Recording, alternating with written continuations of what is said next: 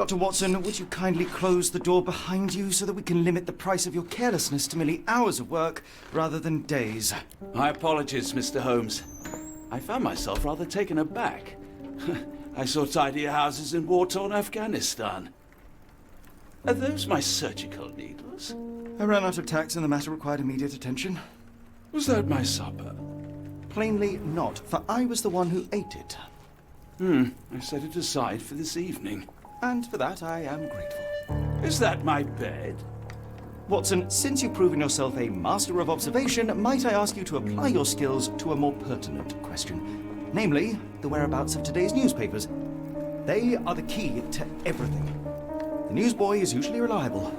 Medically speaking, I often find that the key to everything is good sleep. In a bed. Your papers are here, on the table. Let us see what the postman brought today.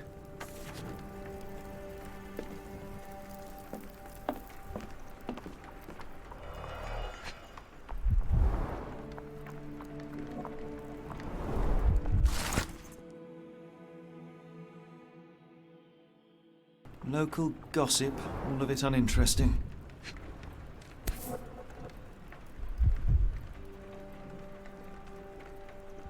Your order from Barnes' bookshop has arrived, Doctor.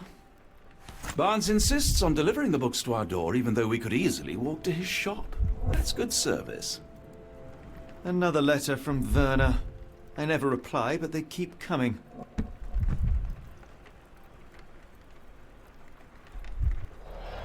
I don't see the Strand. Where is it? Pardon me? I am on the precipice of uncovering a pattern of crime across London spanning many months and involving many men. The missing paper cannot be a coincidence. That's preposterous. My dear fellow, life is infinitely stranger than anything which the mind of man can invent. Well, life used your newspaper to wipe its posterior, so after that unpleasant discovery this morning, I disposed of it. But in lieu of the Strand, perhaps I can deliver you something equally tantalizing. I have just returned from a patient of mine, Captain Stemwick, who... No, that will not do. Grab your coat, Dr. Watson. Let us hope nobody has collected the dustbin.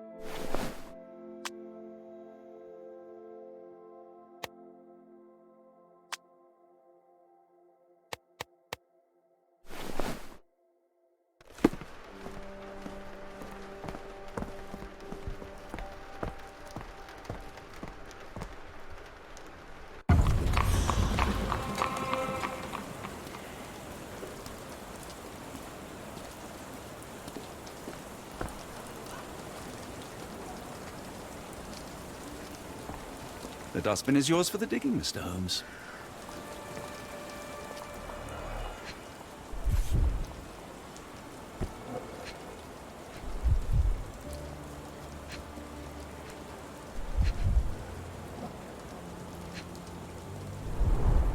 You were mistaken, Dr. Watson. The paper was indeed dirtied, but not how you implied. It's potting soil. A cactus spine.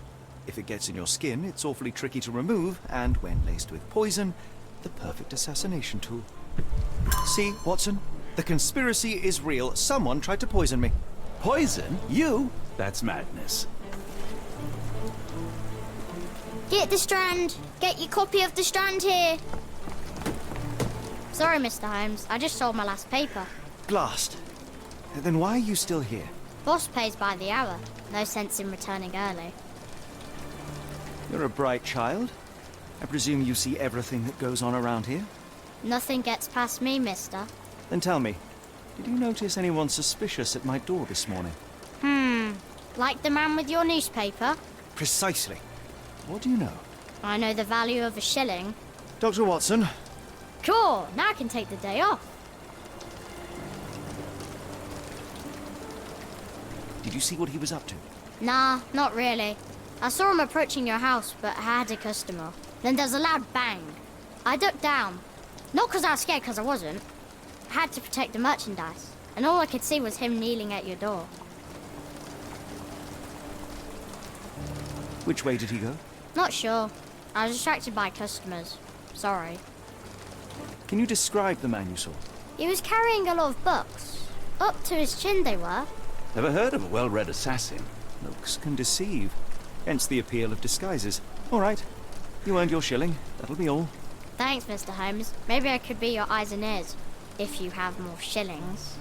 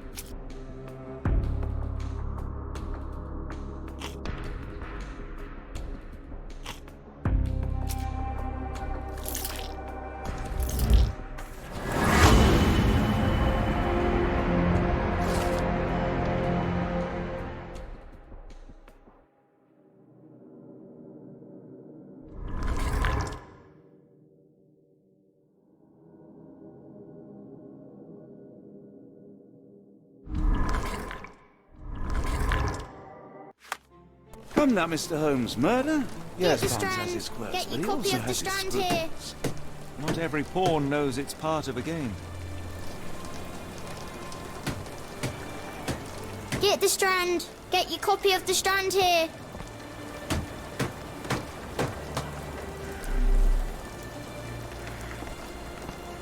Get the Strand. Get your copy of the Strand here.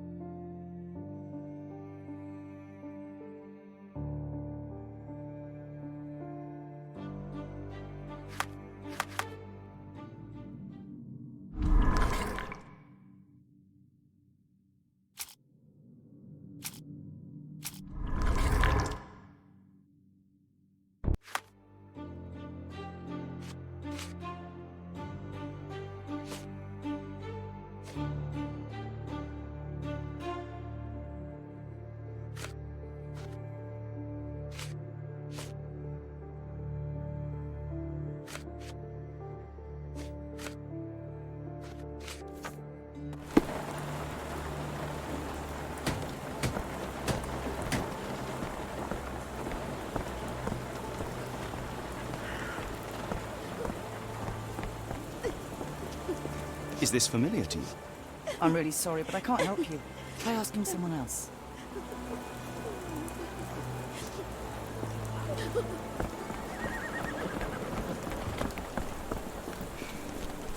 Help me, please.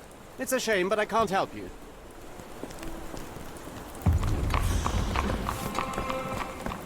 May I ask you something? Sorry, sir. I can't help you.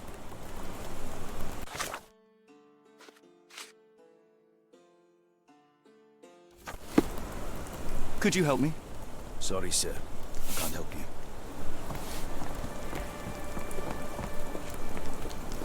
Can I ask you a question? It's a shame, but I can't help you.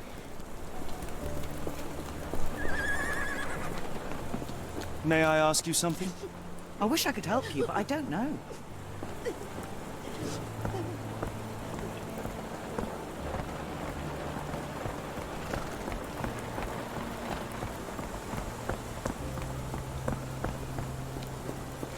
Can I ask you a question? It's a shame, but I can't help you.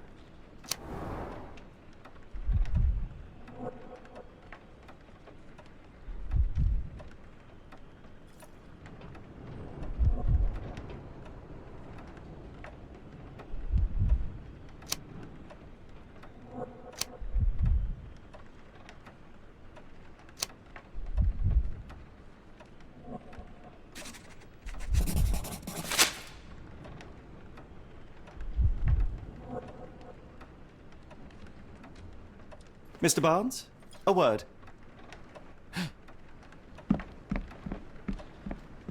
Oh, for goodness sake.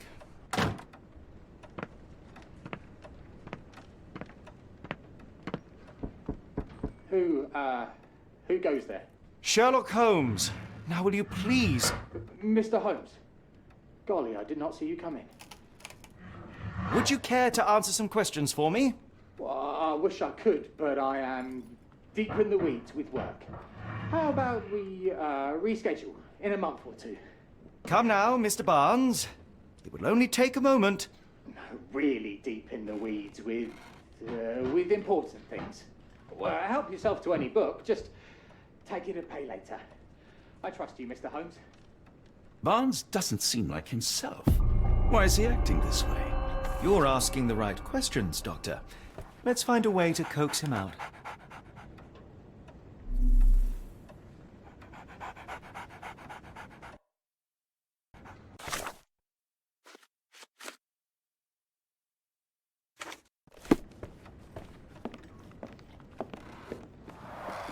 The ladder is broken, recently, judging by the freshness of the wood.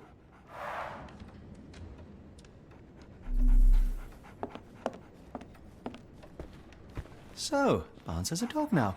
Who's a good boy?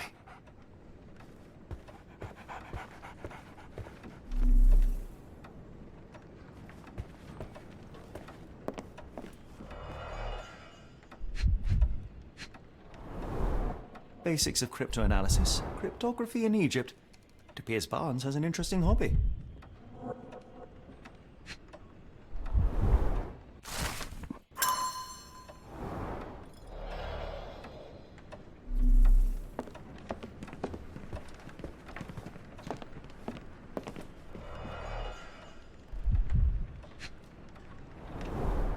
In the language of Mycroft's secret agents, it's a sign. Dried flowers are replaced when the job is done. I wonder who the recipient is.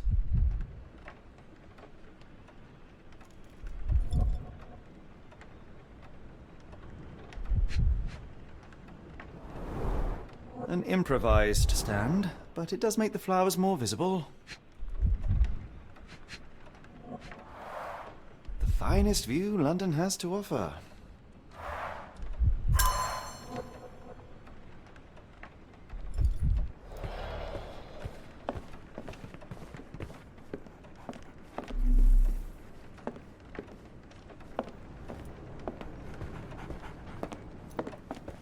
I could hardly imagine anything more macabre.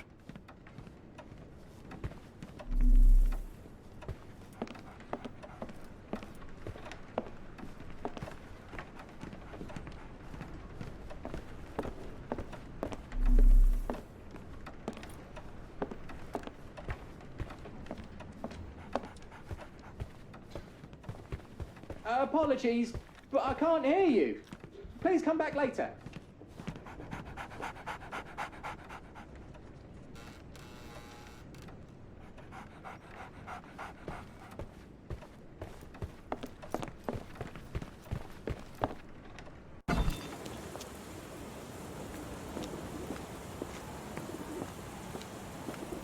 Hello there. What's your name? Lily, I know, not very original. The weather is dreary, isn't it? To be fair, my flowers could use the rainfall. I should have worn something warmer.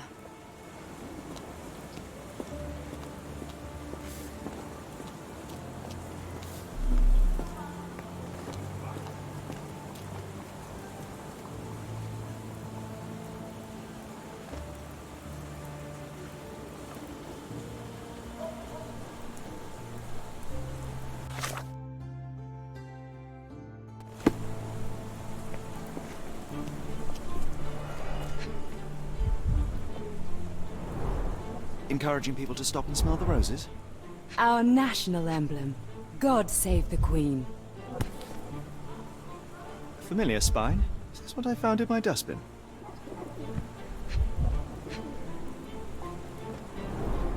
It must take patience and care to produce a bloom so beautiful. I imagine so. I merely sell them.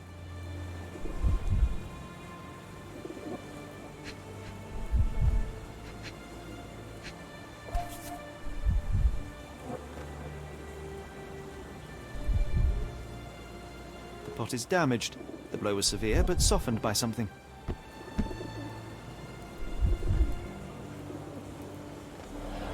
Anything tickle your fancy, Mr. Holmes?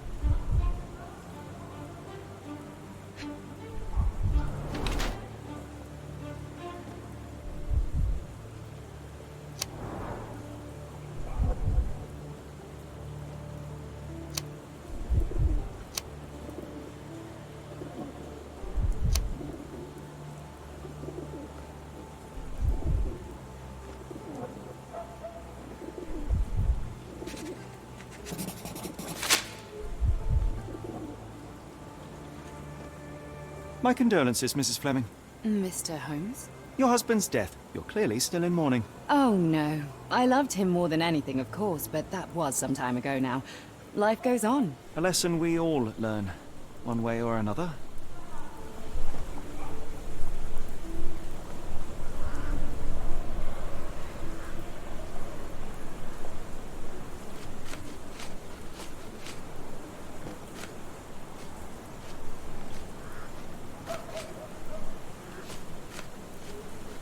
One of these things is not like the other. Come again? The cactus. Those fearsome spines can prove a devil to remove, and the sap is often toxic. And a rose thorn can give you tetanus, but we still grow them. The cactus seems comparatively harmless, though you have me thinking it must be valuable.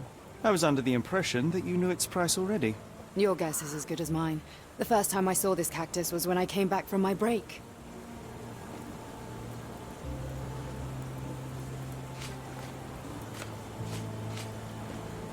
What do you make of the flowers in Barnes' shop window?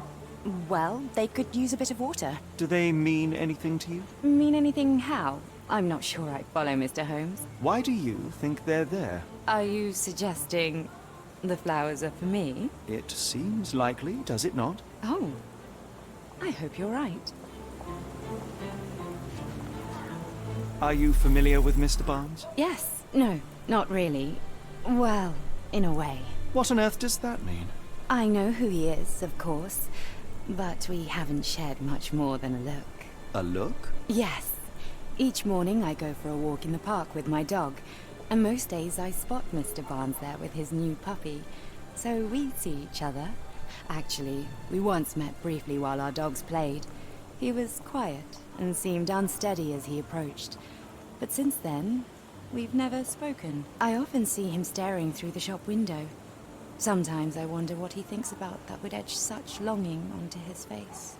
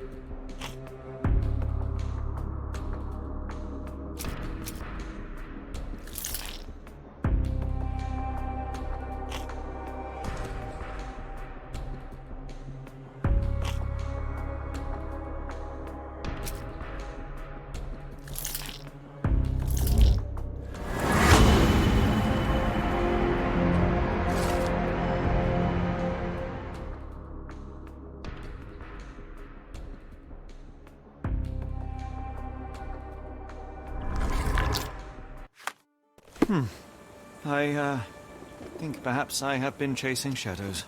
Do not despair, Mr. Holmes. Even the best of us make mistakes. We better tell Mr. Barnes what we've learned.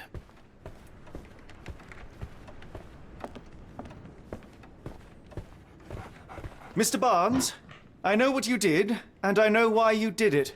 I'm sorry, Mr. Holmes. I can't hear you very well from behind the door. You ordered a cactus from the plant catalogue and then left it for Mrs. Fleming as a gift. You place flowers in the window to get her attention and wear high heels to appear taller and more desirable. You are her secret admirer. I couldn't read this morning's edition of The Strand because it was covered in soil and spines. I know you dropped a cactus on it and then fled. Barnes, it's Dr. Watson. Rest assured we are not interested in disclosing your personal affairs to anyone, including Mrs. Fleming. Please come out. All right, then.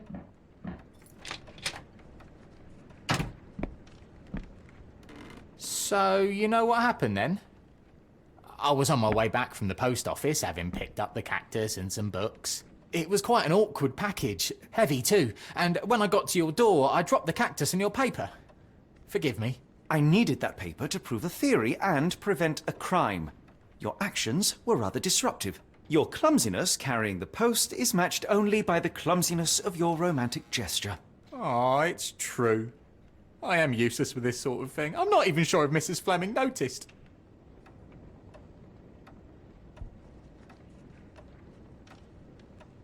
As in most things in life, truth is the answer.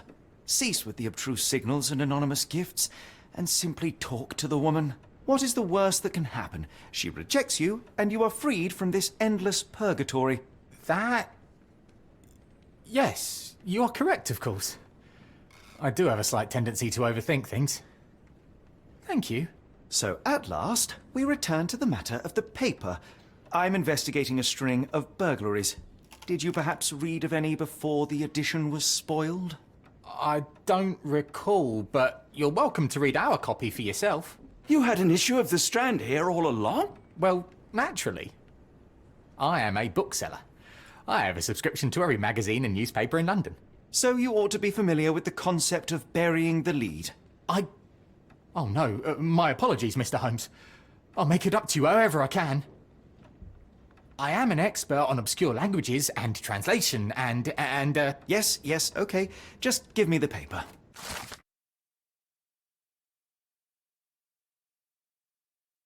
Come, Dr. Watson.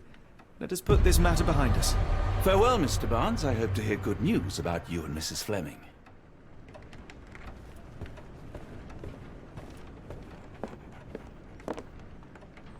Well, that was an utter waste of time. An assassination did seem rather unlikely. There was supposed to be another burglary. I was certain of it. Something you wish to say, Doctor? No.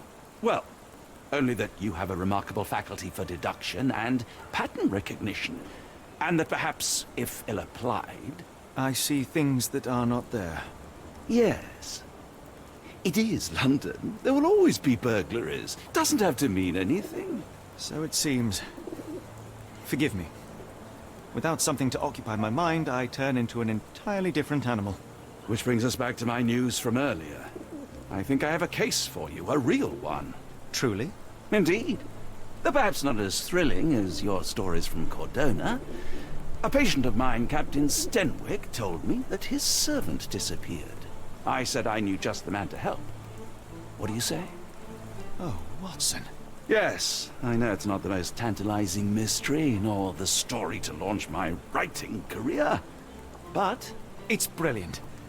Let's go. Oh, good. Well, his house is nearby. Come.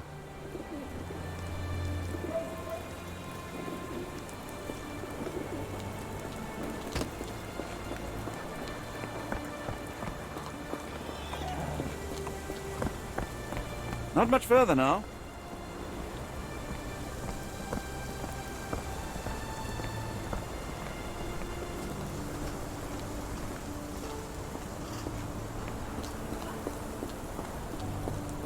Is this lousy attitude of yours because of my altercation with Inspector Lockhart? Did he put you up to this? Sir, the inspector has nothing to do with it.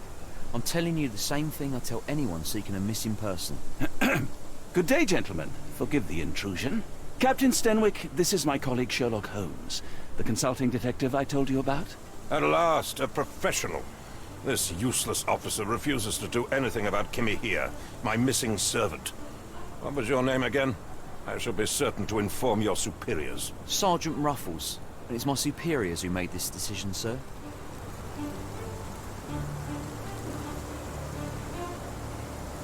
Have there been other disappearances lately? Of course, here and there. But when life is tough and opportunity comes knocking, you can't blame those who answer. Why has the police department decided not to help? We investigate murders, thefts, fraud, arson, real crimes. A servant walking away from his master is not our highest priority. That said, if we find Kimahia breaking the law, we'll be sure to notify Captain Stenwick. Now, I must be off. Best of luck in your search. You heard that, didn't you? The way that man spoke to me. I shall need your written testimony, then we can lodge a complaint. Captain, perhaps Mr. Holmes' time is better spent learning about your servant, so that he may begin his investigation. Ah, yes. Quite right. Fire away. Tell me about Kimahia. He's foreign. A Maori. All the way from New Zealand. Biggest man you've ever seen, and as strong as two. Dark hair and fearsome tattoos. He doesn't speak a whit of English. Never bothered to learn. But I made do with pointing. I invested a lot of money in him, so he must be found. When did you last see your servant? Kimmy here normally brings me the morning papers, but yesterday I had to get them myself. He must have escaped the night before yesterday. May I see your servant's bedroom? His shack is in the garden. You can't miss it. Did you search the room? Of course, but only to check he wasn't lying dead inside. Everything seemed normal at a glance. I take it this is the first time Kimahir has vanished? Undoubtedly. The man seemed terrified of the city. I think it was all the noise. He never left this estate. Should he cause any damage, I will bear the responsibility, for it was I who rescued him from savagery and brought him here to England in the first place. Is there any reason Kimahir may have left? I should think not. He had all he could have wanted. Gainful employment, new clothes, and all the cabbage he could eat. Did Kimahir make off with anything of value? Heavens, no. I would have mentioned it to Sergeant Ruffles. Still, he must have fled with some money on his person. No. I kept his wages in my safe. For security. All right, Captain. I think I have enough to get started. We shall first take a look around the mansion. Go ahead. I'll be here, mentally drafting my complaint.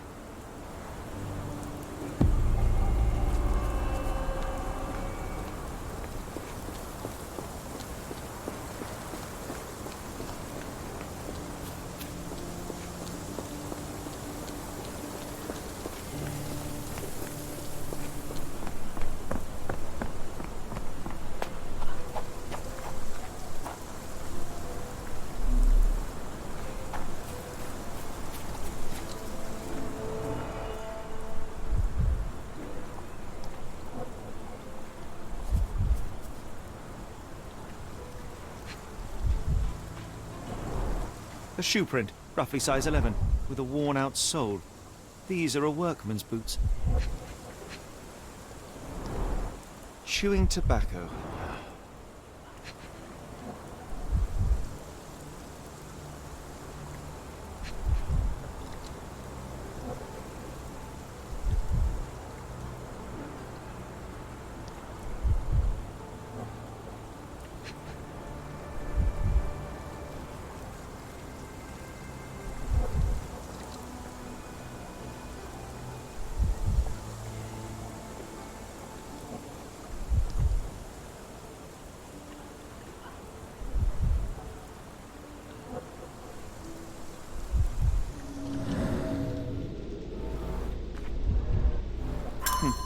Looks like a knee print. Someone knelt here. The amount of chewing tobacco suggests they were waiting a while. Amazing, Mr. Holmes. To read the ground like an open book.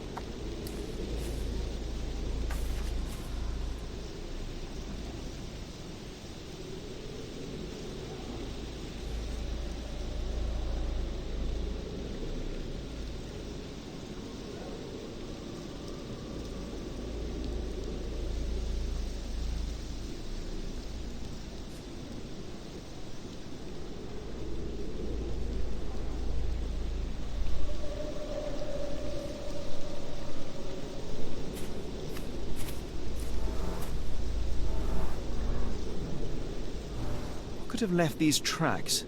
They seem fresh.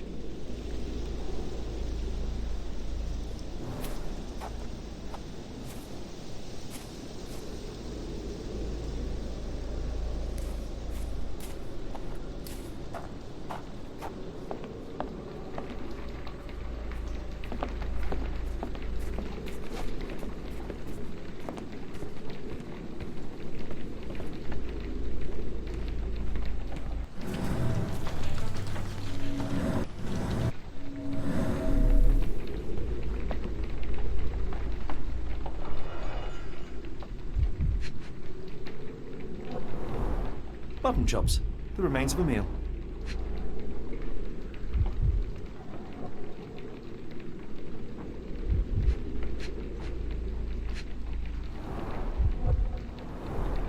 The ashes are long since cold.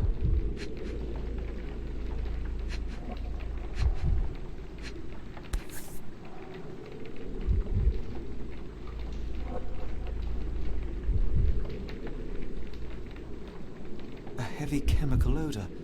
Lend me your nose, Doctor.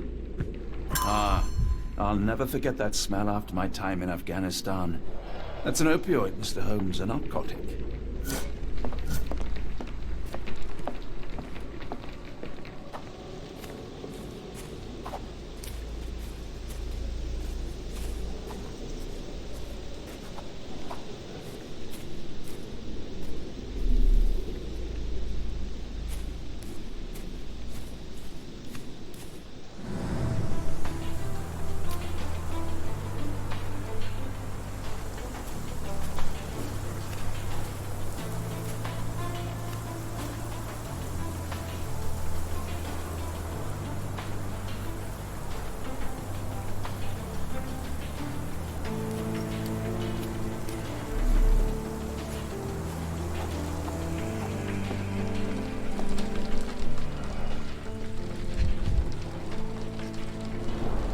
A scrap of Hessian.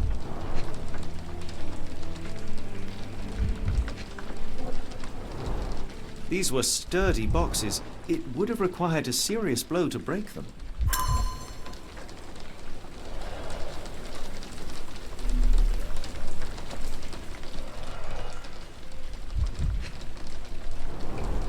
Impressive. The sack of grain retained the shape of an impact. Someone hit their head here.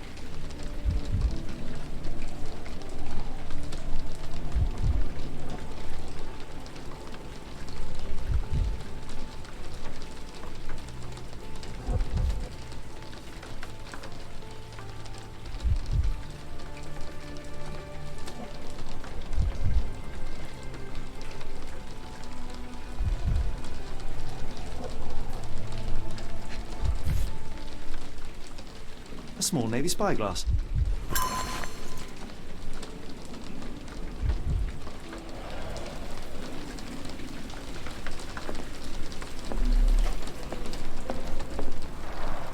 Is this a Tanifa, a Maori water spirit, or something else? Either way, it's giving me chills. A Maori nose flute. Ngurus, they're called. Clothes made of Hessian. Is Sten really so miserly?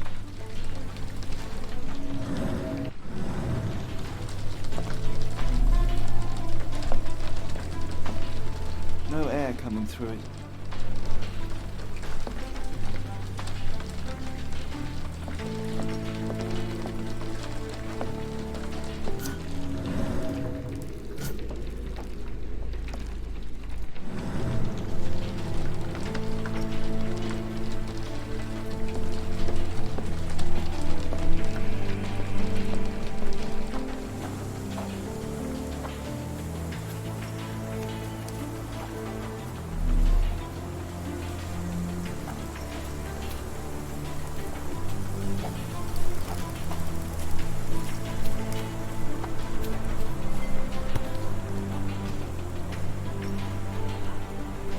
The rag reeks of smoke. Someone plugged the chimney.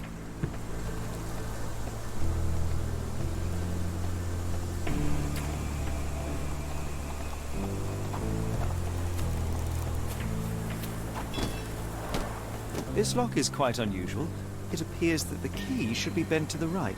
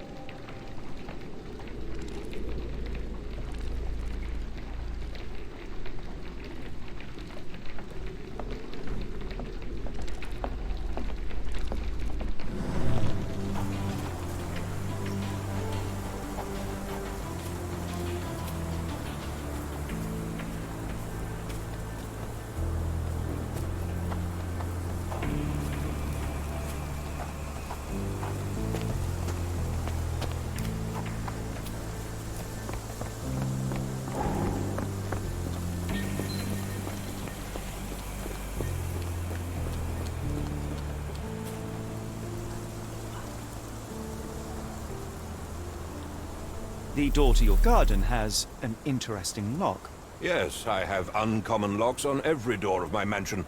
It makes them harder to pick. Kimmy here and I both had a set of keys. I'll need to borrow them. No, you'll need to do what I tell you to do. Examine the garden. I came across a pile of Hessian clothes in the shack. Are they Kimahir's? Yes. I had to give him something to clothe himself. He seemed unfazed by his bare skin, but I found it distracting.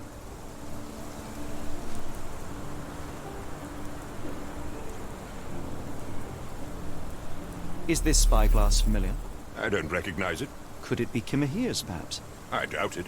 I never saw him with it, nor could I suggest how he might have come by it.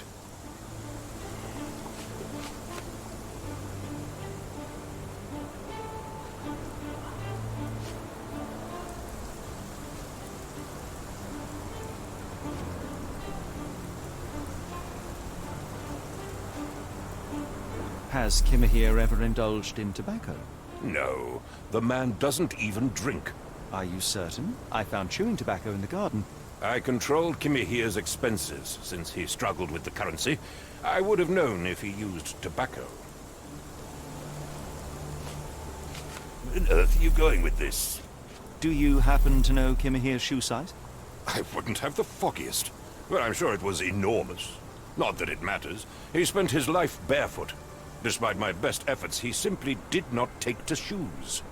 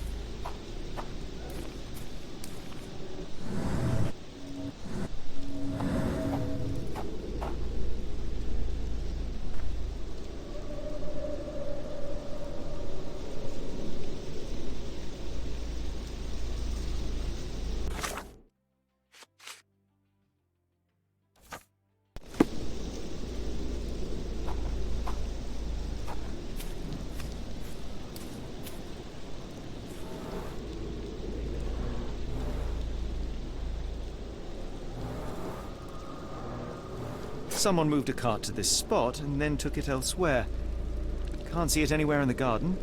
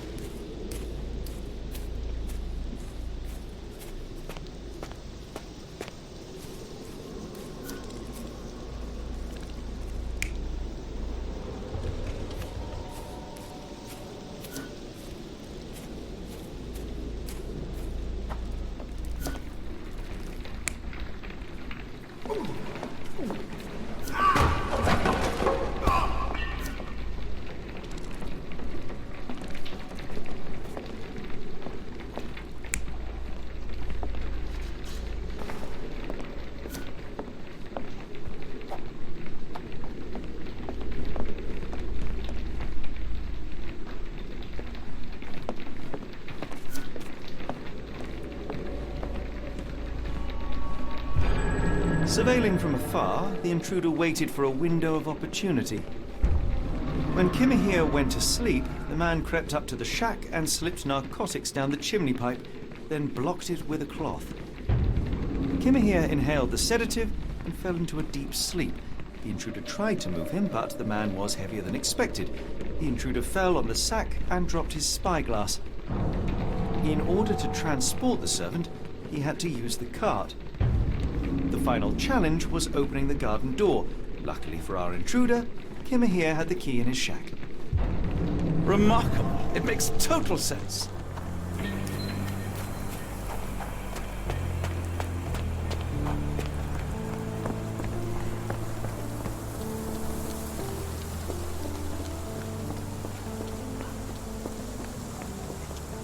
You'd best have found something by now, gentlemen.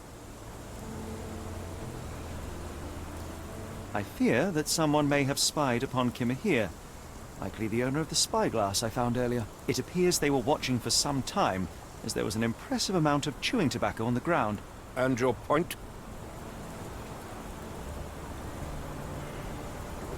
You said that you checked the shack earlier. Did you notice the cart tracks near it? Now, one ought to expect a servant to make regular use of such a thing. Indeed, I would have overlooked the detail were it not for the cart's absence. If, as you say, Kimahir never leaves your estate, then where did it go?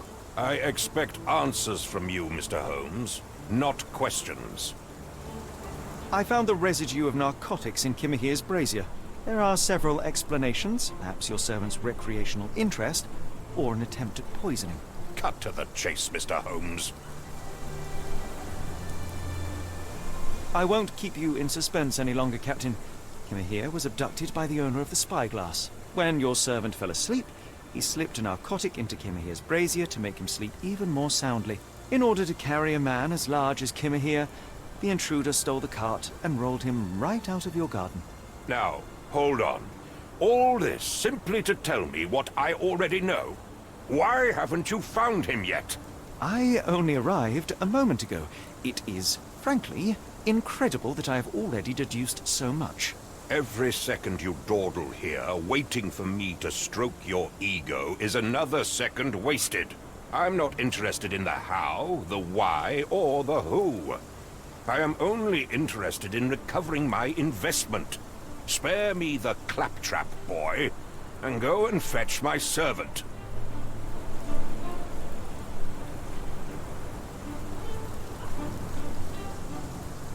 Captain, you are so addled by delusions of competency that you miss the blindingly obvious.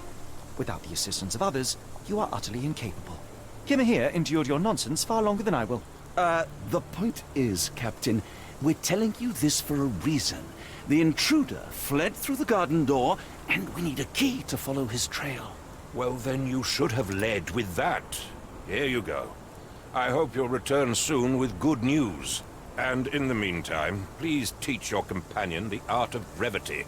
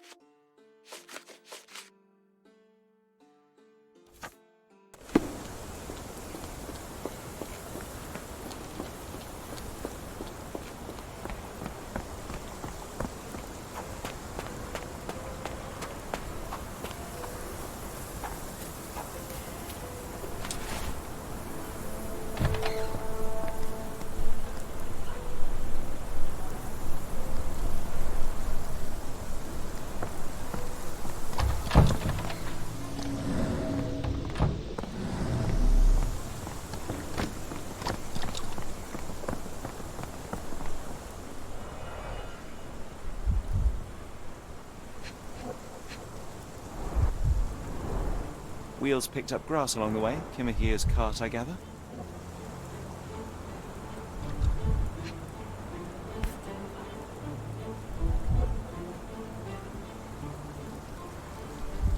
Roy Soulsby. Could that be the name of our man?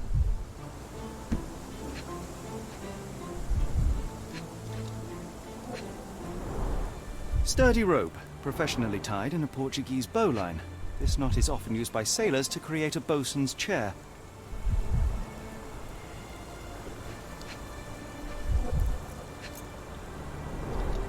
Wheels picked up grass along the way. Kimahir's cart, I gather.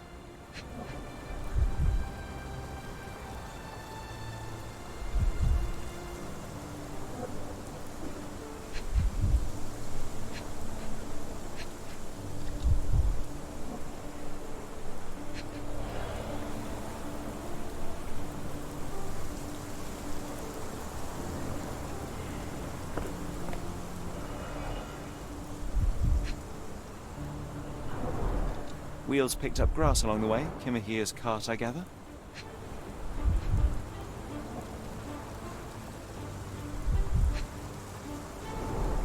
Sturdy rope, professionally tied in a Portuguese bowline. This knot is often used by sailors to create a bosun's chair. A strange substance. I have my suspicions based on the colour and consistency, but would you care to hazard a guess, Doctor? Well, it's odorless, but from the way it absorbs water, I'd say saltpeter. Then we're in agreement. Well done.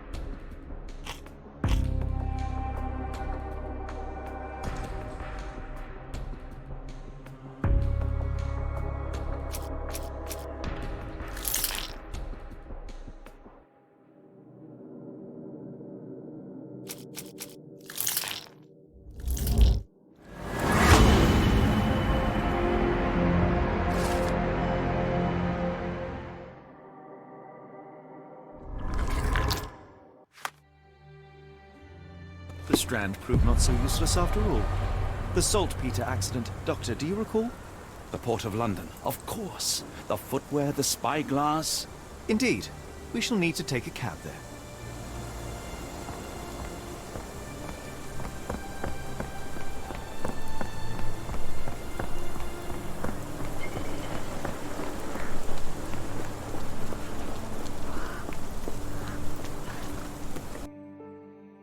Where to, Gav? The Port of London, please. I will show you where to stop.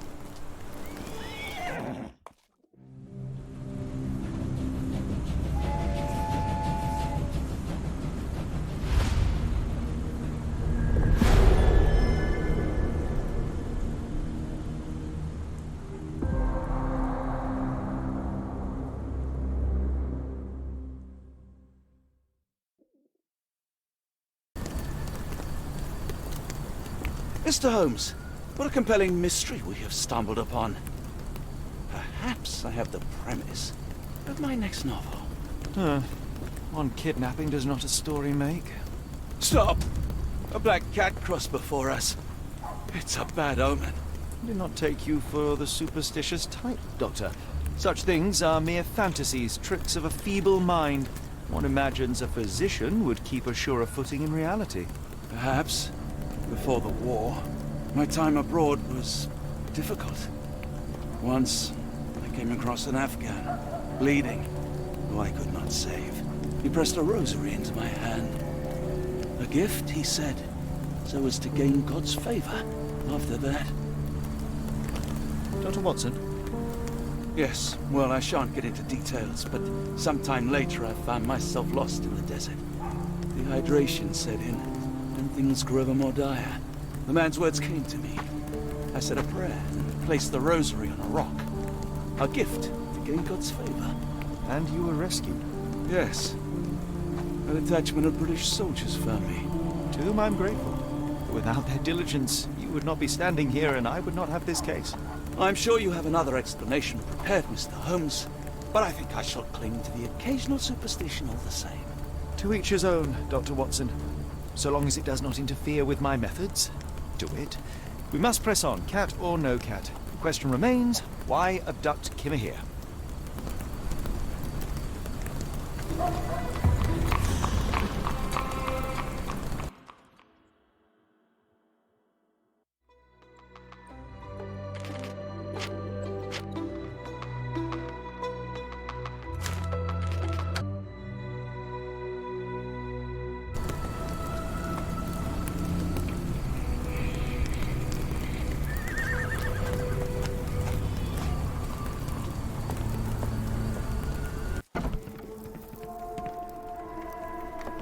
Oh, hardly a reputable establishment. I've seen worse. Greetings, miss. I'm hoping you can help us. We shall soon see.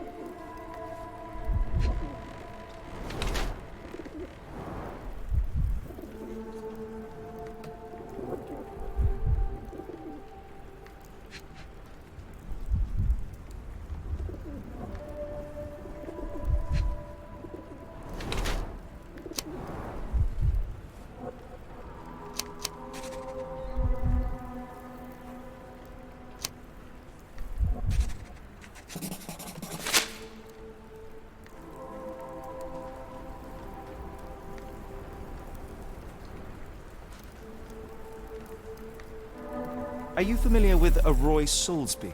Roy Soulsby?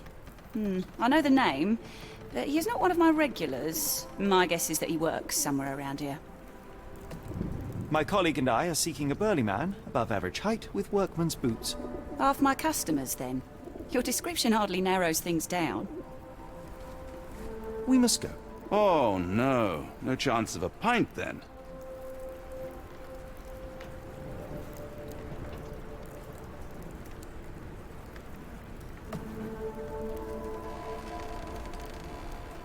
I heard tell of a recent explosion in the port. What do you know of it?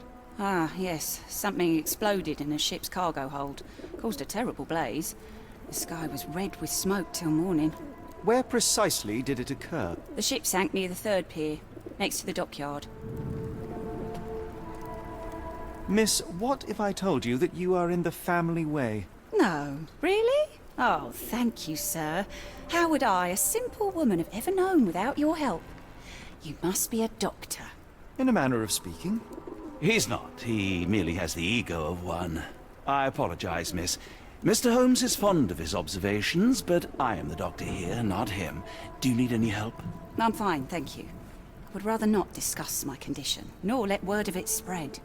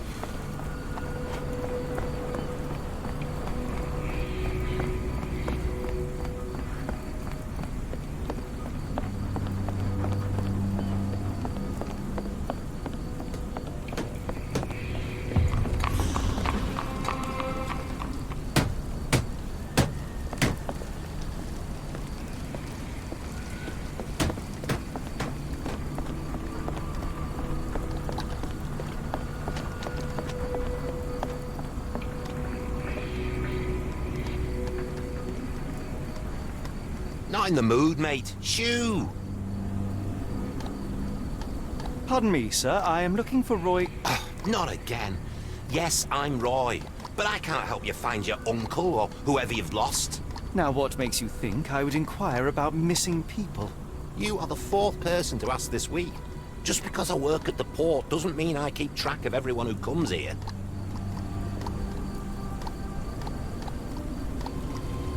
You say we are not the first to ask you about a disappearance. Do Do you recall anything about those who came inquiring? I only remember the foreign woman. I didn't catch her name, but those are her posters hanging up everywhere. She has badgered me twice now, and I still don't know nothing. And this woman can be found? No clue. She was talking gibberish. May I ask what you're doing here? This is where the ship sank the other day. I'm trying to work out how we'll remove it. Now, where was I?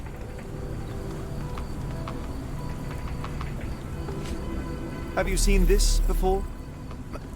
My card? Where did you dig that up? At a crime scene near Baker Street involving a young servant's kidnapping, I might add. No. Someone used it without my consent. How else would it end up there?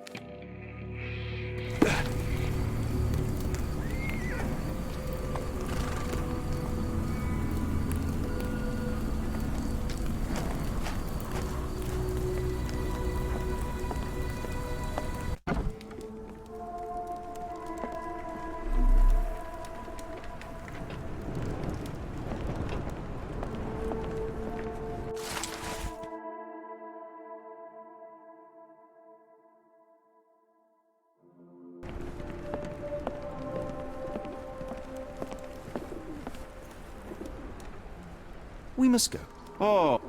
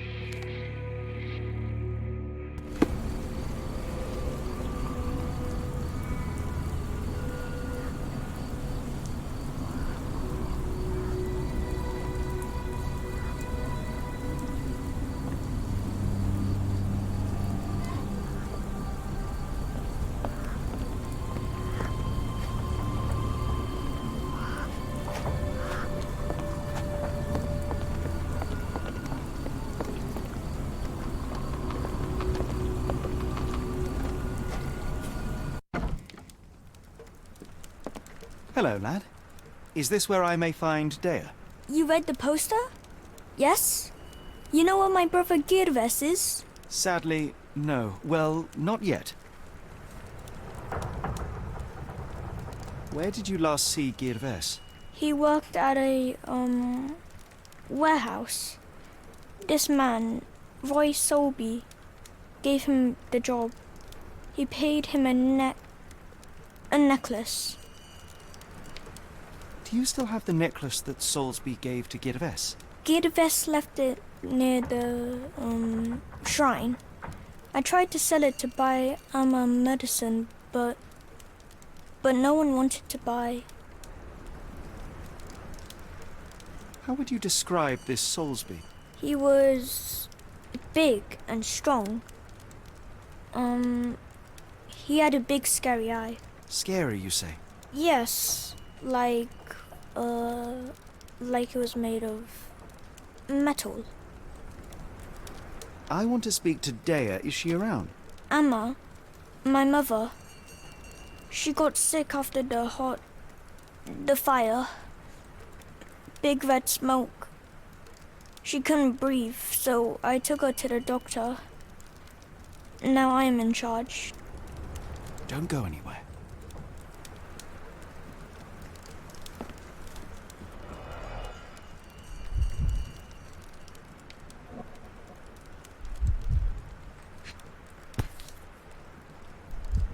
This cheap pendant looks like silver, but it's only made of tin. No surprise the boy couldn't sell it.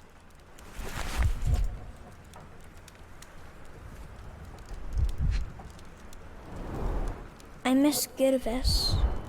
Do you think he's okay?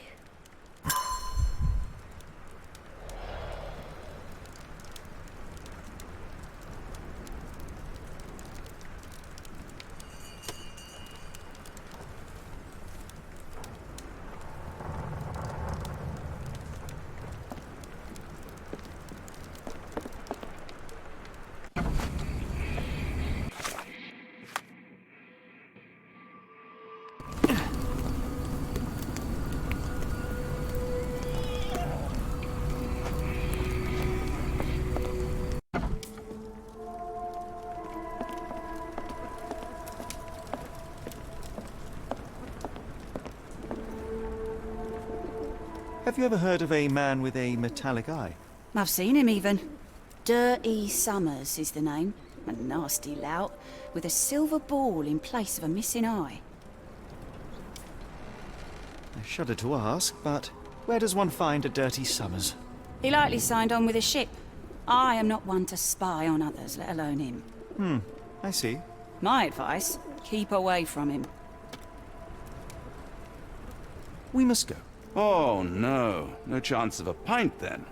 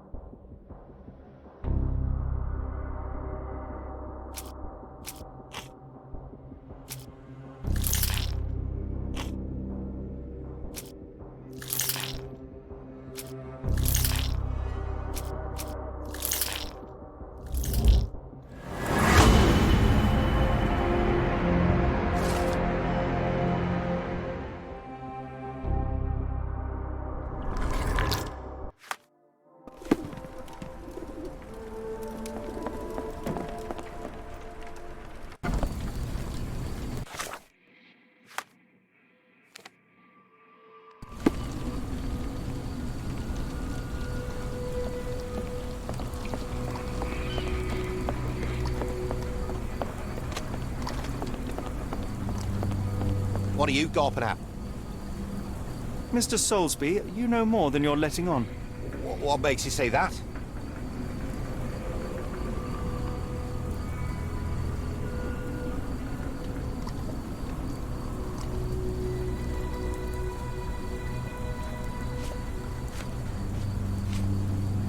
A man named Dirty Summers was involved in some recent kidnappings across London.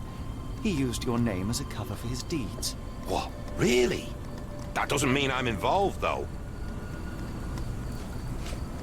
Your calling card was found at the crime scene. That's enough to make you a suspect. You cannot be serious.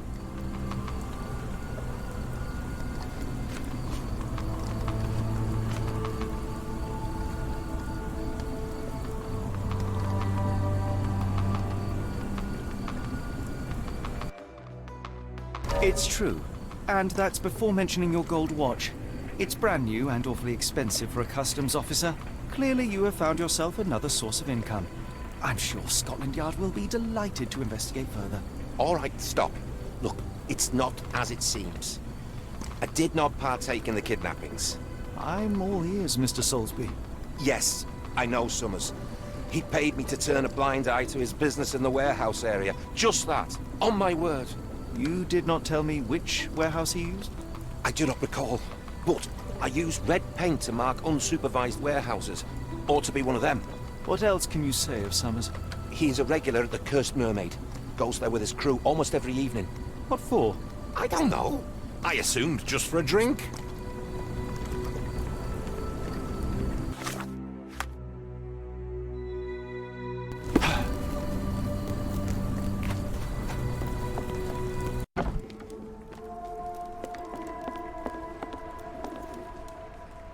Why do I have the feeling that you know more about Dirty Summers than you're letting on? I have nothing more to add, sir. Enough. I have hard evidence that Summers was involved in recent kidnappings across London. I'm not surprised. So what?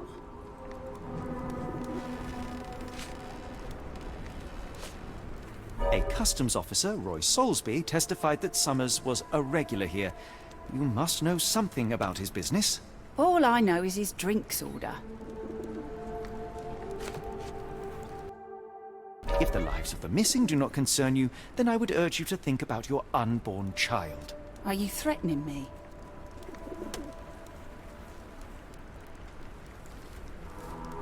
Many people are missing, and the main suspect based himself in your establishment. One word to Scotland Yard and your life takes a turn for the worse. Now, spare yourself the trouble and tell me all you know.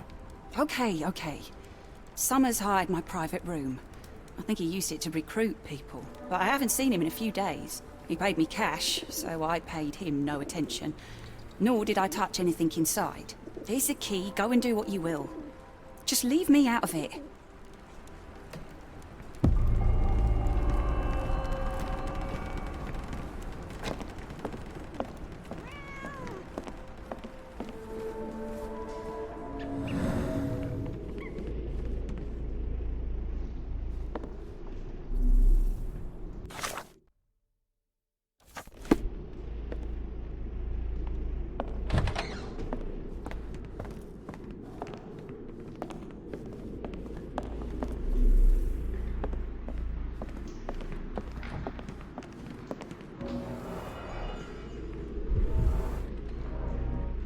Strange symbols.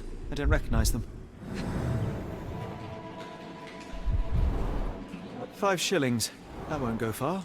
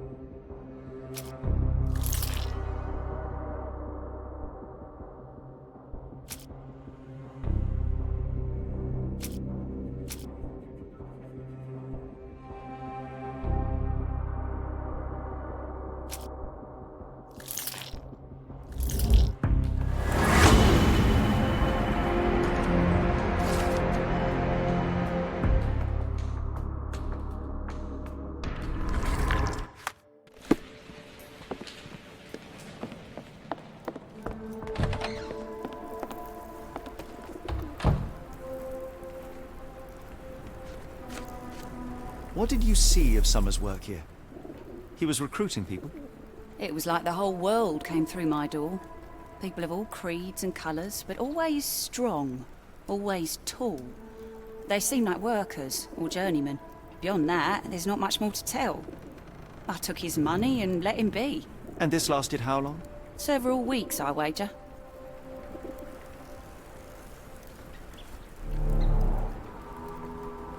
We must go. Oh, no. No chance of a pint, then.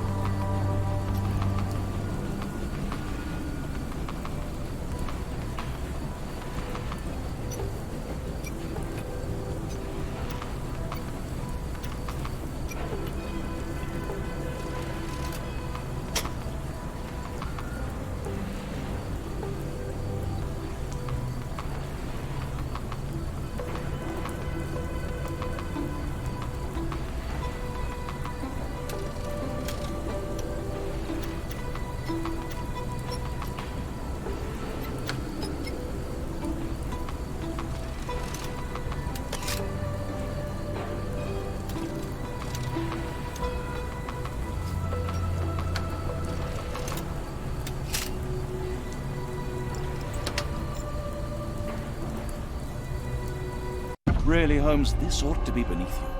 As my brother would say, it is for the greater good.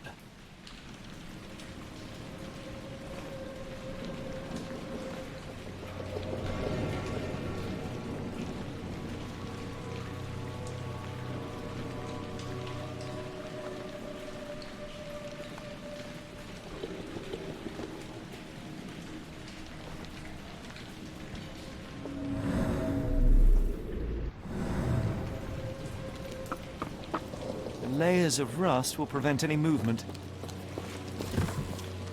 This crank saw some use.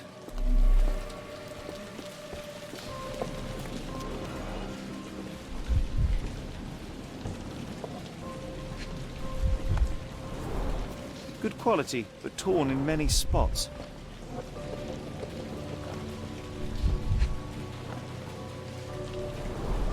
Mold. That's why you don't leave sailcloth lying out.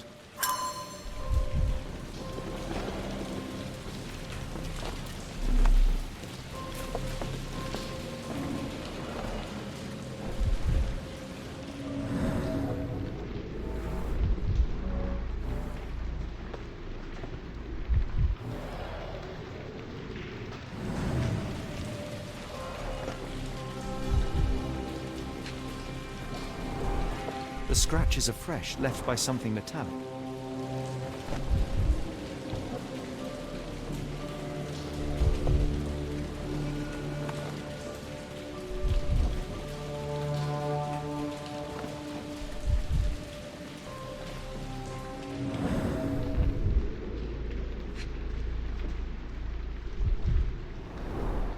There are a couple of marks on this end.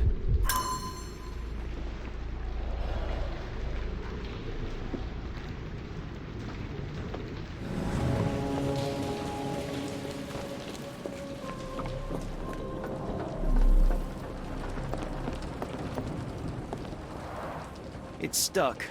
No one's used it in a very long time.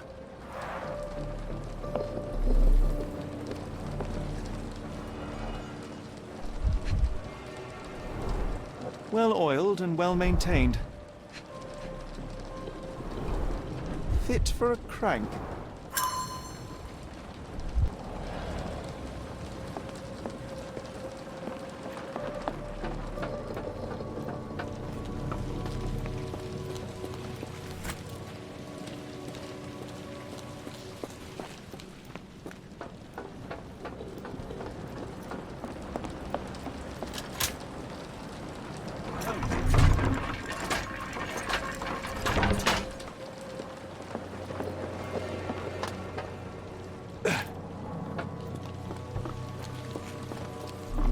A hidden passage, just as I expected.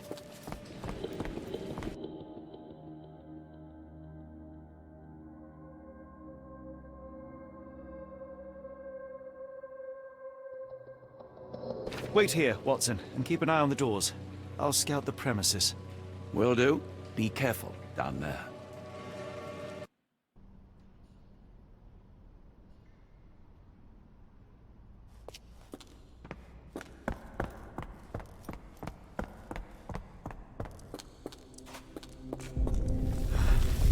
Wait, what's happening?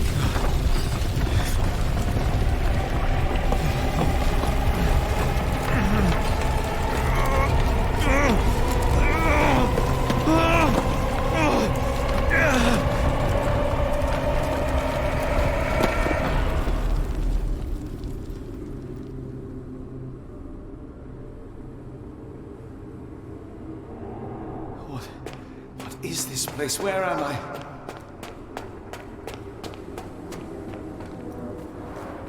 Strangely cold. Something is missing.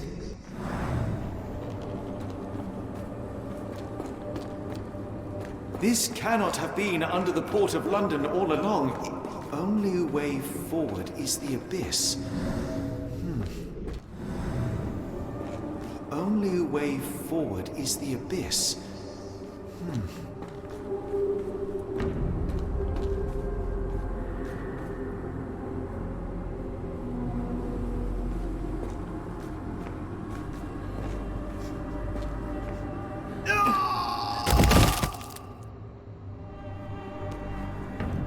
Phew, I didn't die. It is icy cold and pulsating.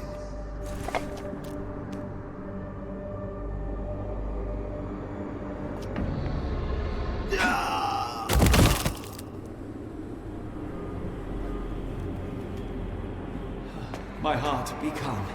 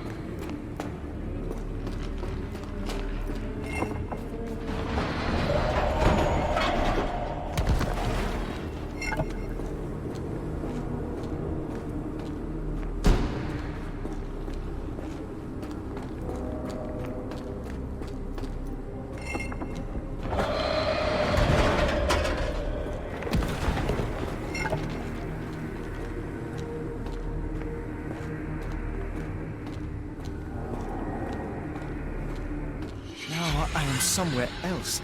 How? It's harder to breathe here.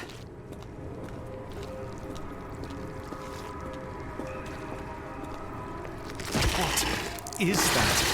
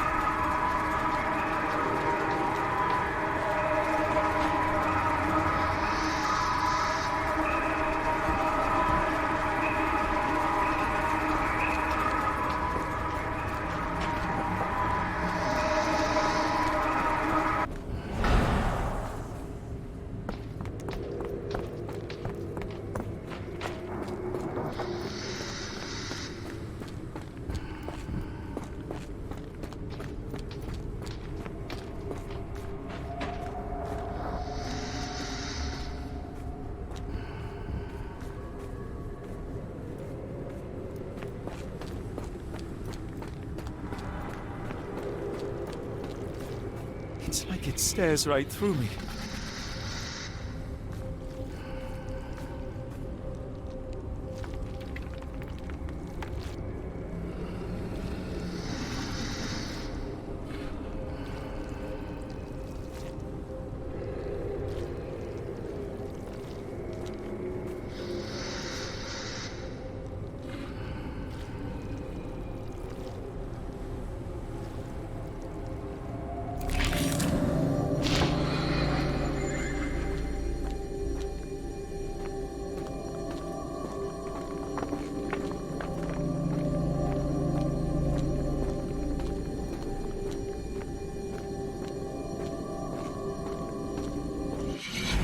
Head is already spinning. When will this end?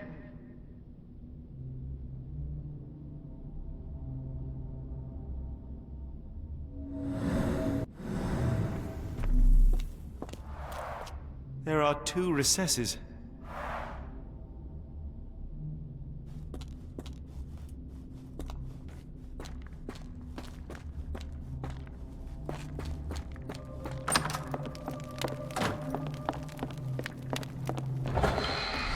My head.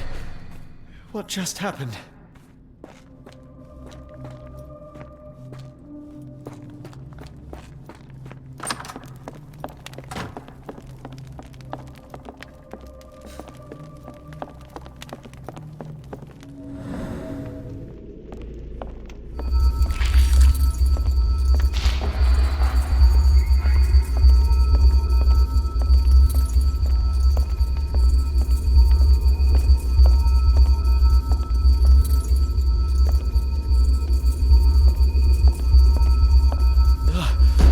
Stench.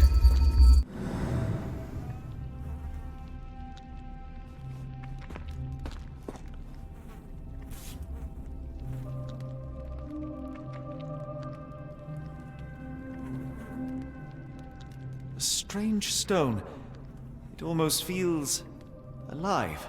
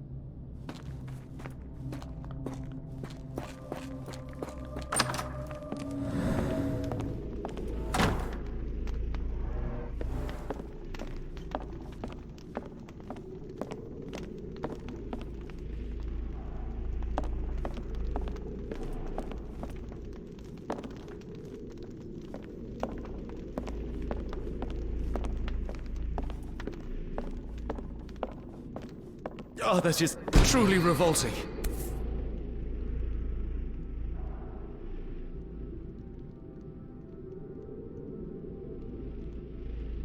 Frozen and pulsing, almost like it has a heart.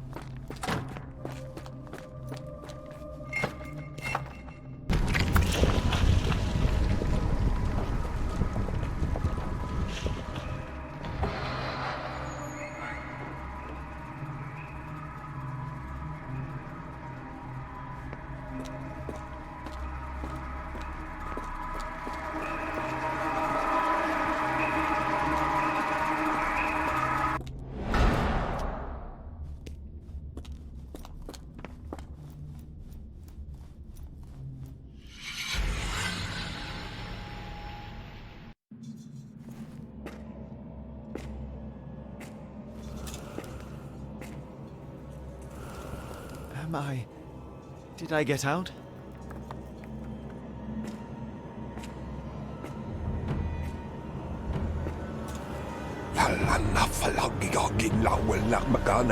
John? What is it, Holmes?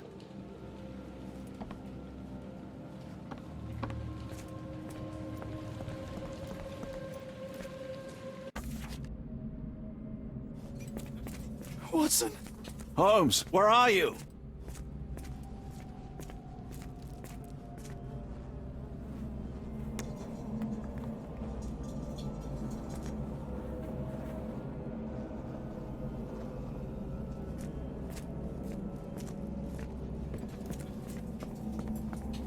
Holmes.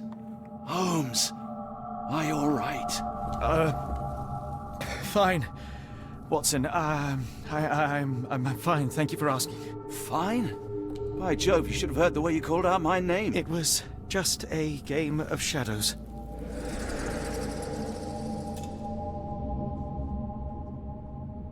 I'm glad. This place gives me the chills. What are we dealing with? Something that's finally interesting.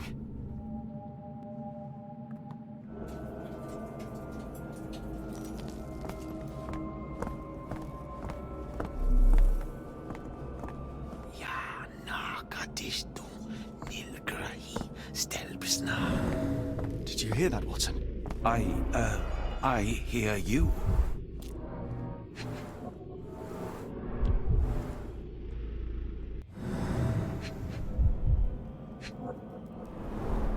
His abdomen is severely bloated. Cyanosis of the lips, marks on the neck. This man was strangled.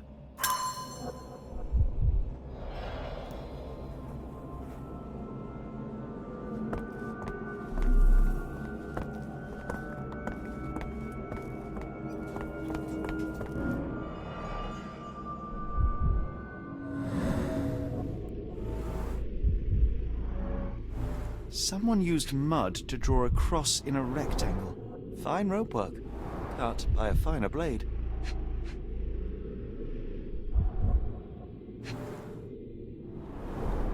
These clothes were crudely cut off someone. An American, judging by the style.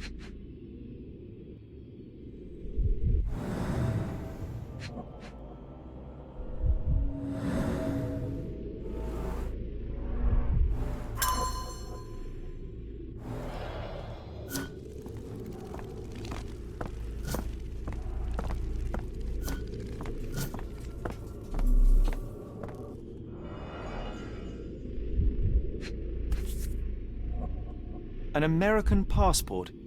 Amos Colby. Someone got their hands dirty painting this with blood.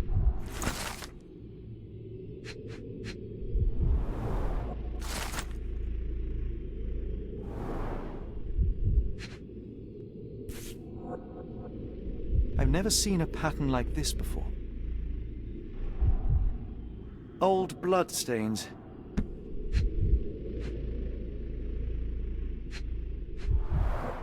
At least 24 pendants, all identical and made of tin.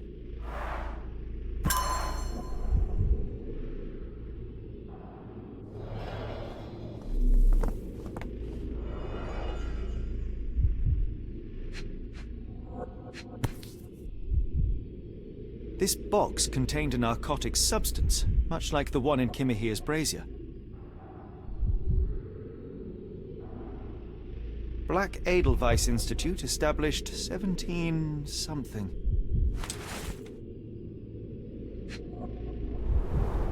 It seems made for simple experiments. I wager they could not afford a better set.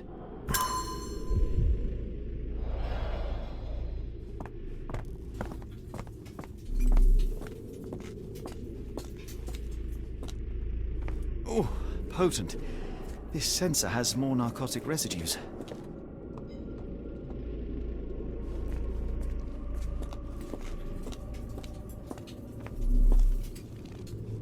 What on earth? It looks like the scribbling of madmen.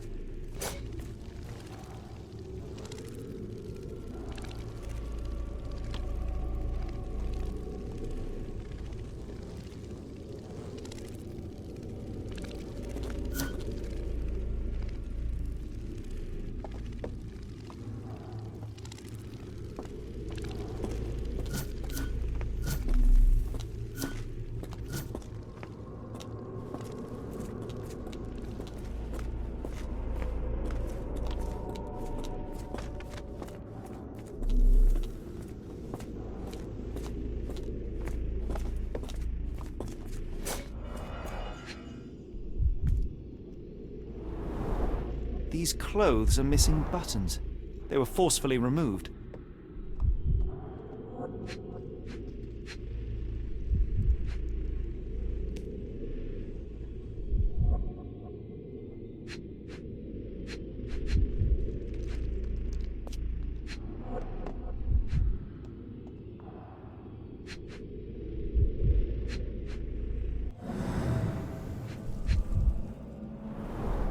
Dumpra, a staple of lepcha men's attire in Nepal, gathered from dozens of people at the very least.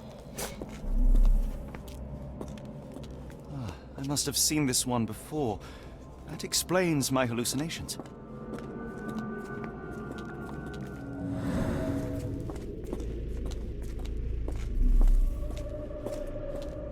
Miserable food, mass-produced.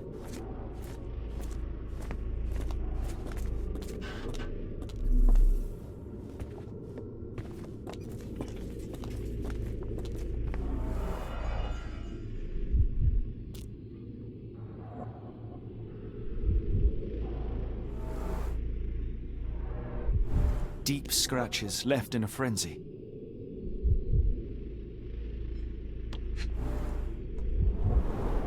The strength it would take to carry this crate, let alone break it.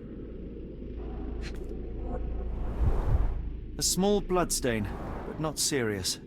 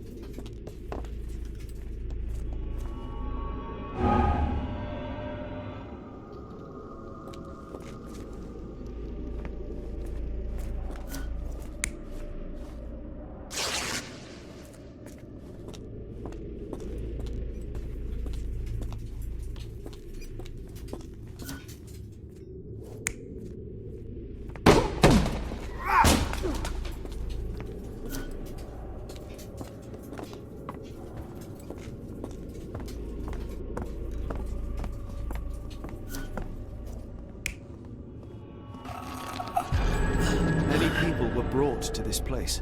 Their abductors stripped off their clothes and discarded them in a pile. The prisoners were kept in a soporific trance by the use of narcotics. A few tried to resist, but alas, in vain. After a few days, everyone was stuffed in a crate and sent elsewhere. Only one captive was left behind. He was strangled to death on this altar.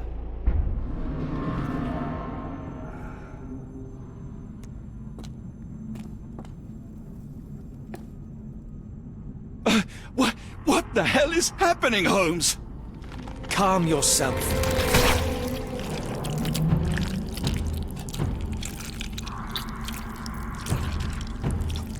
Cannot be.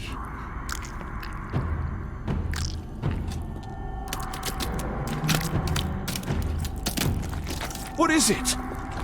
Oh my God.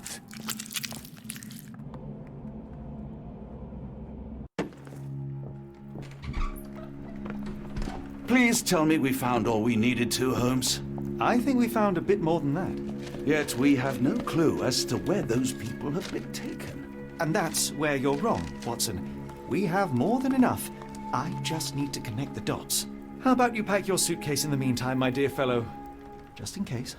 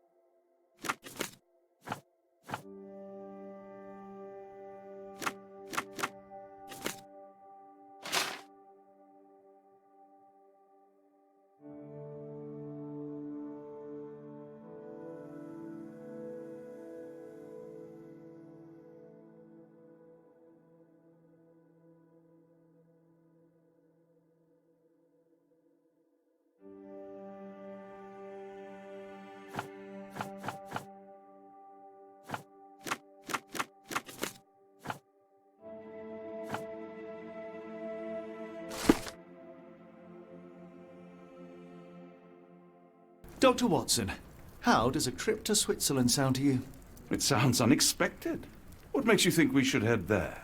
It's all about the box with narcotics and Mr. Colby's clue, the cross inside a rectangle. Put two and two together, add a dash of research, and what do you get? The Black Edelweiss Institute in Interlaken, Switzerland. If we hurry, we can still catch tonight's train.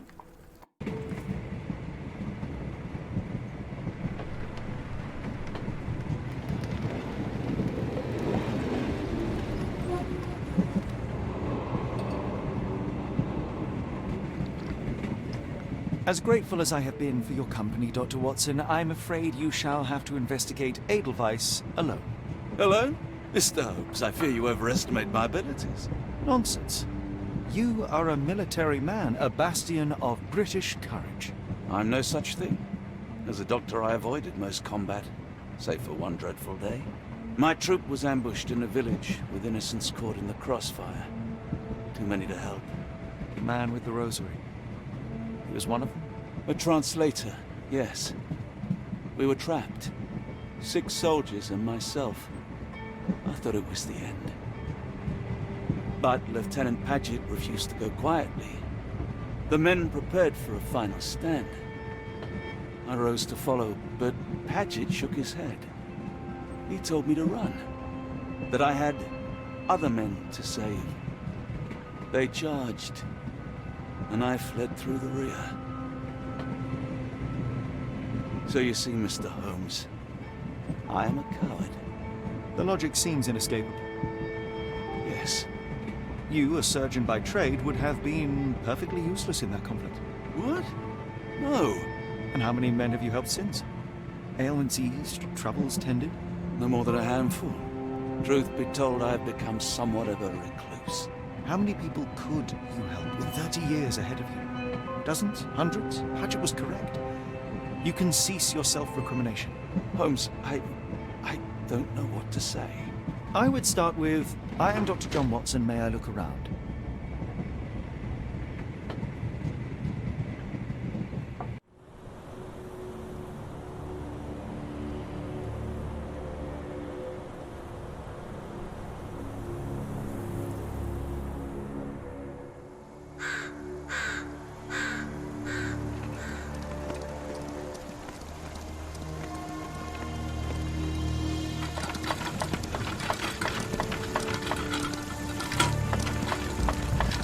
The Edelweiss staff will doubtless be eager to show off their facility to a fellow physician. I have already taken the liberty of sending a letter on your behalf to request a visit. And what of you? I shall be pursuing other avenues. Should you see anything troublesome or improper, simply notify the local authorities. Otherwise, try a little analysis yourself. You know my methods. Apply them.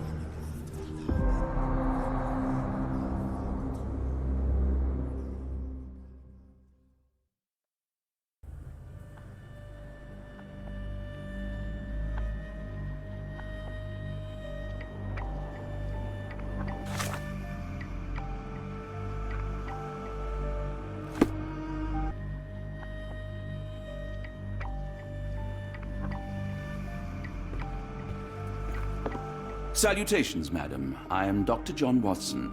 I was wondering if you've got word of my visit. Yeah, Dr. Watson. We received your letter on the matter. Would it be to see Professor Gygax?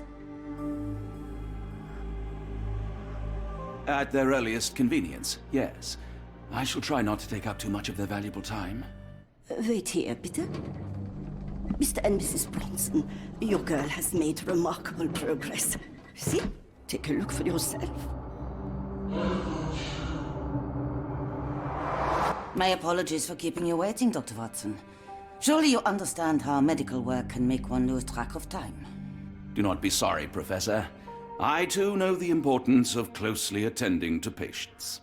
The work hardly stops here, yet the satisfaction of perfecting the mind compels us to persevere. I take it you welcome many a soul into your establishment? Admissions, yes. Visitors, though? I am curious as to what brought you to the Schwarzes Edelweiss. Word of mouth. An article I read back in London spoke highly of your institution. But rather than taking its word for it, I thought I would see things for myself. My asylum's reputation precedes it, then. Everyone, your attention, please. Guten Day. Yes, hi. Hello. The name's Amos Colby, Northwood Detective Agency, Boston. I got questions that need answers. Who's in charge here? What seems to be the matter, Dr. Watson? You can tell me. By Jove, it cannot be him.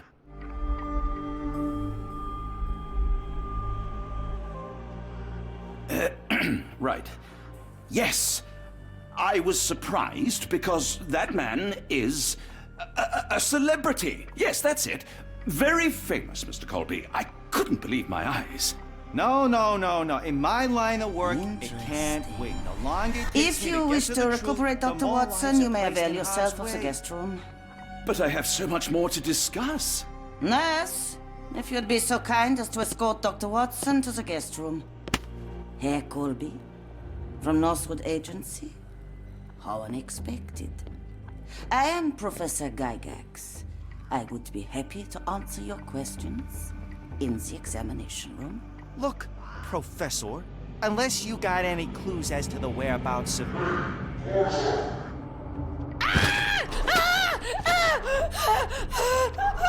There is no need to be alarmed.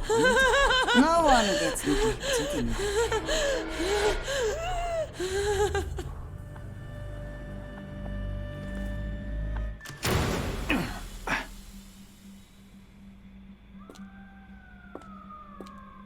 Now, let's not resort to brute force. Do not worry, Herr Colby. My methods are rather more delicate.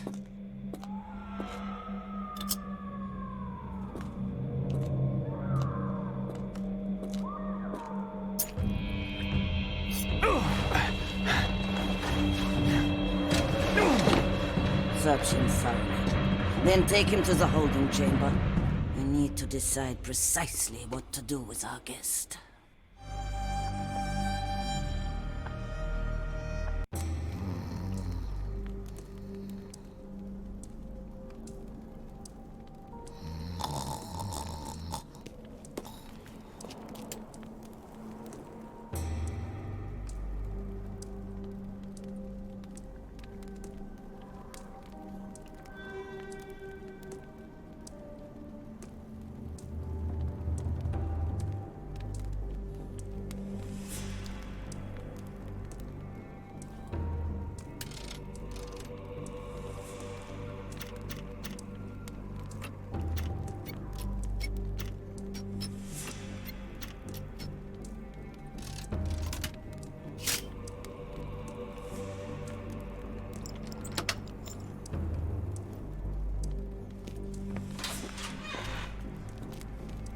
Truncheon, not the typical tool for a nurse.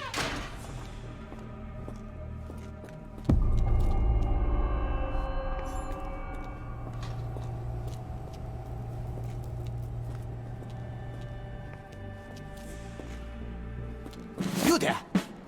I command you to free me at once! I'm not sure that's a great idea at the moment. How dare you deny me? I must have my revenge against the lickspittles upstairs! Fortunately for you, I'm here to stop the very same people. You are? Indeed. But first, I must discover all I can about this institution. Tell me, have you witnessed the arrival of any foreign patients? Tell me? The gall! The impertinence to bark such orders! Please, we don't have time for this. Do you know with whom you speak? I am the great Napoleon!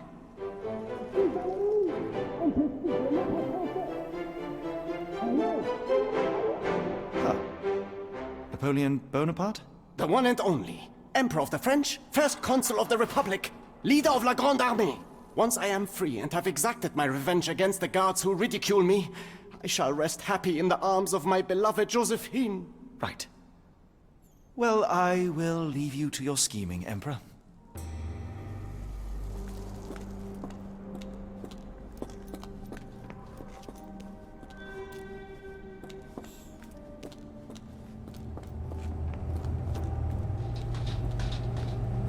What was that? Is someone there?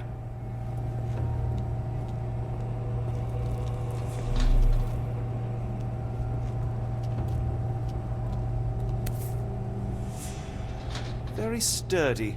I might borrow it.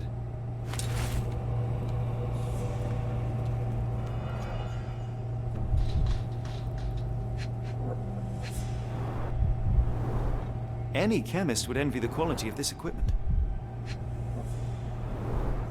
final product, ready to cure madness or to push one deeper into its grasp. Raw materials used to formulate medicine. With this equipment, they can create any type of medication.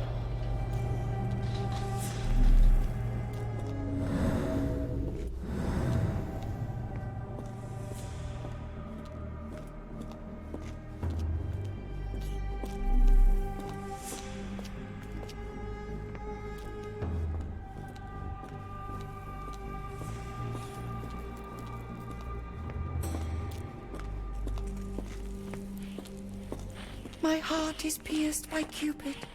I disdain all glittering gold. There is nothing can console me but my jolly sailor bold.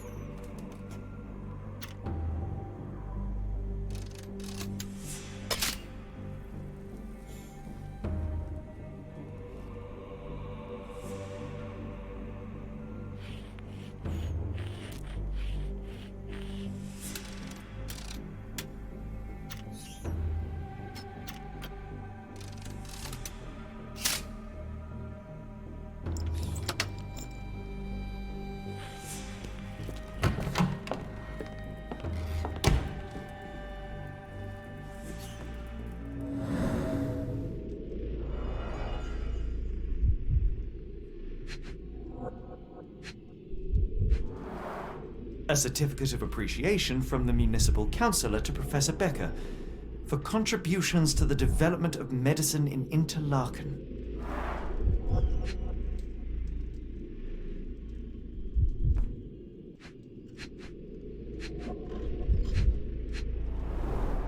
A simple toolbox, yet capable of repairing anything.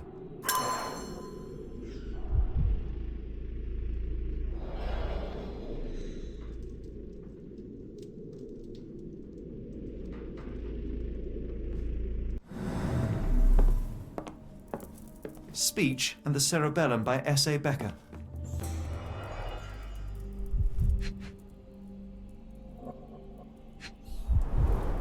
Looks like it's still operational.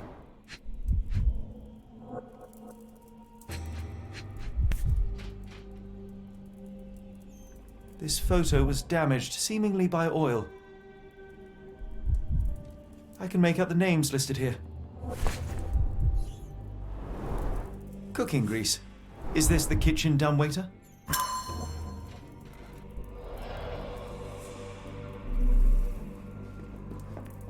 painting in a mental institution. John Sallow, the Tulpa phenomenon, R.G. Hill, Dr. Connolly. It appears that all the psychiatric classics were banished here.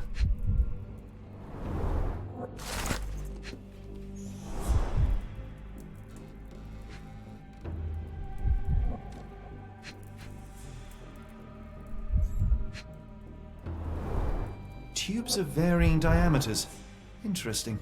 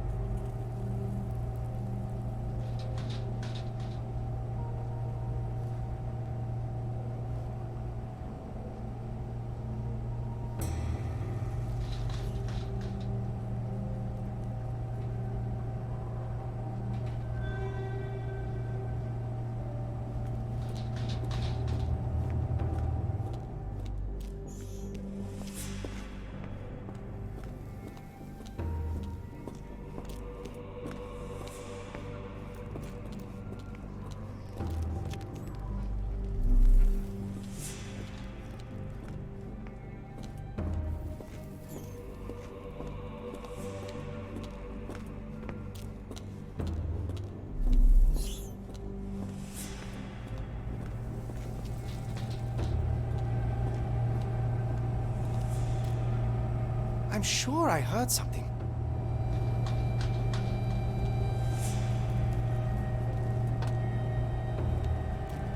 Who's there? Show yourself.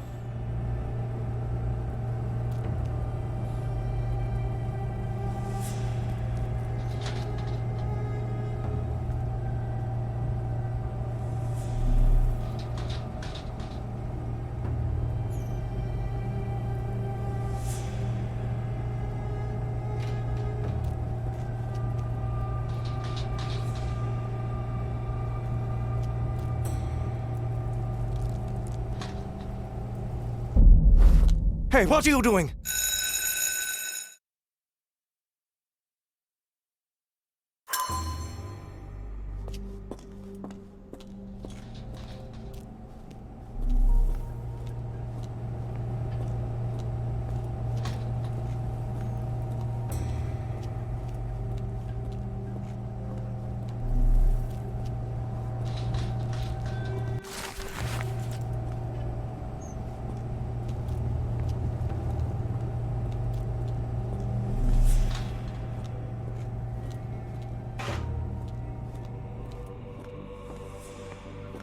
I command you to let me out!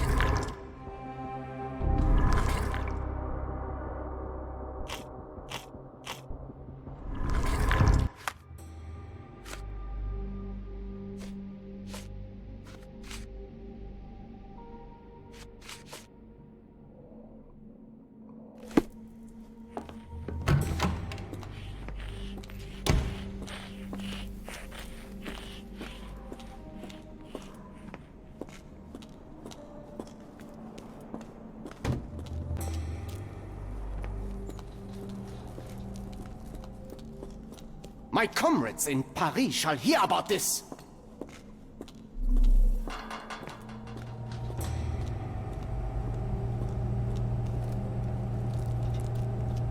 I'm sure I heard something.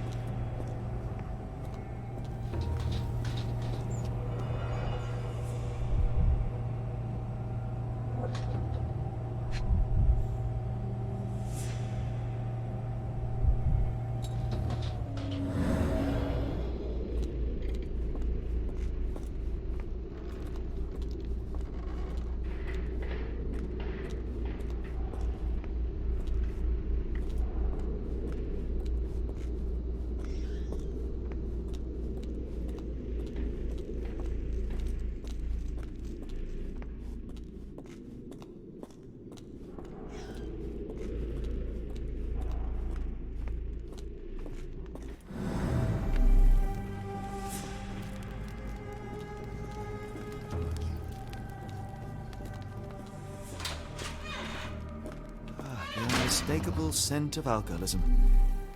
Did you walk through their doors as I did, or did they collect you off the streets?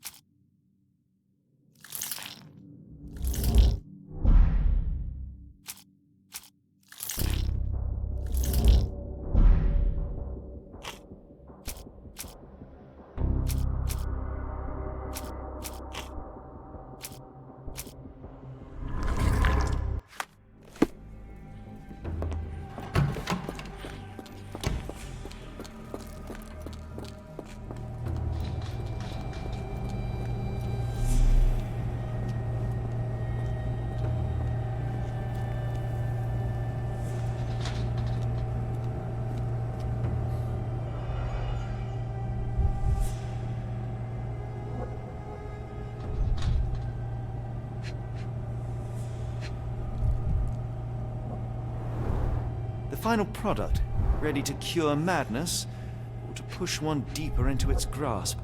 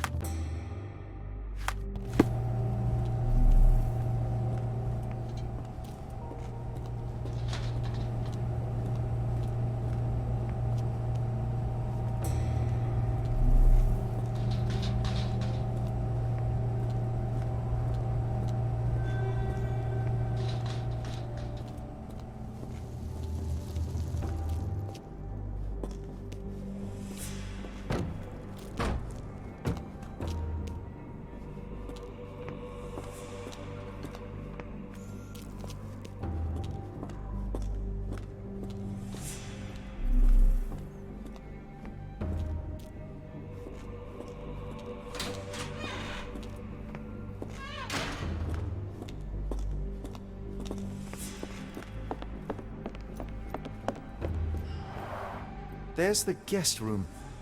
I wonder if Watson was able to speak to Gygax.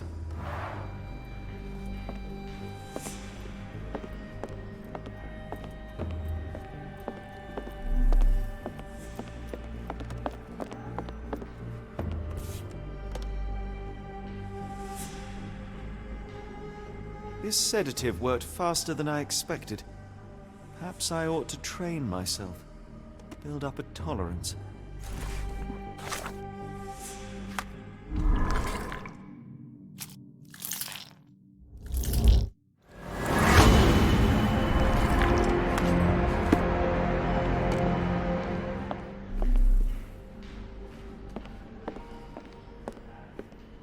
I'd rather not sit in this chair ever again.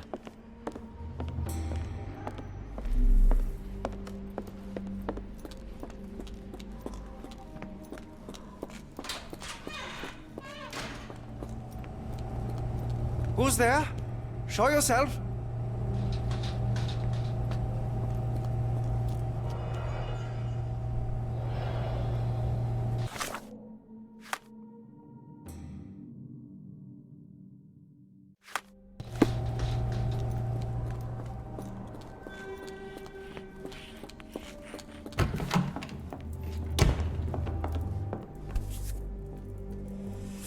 This should suffice.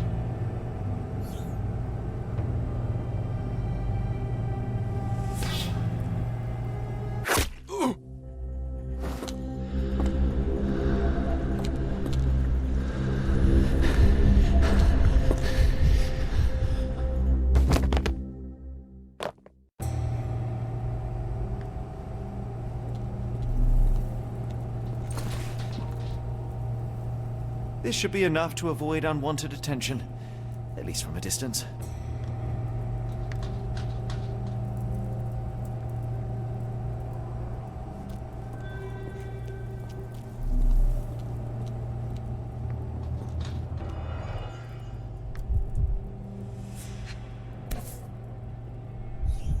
Manufactured and packaged here.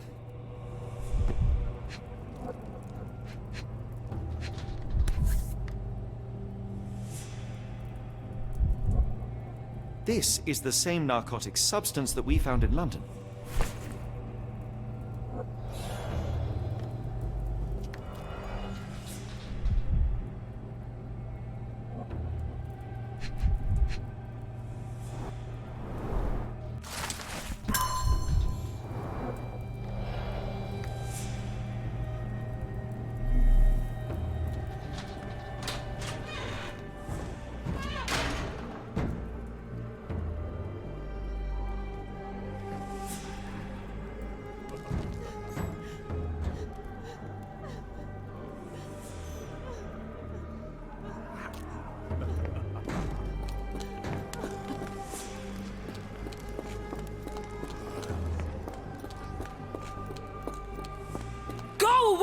I will tear your lips from your skull with my fingernails!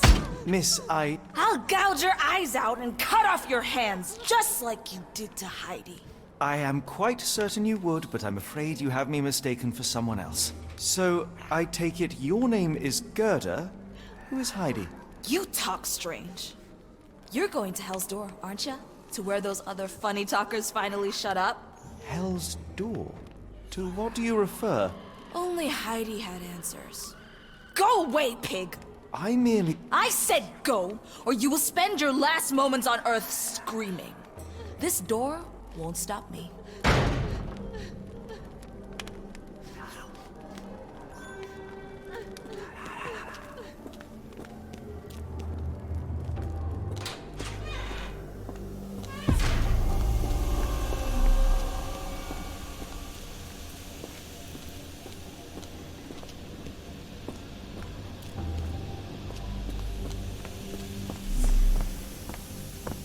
garments of several dozen people at least.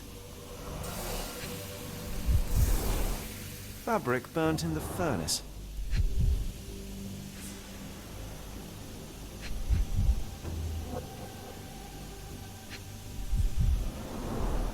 A jalabia, a traditional garment from northern Africa.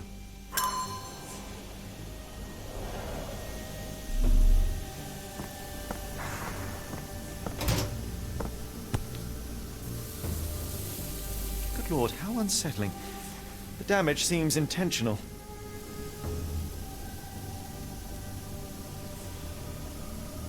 So you're Heidi.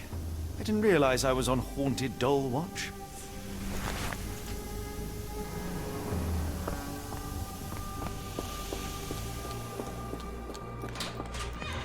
I will make them pay for what they did to Heidi.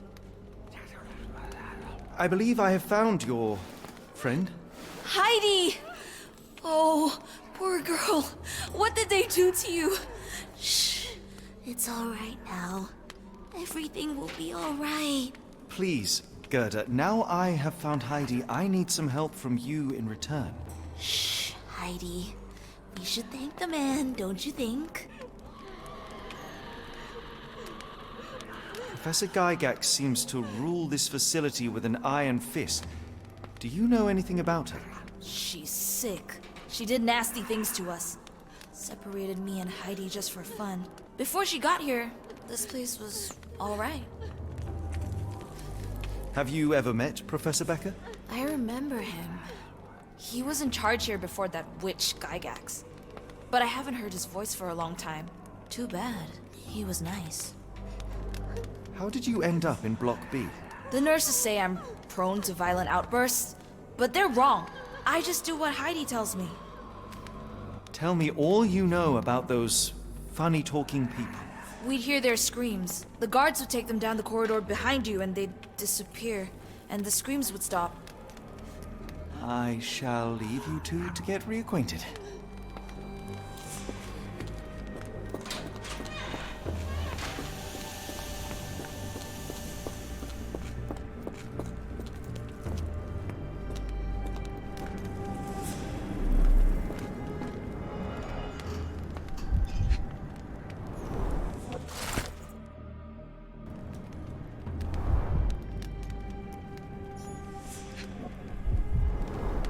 So this is how they kept the prisoners docile and harmless.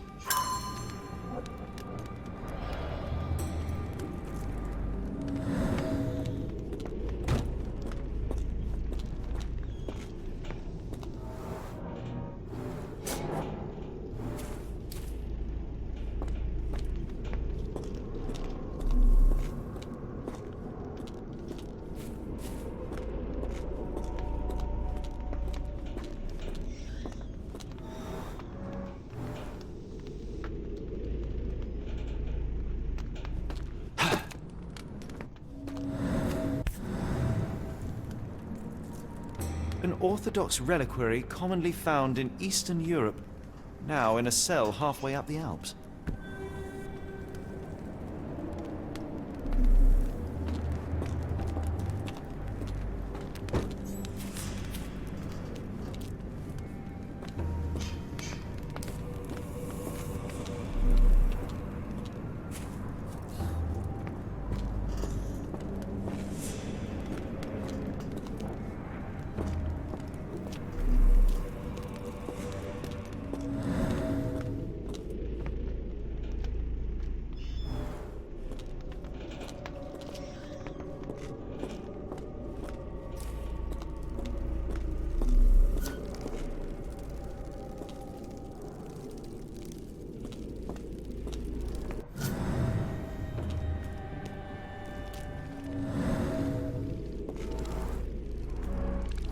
This stretcher was disinfected frequently.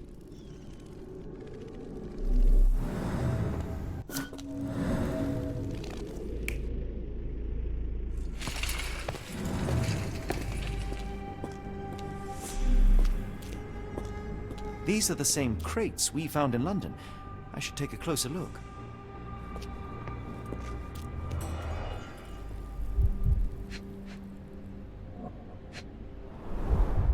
kidnappers even provided airflow. How generous. I doubt that one could survive such a journey with this little water.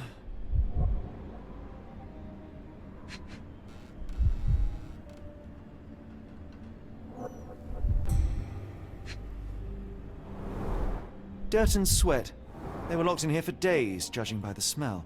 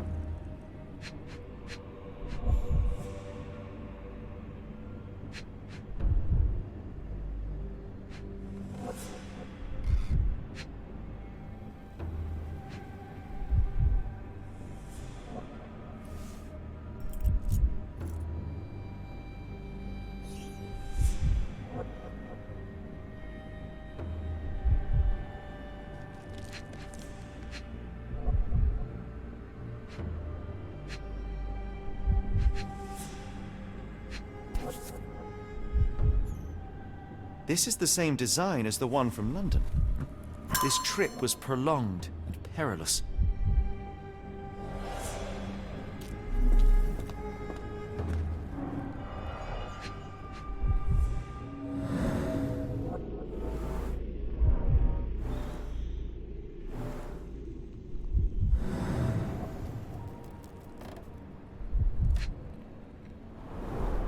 A bottle this sturdy doesn't break by accident.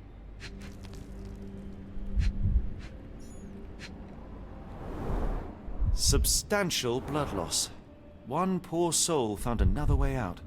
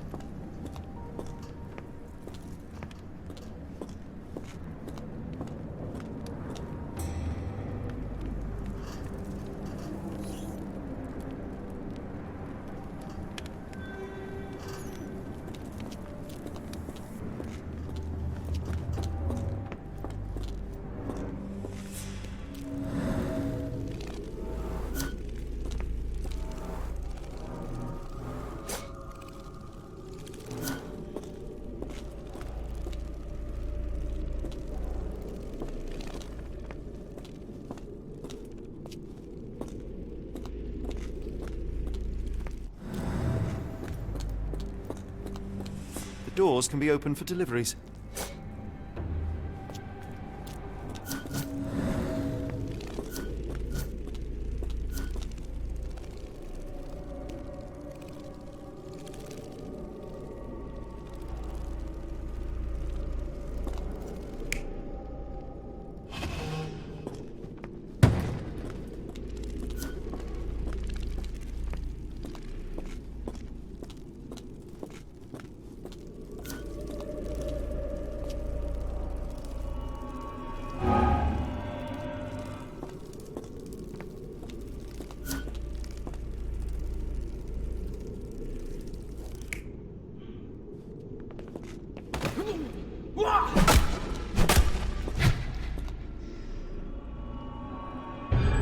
The carriages were back through these doors, and they began to unload their cargo in secret.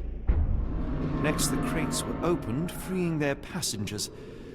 Not everyone survived the journey. The dirty, exhausted, and dehydrated prisoners were then herded into cells. But all the cells are now empty, and I have not located a morgue. Time to find Hell's Door.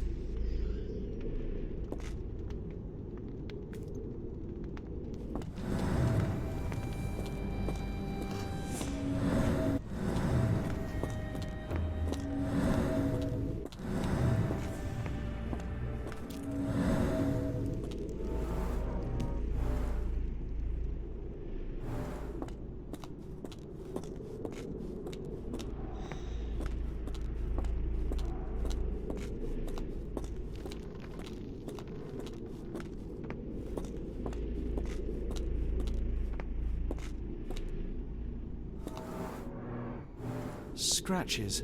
Something has been moved through here. This seems to be a locking mechanism. The whole thing must be a door.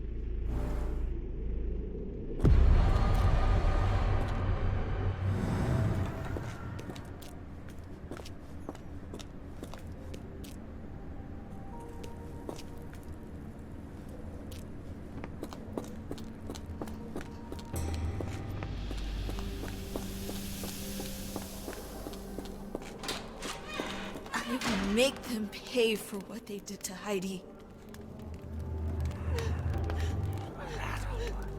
I found Hell's Door, the one that made the foreigners silent, remember?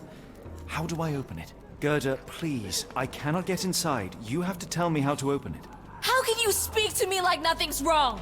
Can't you hear Heidi crying? Look at her! Look! She's suffering. I can't even hear my thoughts over her screams. Poor Heidi. We will fix you. I promise. We will fix you. Leave it with me, Gerda.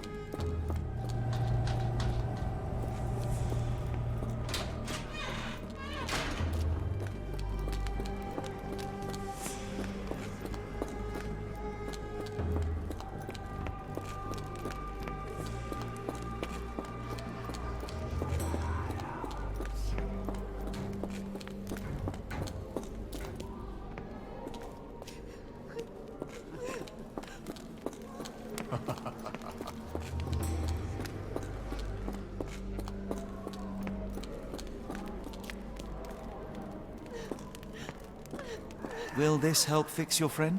Give it to me. How is she feeling? Everything will be all right, Heidi. Everything. Gerda, I have a couple of questions. Yes, Dirty little mouth, Gerda. You've said enough already. She won't speak no more. Now it's only Heidi.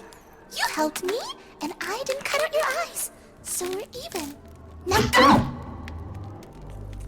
Heidi, there are things I need some clarity on. Ask if you dare, but if I get bored, there will be consequences. I found Hell's Door, but it's locked. Is there a way to get in? Hell's Door? Never heard of it.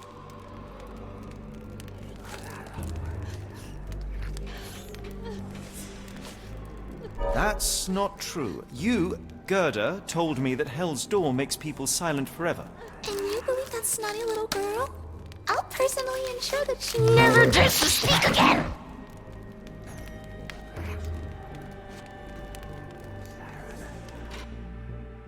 Professor Gygax hurt you repeatedly, scarred your body and mind. You are not protecting Hell's Door. You are simply afraid of the consequences were I to enter. I could tap your teeth out with a hammer until you choked on the blood and bits. You could. But then you would live the rest of your life in fear of Professor Gygax. I can make that feeling go away. How? I can stop her. But the key, Heidi, the key to Hell's Door is critical to stopping Professor Gygax. And I think you know where it is. Tell him! But you said... And now I say tell him! The professor... She has a special key. Keeps it close and only brings it down when you people go through. Behind those closed doors, those people start to sing. Oh, they sing in so much pain. Gygax. Of course. Thank you, Gerda. Heidi. I must leave. Leave? You joke. Nobody leaves the Edelweiss. Now you will be with us forever!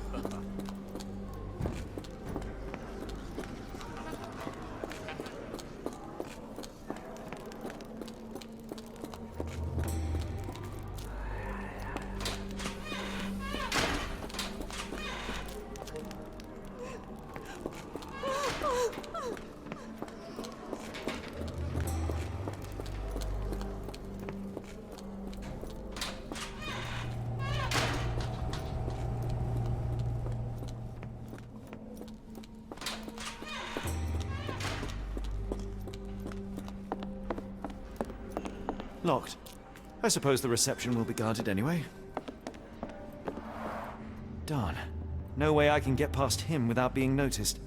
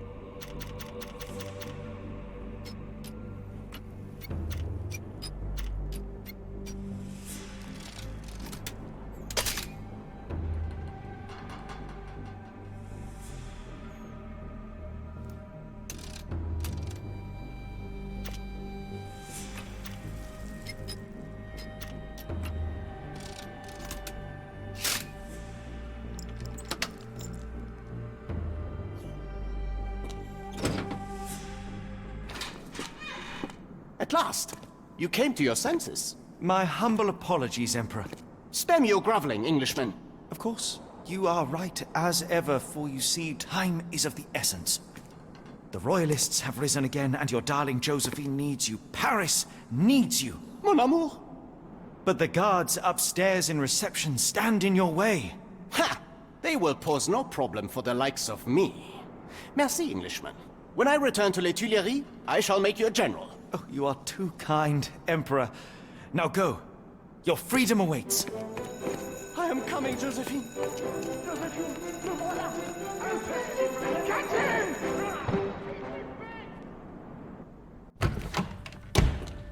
Psst. Watson. Over here. Holmes? What are you doing here, and where did you get that outfit? It is unimportant. I require your assistance. What is happening, Holmes? I need an explanation. It's quite simple. I created a distraction so that I could tell you something important, and in turn, I need you to acquire something important for me. How can you call any of this charade simple? Watson, we can discuss this later. Time is of the utmost importance. The kidnapped people may still be here. This is what I know so far. What? You really found all this on your own? Focus, Watson. I need you to find a key. It will be most unique. All the details are in my notes. Logic dictates that Gygax will keep it near her. Once acquired, you must get it to me. Perhaps the kitchen dumbwaiter could be of use. Holmes, I can't do this. I'm no spy. Yes, you can, Watson. You are unfailingly dependable.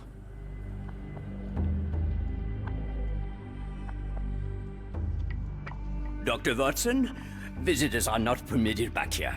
I'm terribly sorry, Mr. Kuntz. After the war, my nerves, I fled all that commotion. It is nothing. A patient attempted to escape. He will not get far. Now, if you would like to follow me.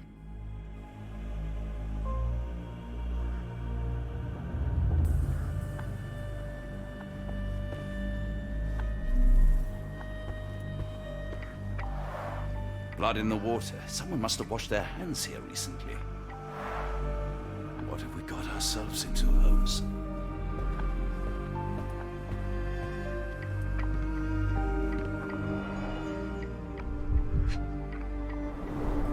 Did a child make these?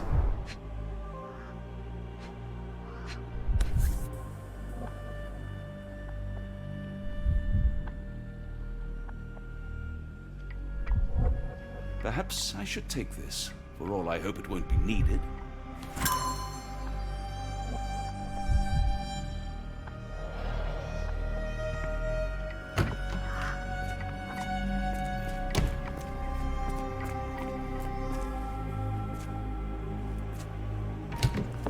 Ah, Dr. Watson. Just the man I wanted to see. Professor, I'm surprised you're not trying to catch that escapee. Please, my time is far too valuable. I hope Nurse Kuntz has been taking good care of you. He has certainly kept me out of trouble. Professor, it is time for your appointment with your next patient, Mr. Wolf. Herr Wolf can wait until tomorrow. I wish to speak with Dr. Watson. As you wish. You still see patients yourself, even as the director of this entire facility? Only the important ones. And yet I rarely get to pick the brain of a man like yourself. I think it is time we got to know each other. No? I'm afraid there's not much to know. I'm just an average chap living a rather prosaic life these days. Dr. Watson, those of us who pursue knowledge are anything but average. Now, who are you? I think once a soldier, always a soldier. For all I wished to help others, part of me changed when I was abroad. Broke, perhaps. So when I read about the Black Edelweiss and your work on the healing of minds, I simply had to learn more. I suppose my Edelweiss was always destined to attract other curious minds. But before we continue, I want you to understand one thing. A broken mind can never be truly healed. Ah, I see. So, what exactly do you do here? It is simple. If you cannot fix a person's nature, you must force them to forget it. Surely there are other methods of treatment. How naive. You remind me of a man I once knew, Professor Becker. But we do not speak of him anymore. A colleague? The former director here. One day he realized that Edelweiss had outgrown him and had to leave his house.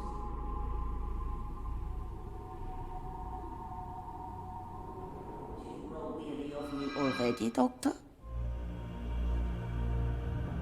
I was simply admiring your office, Professor. Apologies. While I am pleased you appreciate its practicality and appearance, we were discussing bigger things.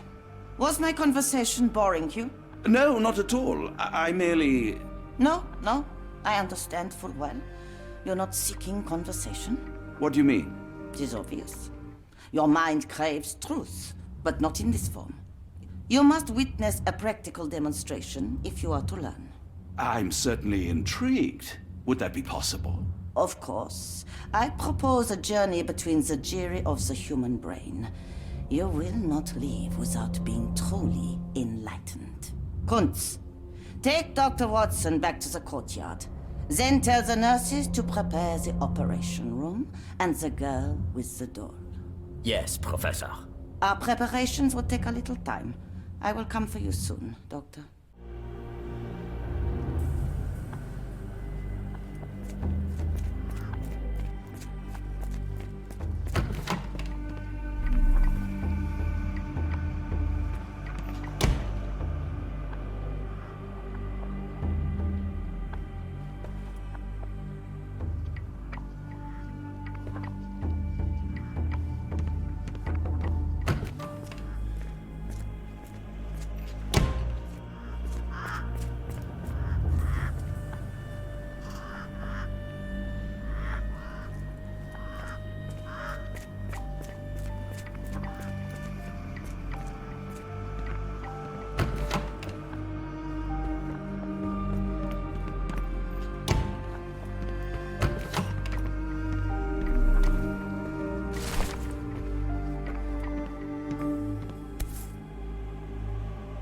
Photograph seems recent.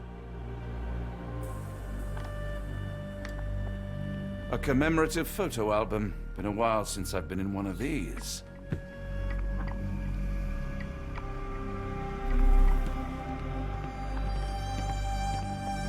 Good Lord, that's a lot of records.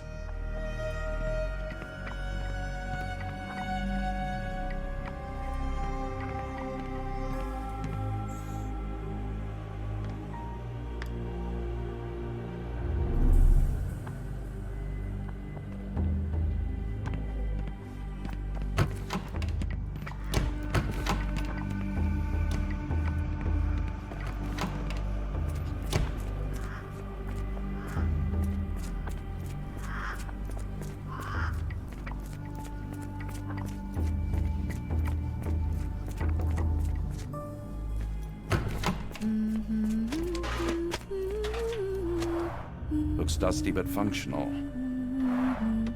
Oh, we never use that. I think it connects somewhere downstairs.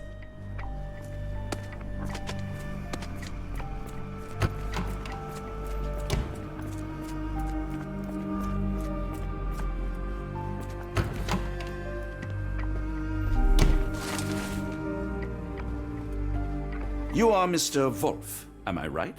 Oh, hello. Who might you be?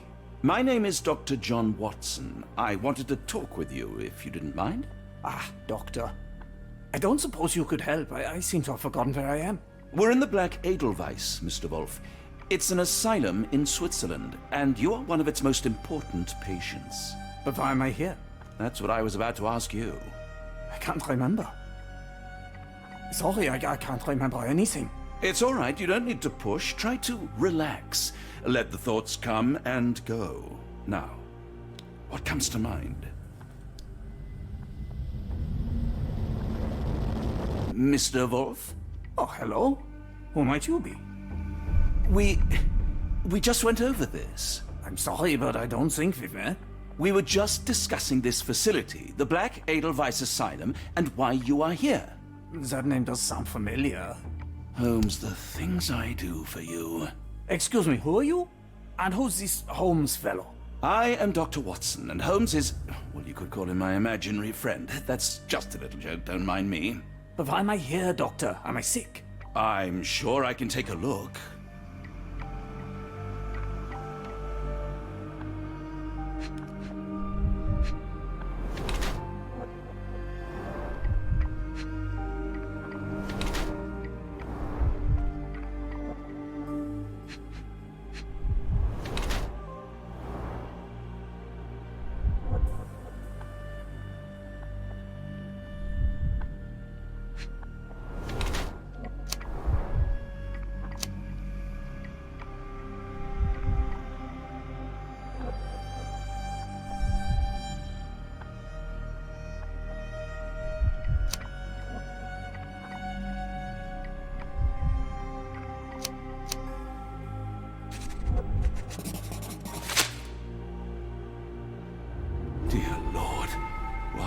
Gygax do to you?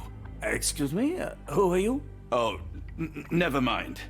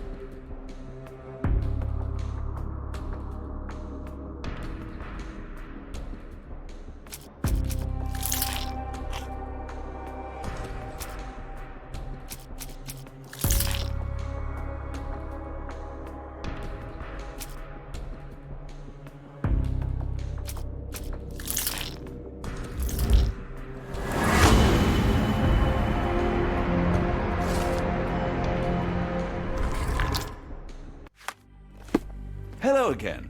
You won't remember me, but we've met before. I am Dr. John Watson, and you are Professor Becker. You were the previous director of this facility, the Black Edelweiss. Professor, really? Actually, that name does sound familiar. Wait. Let me write it down. I try to recall memories through writing, but they always feel just out of reach. As a matter of fact, I have more for you to jot down. Oh, yes. Yes, please, anything. Professor Gygax did this to you. She made you forget everything, even who you are. But we will play a trick on her. We will write a letter so that she learns her lesson. Put down what I dictate.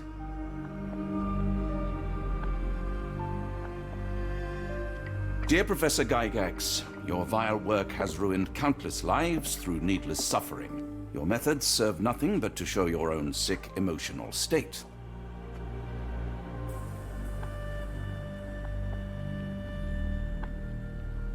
You will be brought to justice, and the world will know your cruelty. And by the time you make it to my cell, the police will already know the truth of how you came to be director of this asylum. Signed, Professor Becker. There. It's done. Now, hold on a minute. Who are you?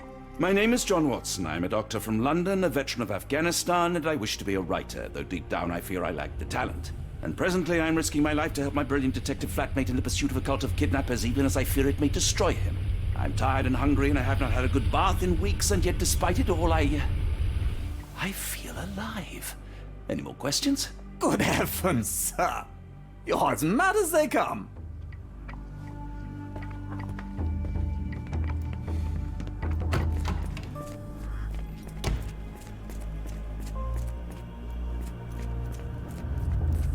One of the patients asked me to deliver this note. It's for Professor Gygax.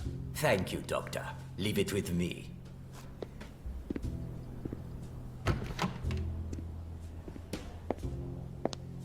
I laid up for you. Unbelievable. Kunz, with me.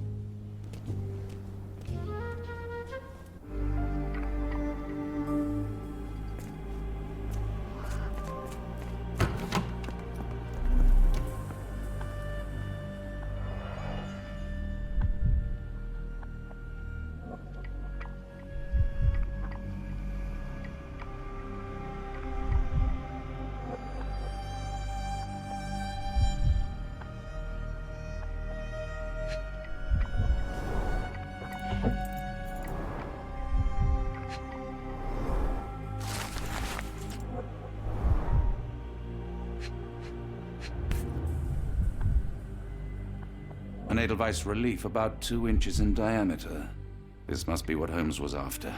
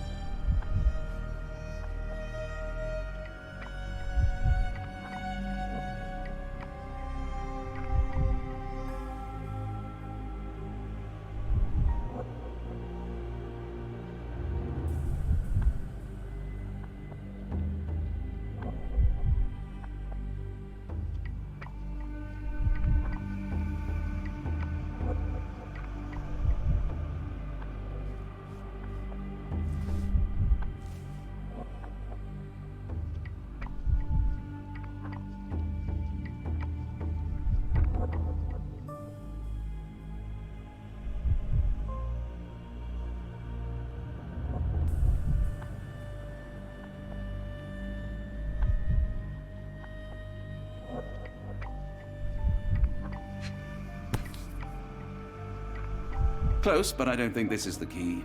This is too small to be what Holmes asked for.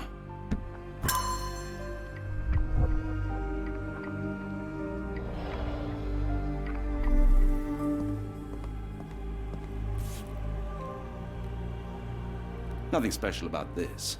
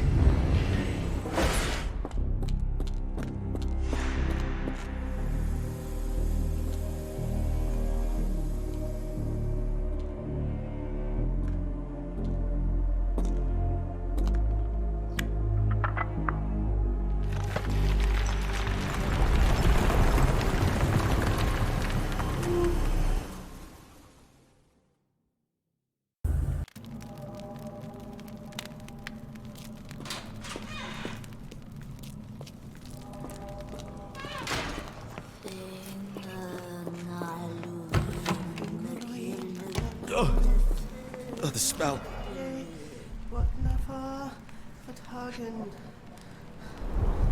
Judging by the remnants of blood and flesh, these instruments were used for dismemberment.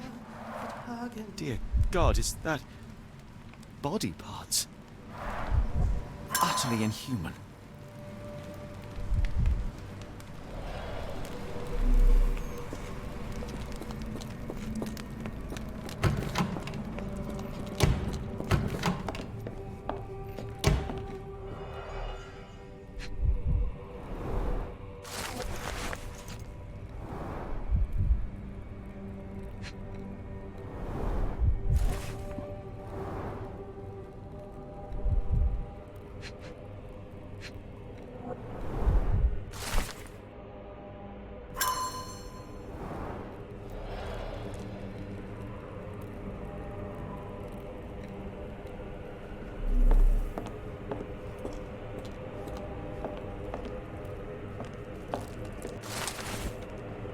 Looks as if it's been recently used.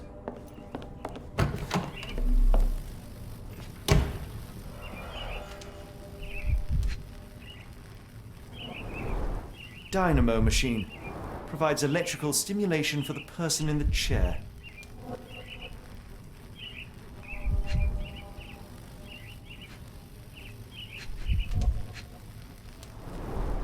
Full grain leather straps. Impossible to escape.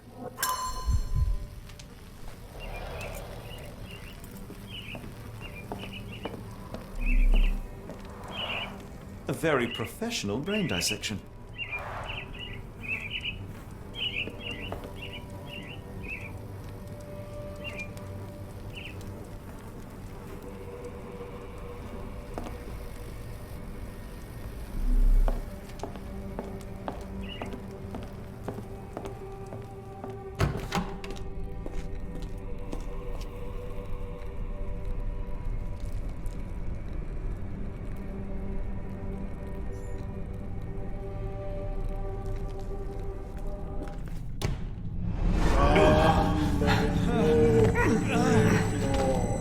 Get out of my head! Your mind twisted, devoid of soul. Find reverence for the one and tremble. Great Lord! Left your surrender your soul and become a servant of madness. Please! No more! Stop it! Watson! John! Somebody! Wretched mortal, do not fear what is to come. Let him rupture our world anew. Awaken! And let the world behold!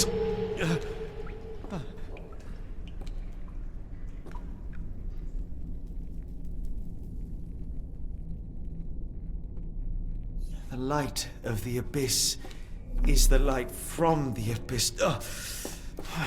Get out of my head.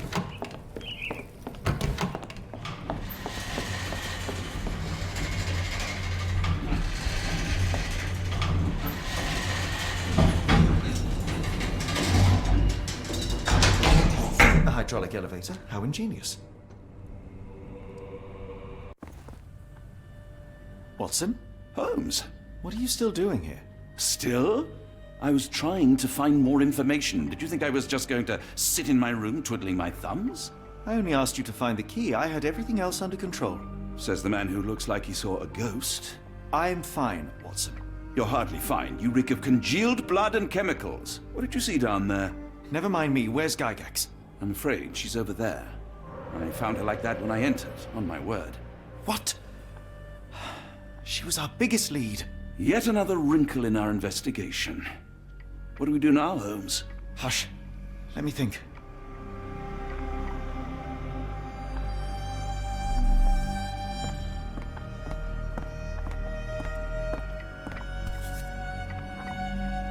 Heidi, how did it end up here?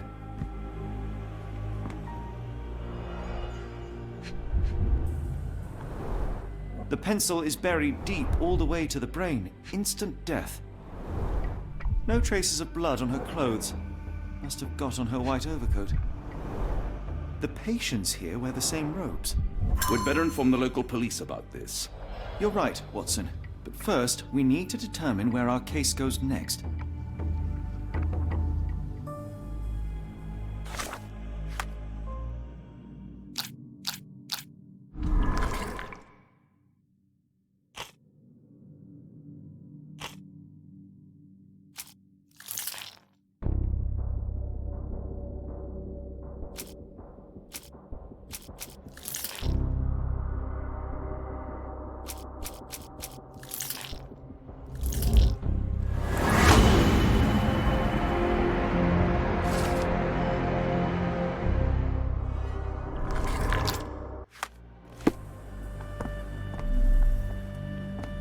We've got what we needed, Watson.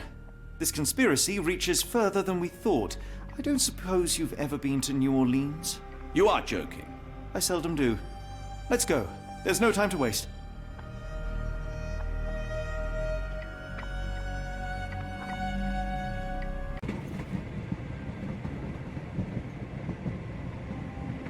There is nothing in this world that cannot be explained with logic and reason. Nothing in this world. Holmes? Hmm? You seem troubled. I'm not troubled, Watson. I am preoccupied. That place was awful.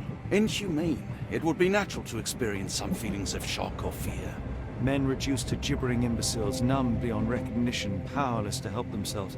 When a doctor does go wrong, they are the first of criminals. They have the nerve and they have the knowledge. That woman did not deserve the title. Such casual cruelty for such selfish aims. I knew another man like that once. He treated my mother, perhaps even killed her, depending on who you ask. My sincere condolences. In the end, she was just a shadow of herself. The outline of the person I recognized, but lacking all else. She was pushed until she cracked. Should you see me cracking, John,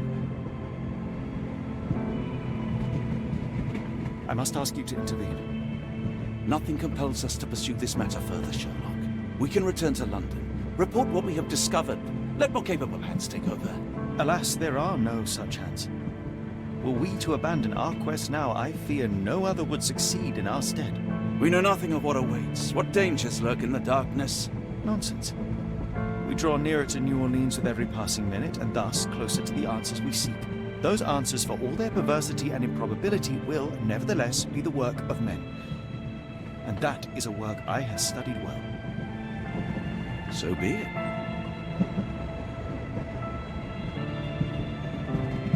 I know you to be a diligent author, but if I may make one request. Kindly omit my mother and her suffering from your tale. Of course. Thank you, John.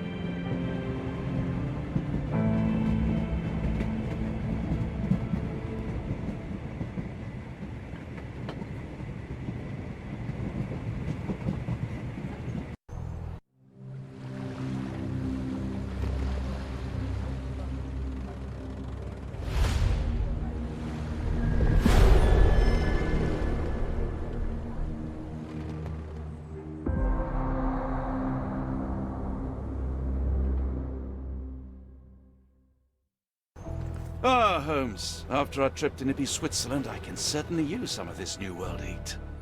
Do not get carried away, Watson. What we could certainly use are answers to my questions. I know, but you look exhausted. Why didn't we find the hotel first? We shall rest when our investigation is over, and not a moment sooner. I shall ask you to handle our bags while I search for the bank. As you wish. Oi! Stop it, you! Our luggage! Good Lord, what have you done? That's my stuff. I'm sorry, mister. It was an accident.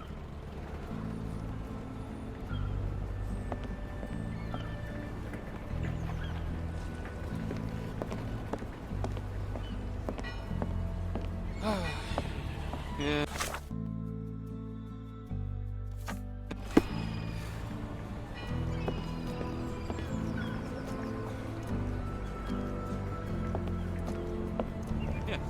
Is this familiar to you? My dear fella, you're talking to the right man.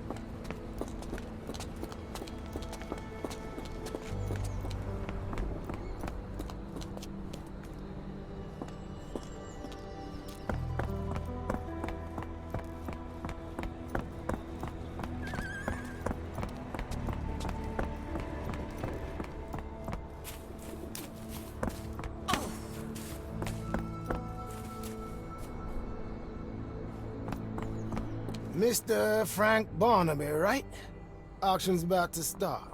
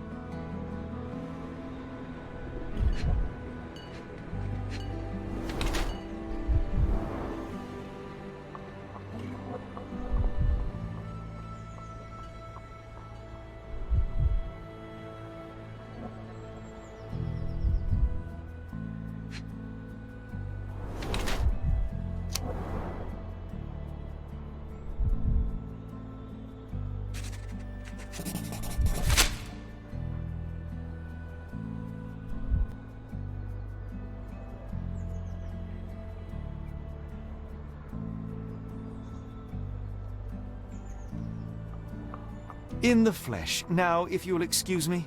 Well, hold up. Written invitation first. Can I present another piece of identification? Nope.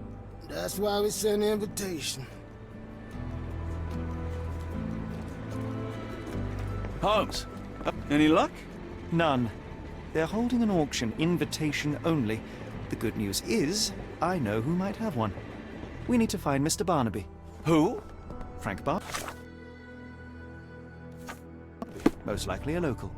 And do you think Mr. Barnaby would be happy to share his invitation? Let us first find him. Help me, please. I don't wish to be rude, but I don't have a clue about this. Oh.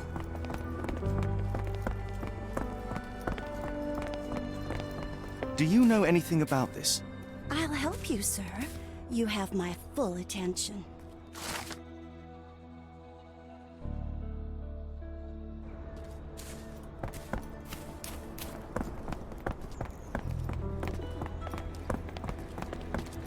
How marvelous, Holmes. A city within a city. Indeed. Those lanterns are delightful. It is as though we have been transported to the Orient itself.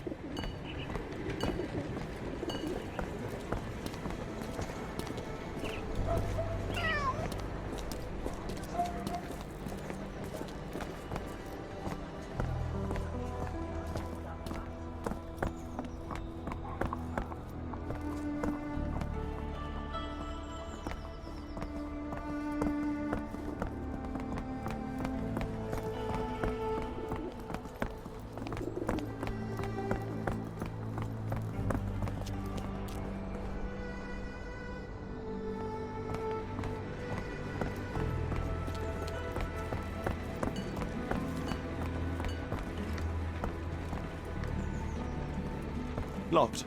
No one's here.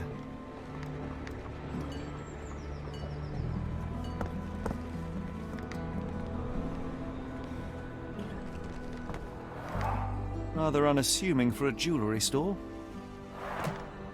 Damn. He at it again. Barnaby still owes you. If he can't pay in greenbacks, he'll pay in blood.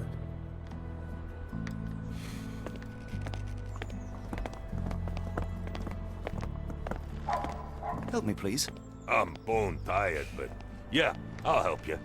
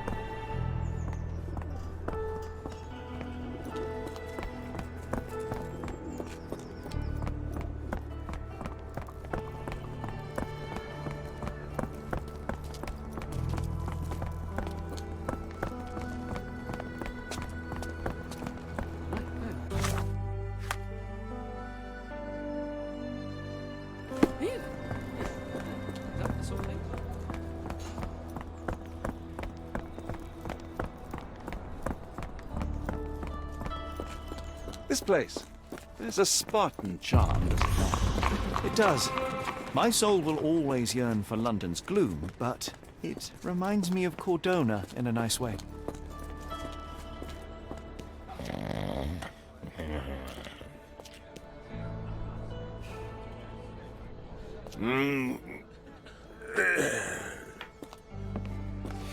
Barnaby, unconscious but with his eyes open. Look, Watson, the two of you are just alike. Oh, great. So I look like a haggard alcoholic.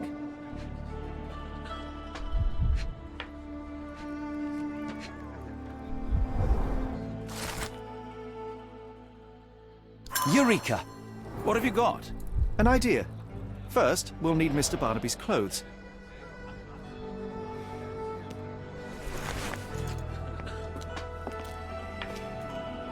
Holmes. Watson, time is of the essence. You will go to the bank, not as yourself, but as Frank Barnaby. Holmes, we look nothing alike. The hat and coat will do the heavy lifting. Just stay cool, play the part, and no one will notice the difference. Trust me. Holmes, must we really indulge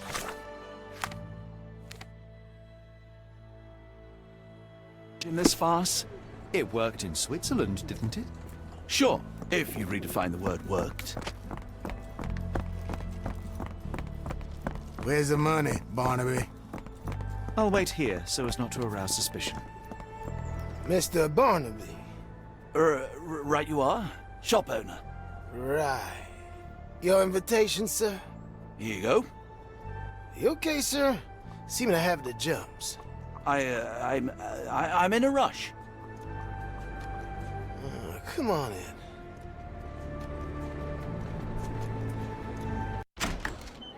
Heavens, I never seen gems so big. I simply must have them.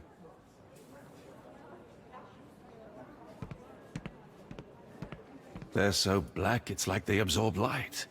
Rather hypnotic.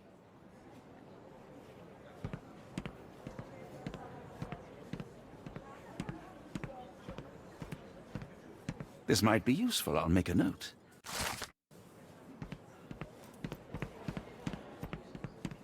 Morning, sir, and welcome to the E.W. Gray Banking House. The auction will begin shortly. Name's Zoe Clemens, and I'd be delighted to help you.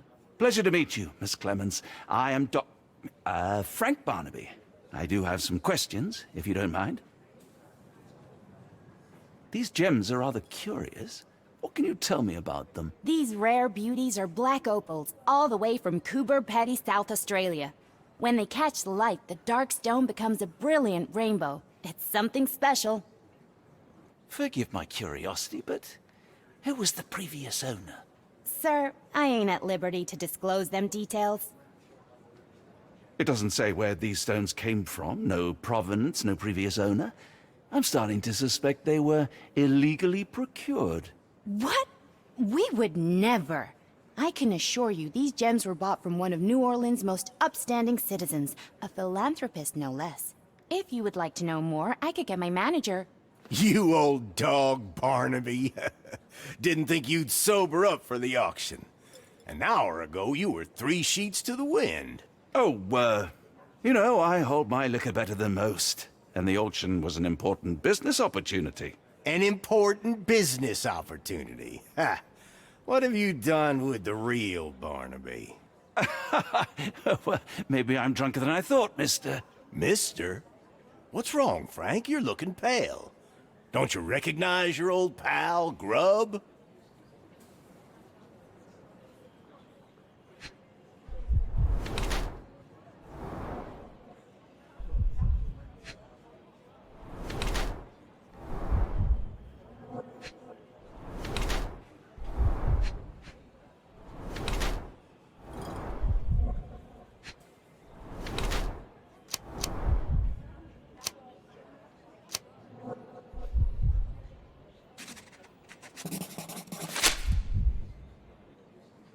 Sorry, Sheriff, but I don't have time for this.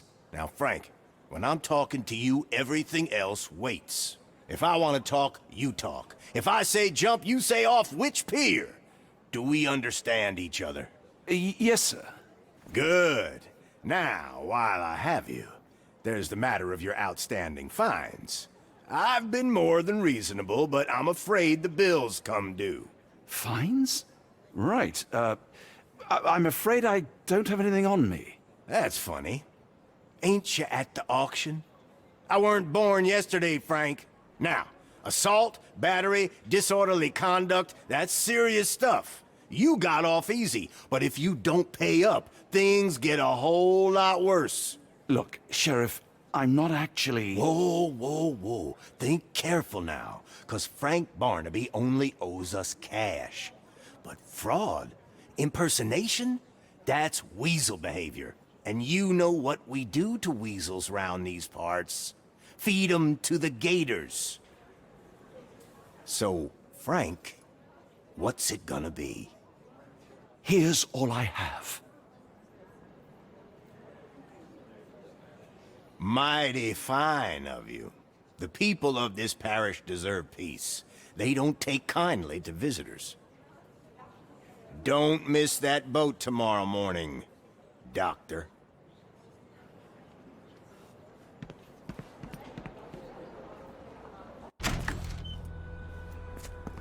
I told you, Holmes. I told you it was a bad plan. Now we're penniless and wanted criminals. Hysteria gets us nowhere, Watson. Tell me what happened. The sheriff saw right through me. He knew who I was from the start. Extorted me for every coin I had. Bah, all that matters is what you learned about the gems. I shan't discuss it while still wearing that blighter's clothes. I'm going back to the boat to get changed.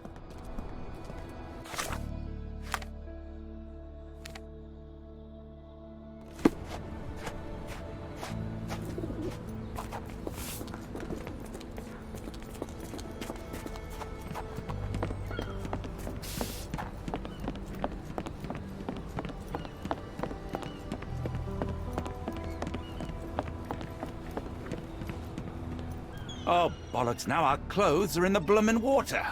It was like the luggage had legs of its own. Oh, Mr. Pratchett will have my head. I ain't sure what you did to the sheriff, But it must have been something real hairy to have him chuck your luggage off the pier. With respect, miss, have we met before? If you were the real Frank Barnaby, yeah, we would have. But where are my manners? I'm Lucy. And you are? John, I didn't mean to be rude. I've just had a difficult day, miss. Well, it's barely noon. And you've already made an enemy in Sheriff Grubb. The man starves his gators just in case someone crosses him. John who? Watson. Well, Johnny, if you plan on sticking around, you better change that suit, or Frank's reputation will catch up with you. And then you'll be a John Doe. Alas, I think one of those gators is currently devouring my spare clothes. You've got yourself in a fine pickle. All right, come on board the Nymph of Louisiana, and I'll sort you something to wear. The nymph? Is that what it sounds like? Why are you helping me? Well, let's just say you ain't the only one who's had run-ins with the sheriff. Way I see it, this city deserves better. Now quit your stalling and head on over to the Nymph. I'll be in room 6. This Mr. Barnaby is proving rather useful. Perhaps you're not so different after all. One more word, Holmes, and I'll hand you over to the sheriff. Sorry, was that John talking or Frank? Oh, go annoy someone else while I visit the Nymph. Always a pleasure to see you regular, Mr. Barnaby. Welcome home.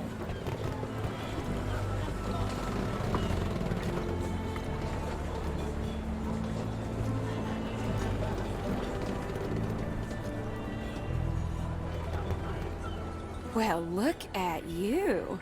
All dressed up with nowhere to go. I can't thank you enough. As I was saying, our journey has hardly gone to plan. We seem no closer to finding our missing people than when we left. Well, if there were anything to know, Champagne'll know it. She's across everything in New Orleans. Look for her in the fisherman's village behind the Creole Quarter. Thank you again, Lucy. I shall make my way there now. Good luck, Johnny. Keep out of trouble.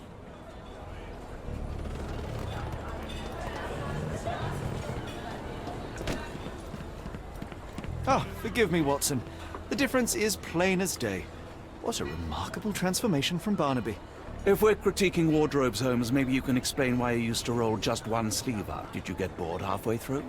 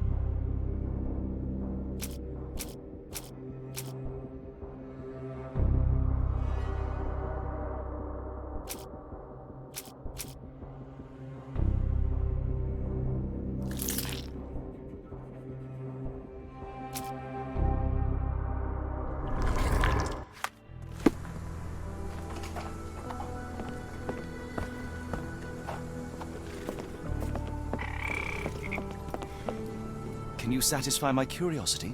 I've heard about that. Let me tell you.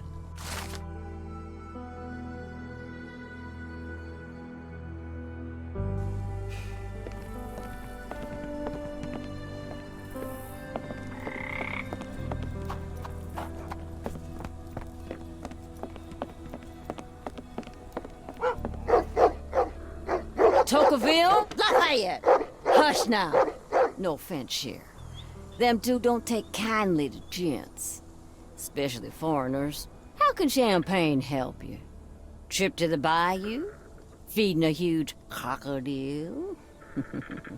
Some other time, perhaps. Word has it, you know everything that goes on round these parts. Maybe. Maybe not. What you want to know? The bank in town recently purchased a valuable collection of gemstones from a wealthy man. What do you know of it? Sure. I hear everything. This time I tell you for free. Next time, you pay. Thank you. May have been 2 weeks ago. Rich man's butler sold him some black opals. And this rich man is? Don't know his name, only that he from the French Quarter. Folk back in town could take you there. That's all I know. You need a boat? I hire 'em out for dollars. Or a bottle of you-know-what. Thank you for the offer and the help.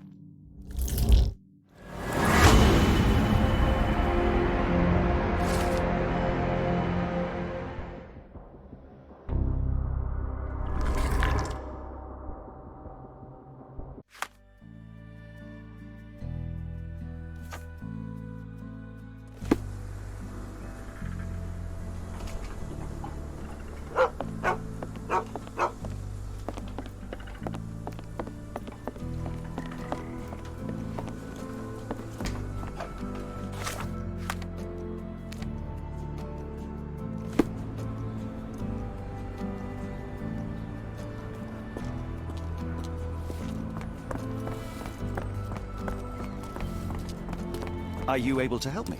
My dear fella, you're talking to the right man.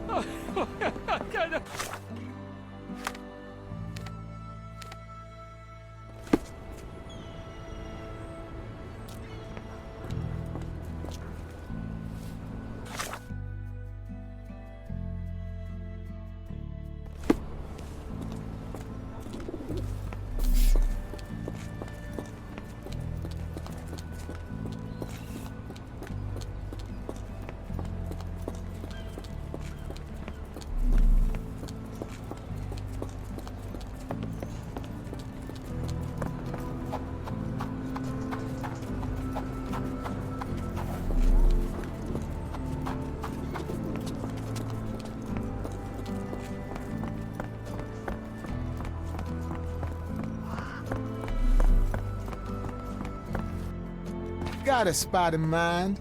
French Quarter, and get us there fast.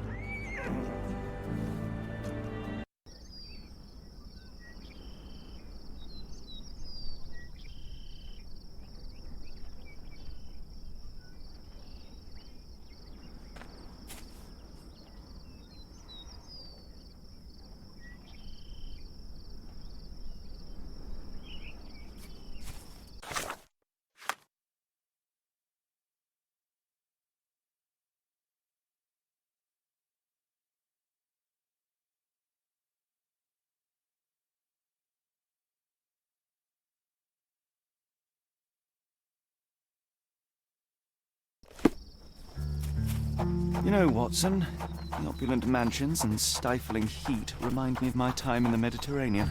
Corona does sound rather magical. Do you think you shall ever return? I don't know. That place was home to some of my greatest memories and some of my lowest moments.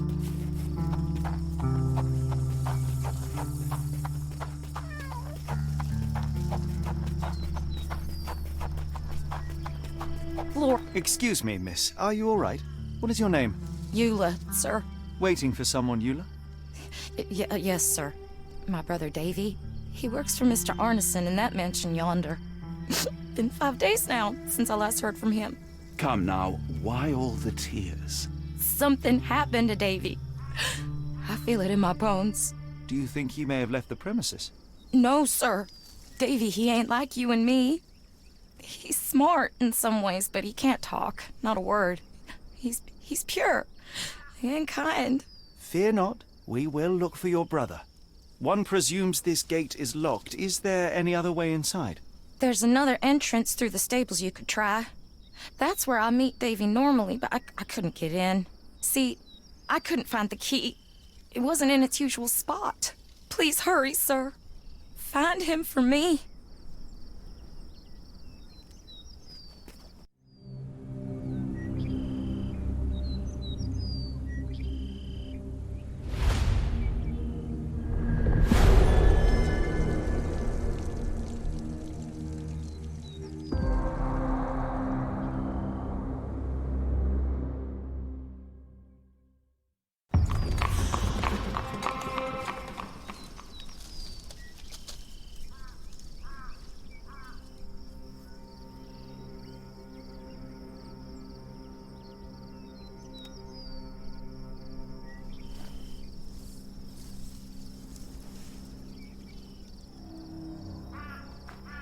Please, Lord, protect my brother.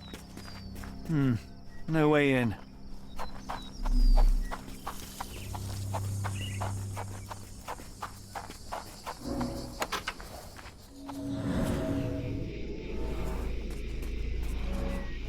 I rather wish my lockpicks had not been lost in the river. Along with all our clothes, books, tea.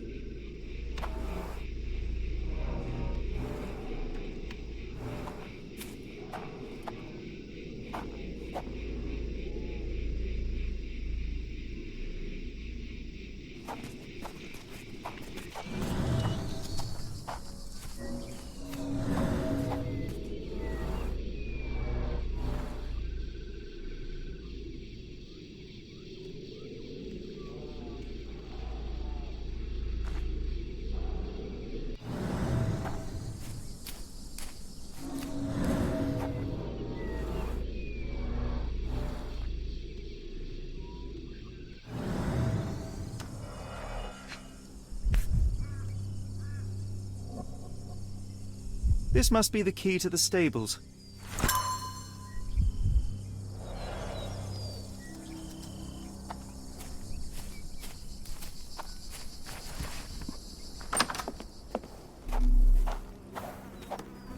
Mr. Arneson's cab is still here.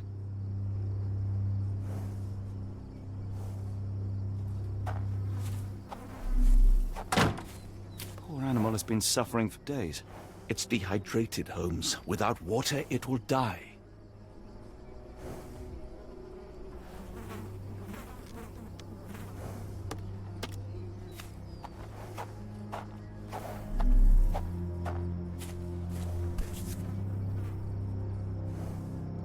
Cayenne pepper. Half empty. Or as Watson would say, half full.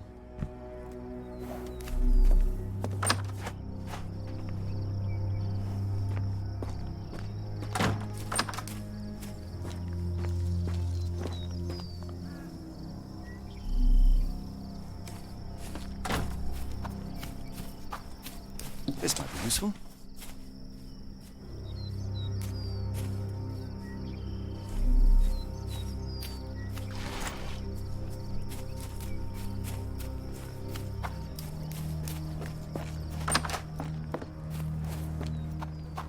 At least that's one life saved.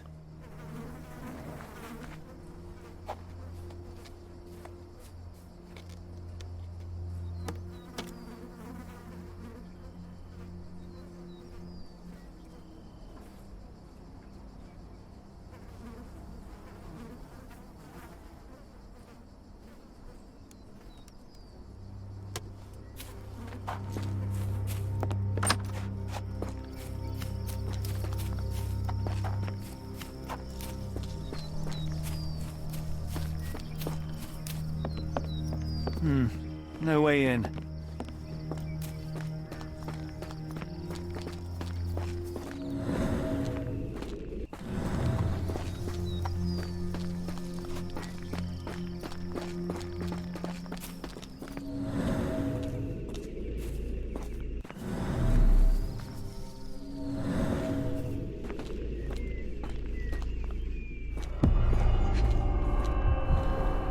Size 10, the owner's footprints were shallow.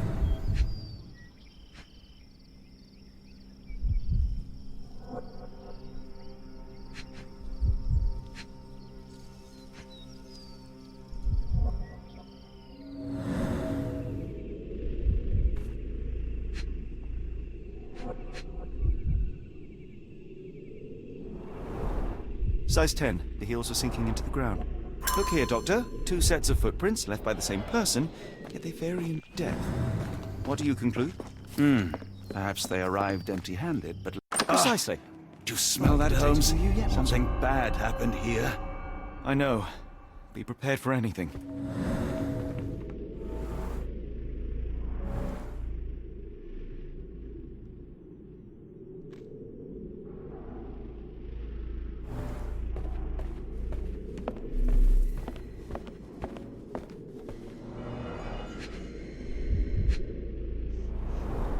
Someone smaller walked over these boot prints. The candle was burning when it fell.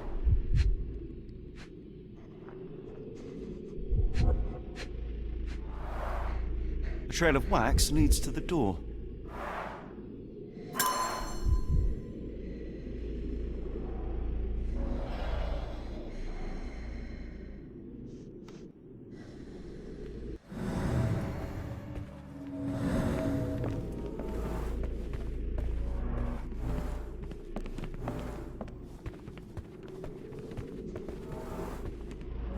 A few drops of blood, but not from a mortal wound.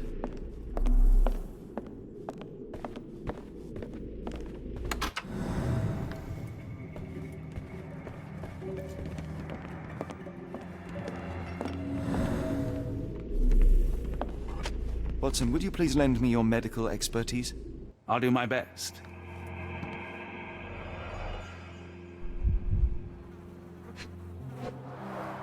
An enormous blow shattered her ribcage.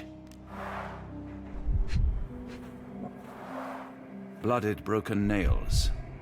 The poor woman tried to put up a fight.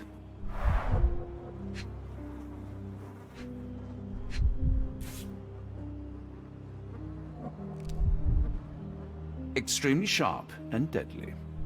A wound like this could only be dealt by a man of incredible strength. And cruelty.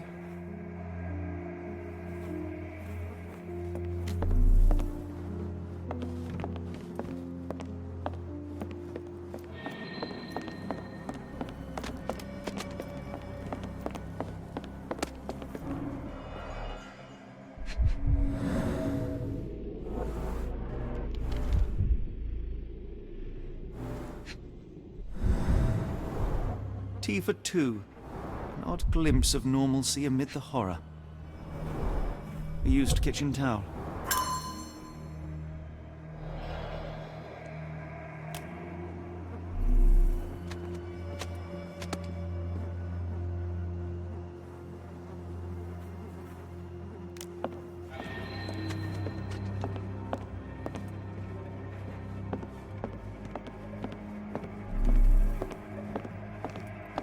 I will need your help one more time, Doctor.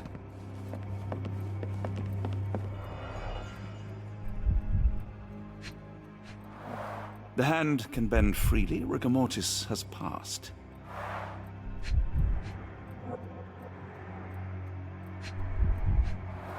A deep stab reached the man's heart. Clean edges suggest a sharp blade, but the wound is too wide for an ordinary knife. His corneas are already clouded.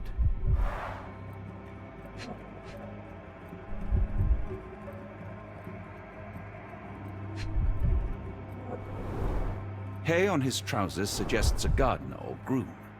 This man has been dead for a week. The result of a sharp object piercing his heart. You are mostly right. But I would bet he died 5 days ago. Heat and humidity will have accelerated the decomposition.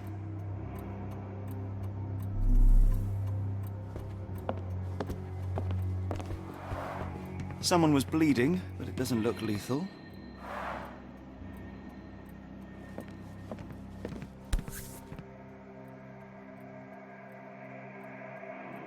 The bent end of this candlestick has blood on it.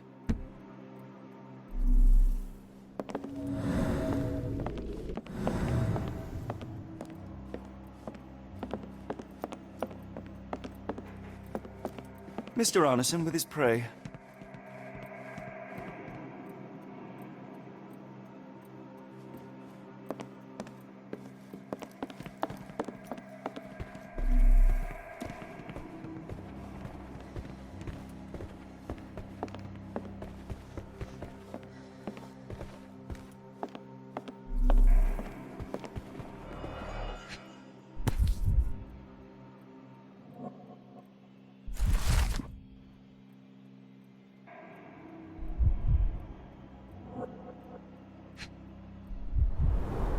Burnt papers, now completely unreadable.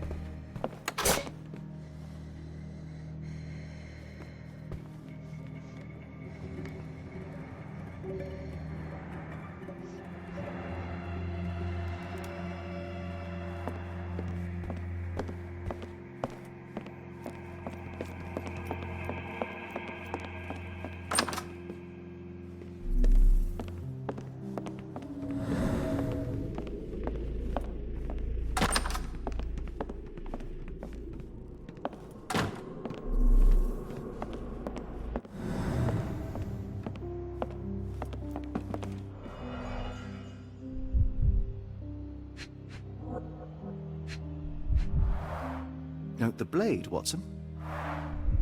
A curved dagger, probably of Persian or Indian origin. 9 or 10 inches, I'd say.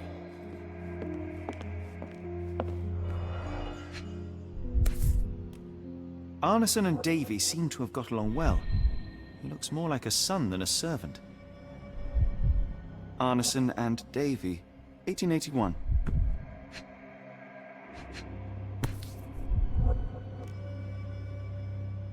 Fauna of Louisiana. Full of things that bite, no doubt. New Pied Piper. Foreigners missing in New Orleans.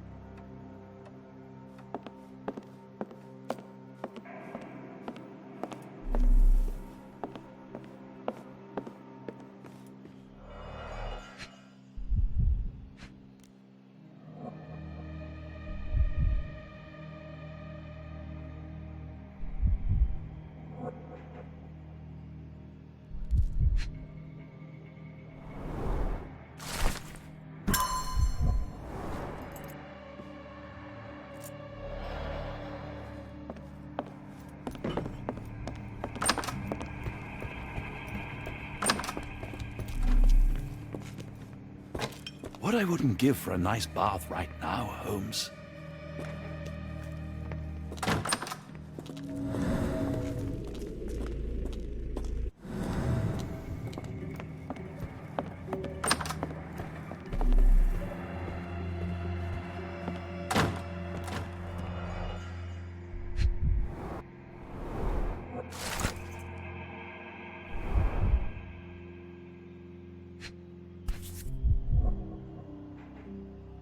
A dull book about local geology. Even I'd struggle.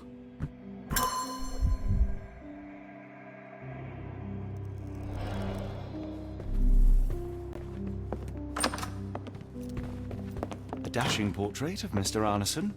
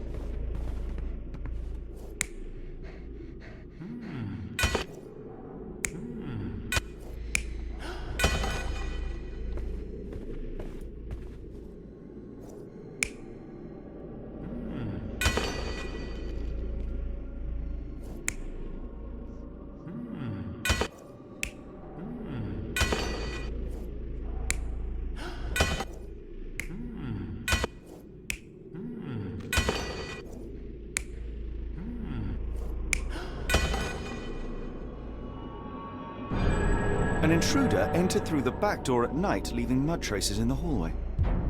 Without being noticed, they picked up a candlestick and struck the man in the chair from behind. In the kitchen, 2 people were drinking tea, the workman and cook. They were startled by the noise of a falling body and went to investigate the parlor. The workman tried to subdue the intruder, but was stabbed by the attacker's knife. Judging by the wound, it was a curved blade. The cook panicked and fled back to the kitchen. The intruder followed, but since their blade was stuck in the workman, they used the meat cleaver on the table to kill her. Someone smaller arrived and discovered the carnage. They dropped the candlestick in horror and ran for safety to a room down the hallway. Meanwhile, the intruder returned to his first victim and dragged their stunned body away from the fireplace and out into the garden.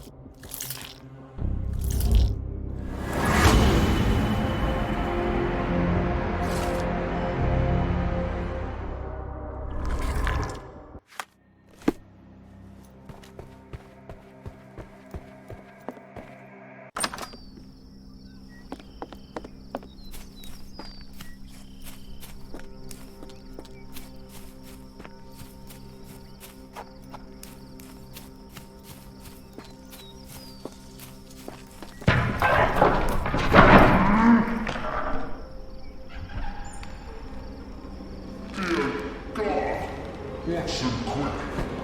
Get it up.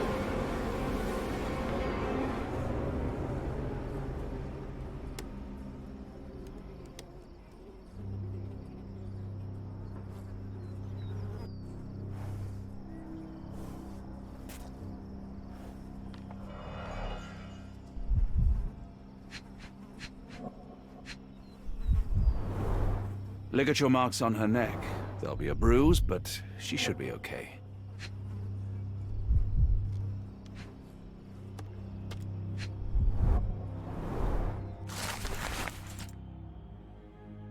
Doctor? Watson, speak to me. How is she?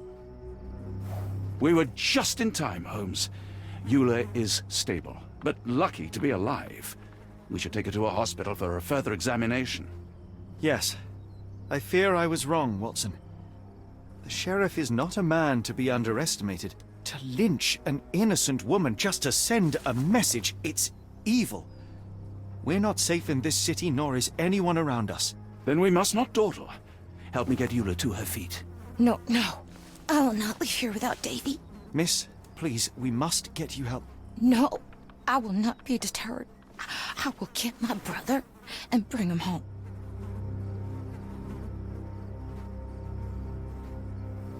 If my deductions are correct, Davy lies behind this door. He ought to be unhurt, but is no doubt shaken. Davy? Davy, you there? Davy, we understand what you witnessed before. It's safe now. You're safe. Please, let us in. Your sister wants to see you.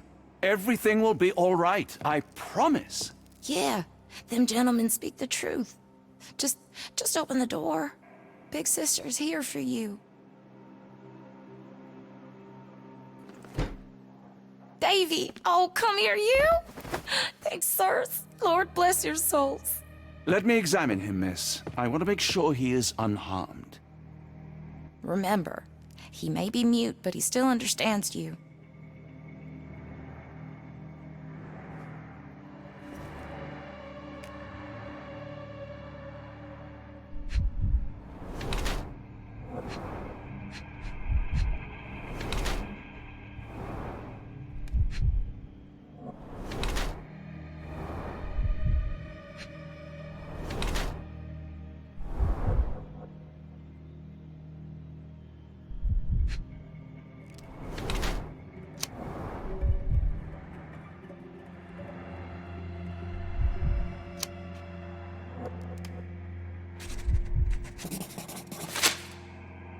I cannot find any cuts or wounds, but the bruise suggests life here was tough for the boy. I'm not surprised he hid. You must understand, Holmes, he is still young. No, Watson, you've misunderstood. The boy's stronger than you think, and Arneson certainly didn't mistreat him.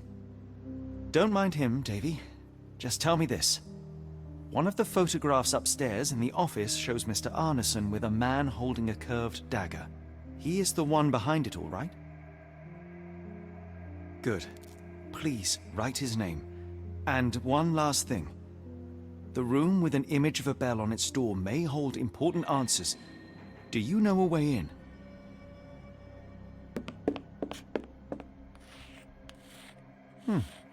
Yes, that will do. Sterling job, Davy.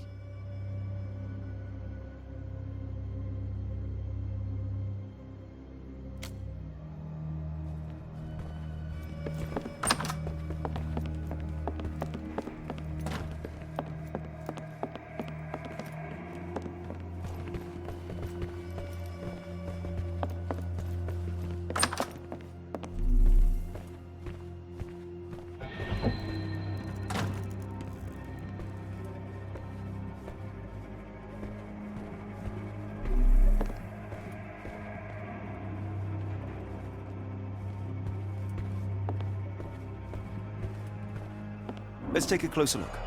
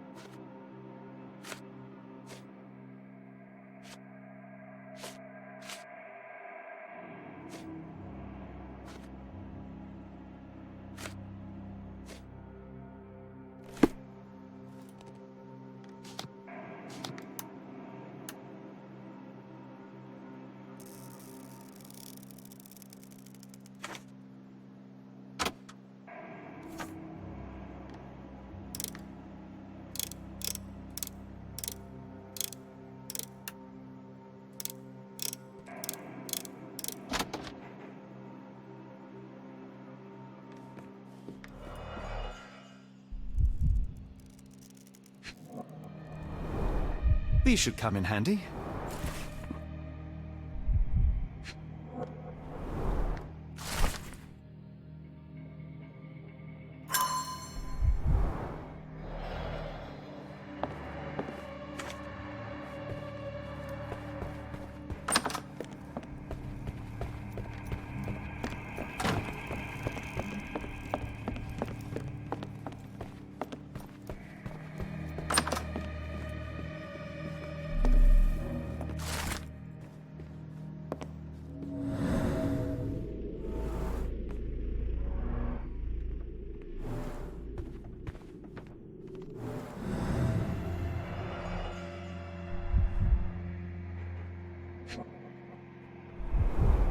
Dense and disturbing notes. It's hard to follow. The scene is impossible, unnatural, but also familiar.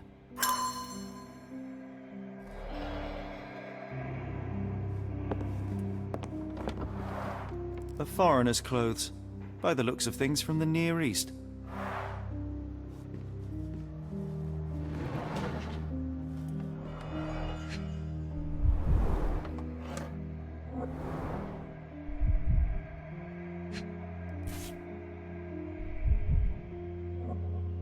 A black opal, cut and polished, easy to sell.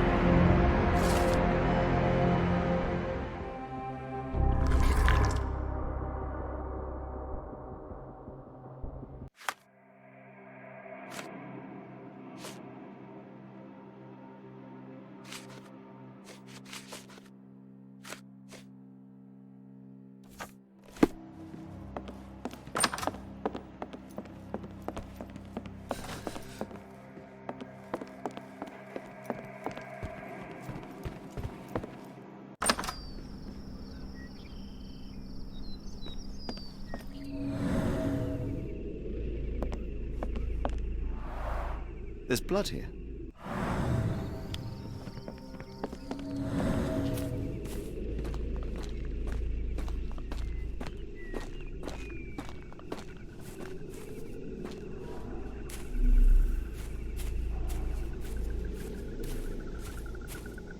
More boot prints.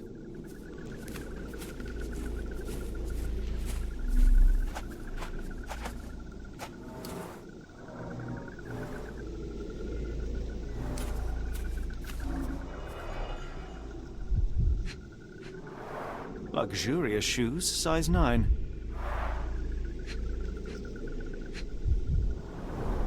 These fingers were severed with a single clean stroke, but I don't see the thumb or middle finger. Look, Watson, animal prints. I wonder what kind.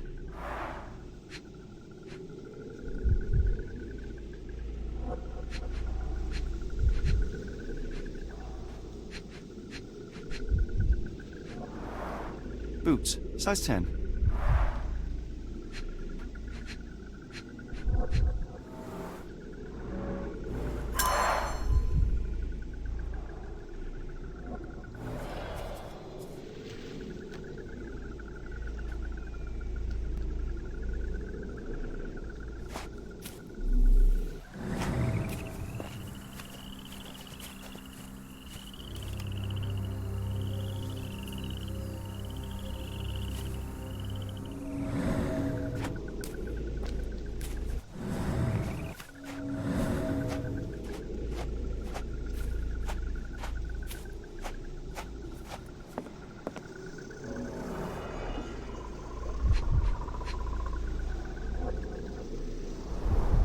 A scrap of silk, soft and elegant.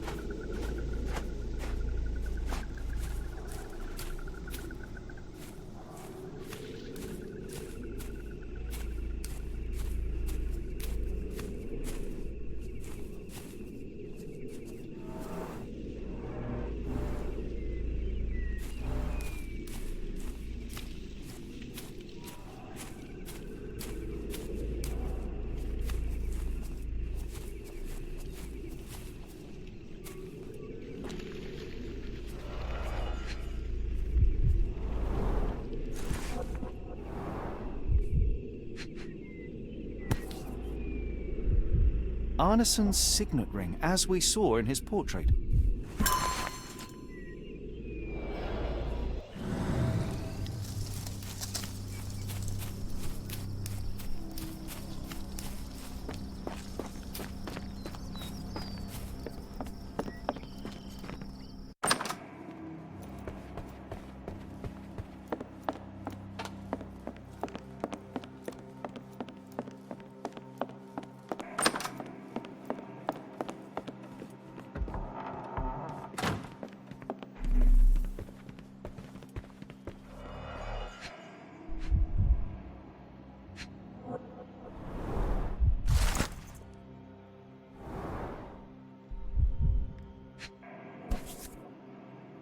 Well, isn't that interesting?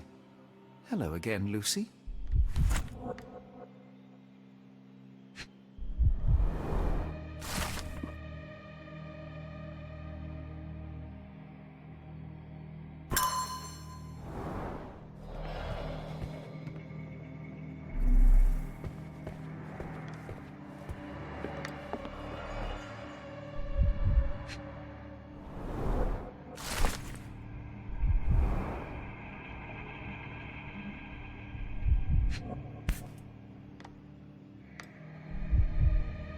My princess, my love, my heart.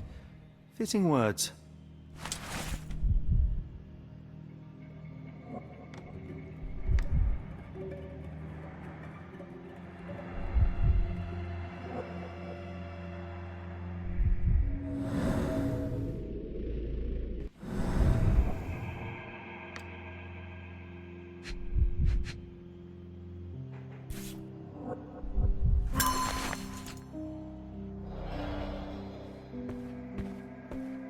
It's almost a piece of art.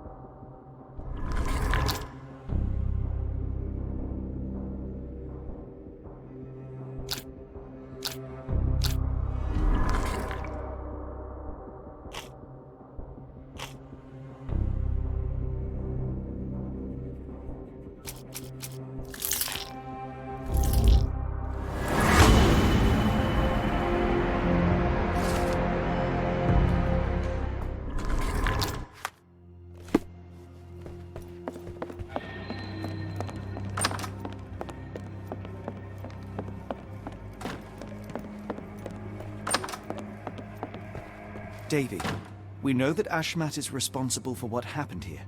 We must catch him and hold him accountable. I know that you are scared, but you are also the only one who can help us. I believe Mr. Arneson showed you a cryptic telegram that was sent to Ashmat. You are an impressive boy with a phenomenal memory. Can you tell us the contents of that message?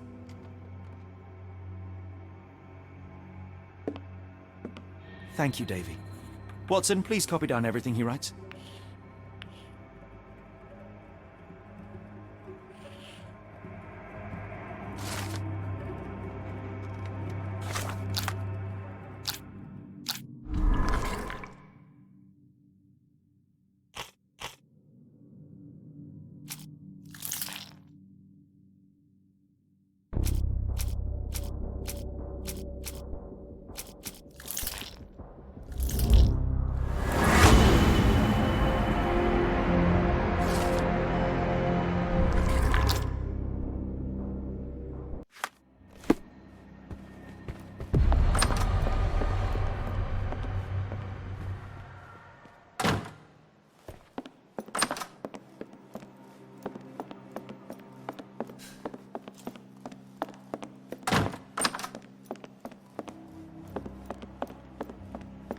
Davy is calm and collected despite enduring all these horrors. An impressive young man.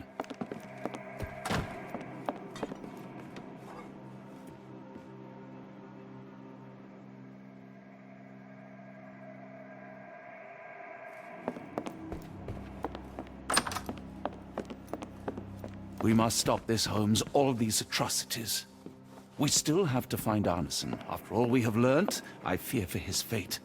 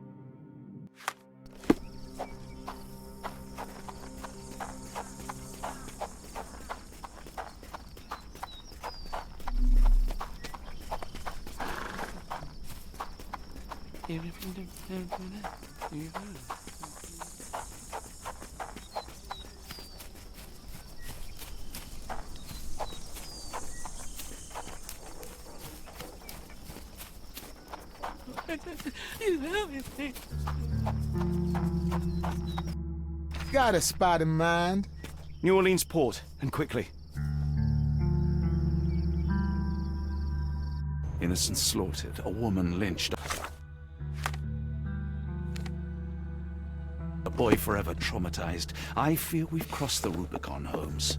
Davy is resilient, much like Eula. They will overcome this. You're right, but I worry this portends far worse for us. Careful. What if we got ourselves into Knowledge Holmes? may look welcoming, but not every smile is friendly. You can look at my dogs, but don't touch them.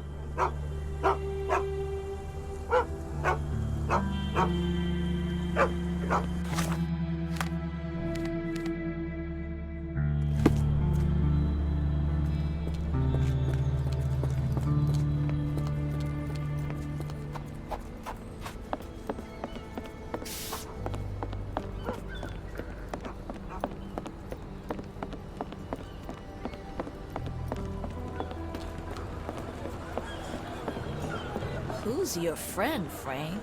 We love a new face, and his is particularly lovely.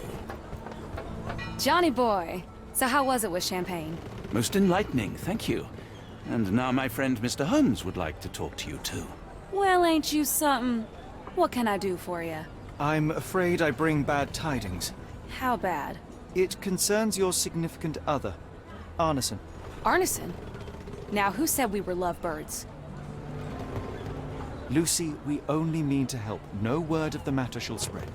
What are you implying?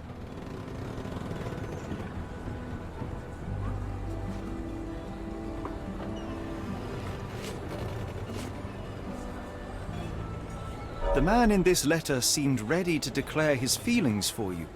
Sounds like he was more than a client. It's part of the job. Men can say weird things when they think they're in love. This photo of you and Mr. Arneson suggests the feelings were reciprocated. Looking interested when with the client is part of the job, Mr. Holmes. I don't even remember the man. You mean to say you take pictures with everyone? If they ask nicely. And pay.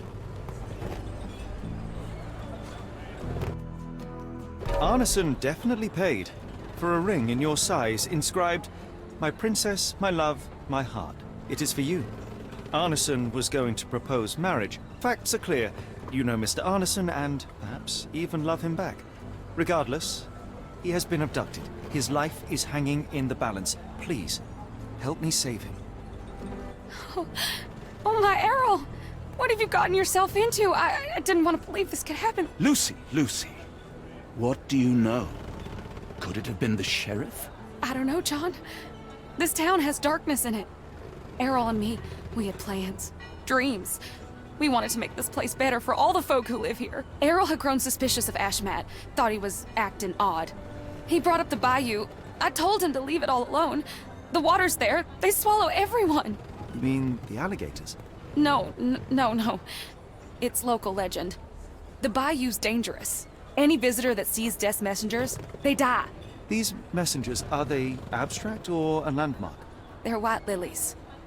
You see a path with them flowers, you turn around. All right, Watson. We must find someone to take us to the bayou. Lucy, you have our thanks.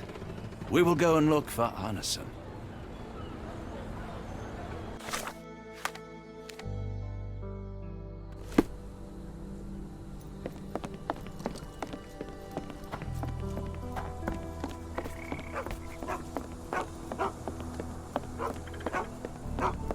Hello again, and thank you. Your last tip proved extremely useful. Don't mention it, Cher. Champagne ain't one for trickery. Now, if you need more help... As it happens, we need to take a short trip through the bayou into the nearby swamp. Of course, you'd receive fair compensation. It's almost dusk, and only fools go into that swamp at night. Come back tomorrow. Champagne will take you down. That will not do. We must go now. It is of grave importance. I won't take you. But if you're crazy enough to go, I'll sell you the boat. Wouldn't you know it, I came across a bottle of your namesake. Will that be enough for a boat? It's warm. The bottle's dirty. But we got a deal. I'll even lend you this rifle. If you're going into the swamp, you'll need it. One last favor. The boat that we came on is to leave tomorrow for Europe. Would you kindly relay a message to the crew for us? We may need them to hold their departure till 8 in the morning. Of course.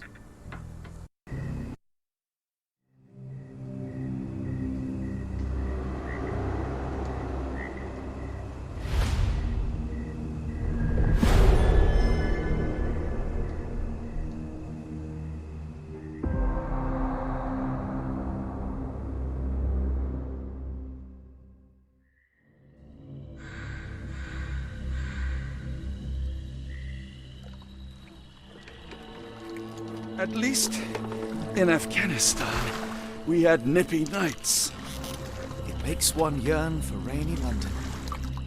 This place, Champagne, did not mince words about it. Keep your wits about you, Watson.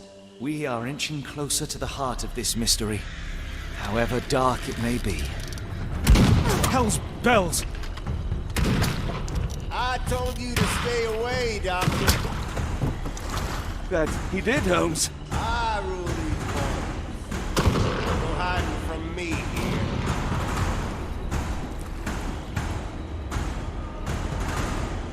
No case goes cold on my watch!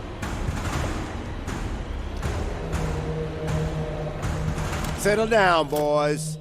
Our friends are as good as gone. This is it, Watson. Our moment of truth.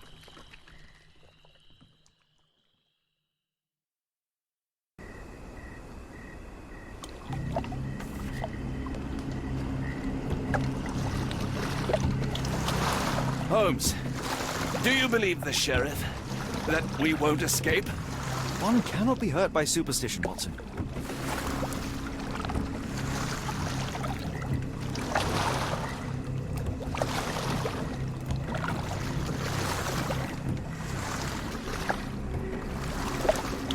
Look, Holmes, fireflies!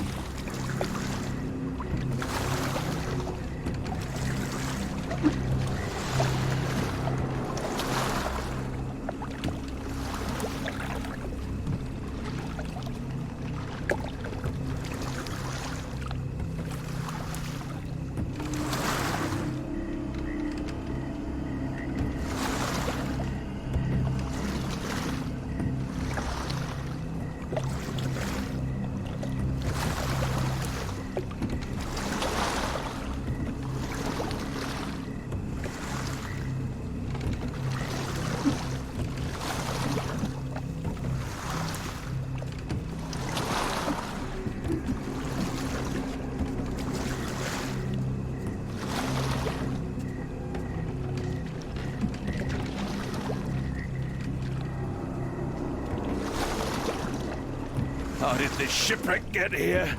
Let us just ensure we do not end up the same way.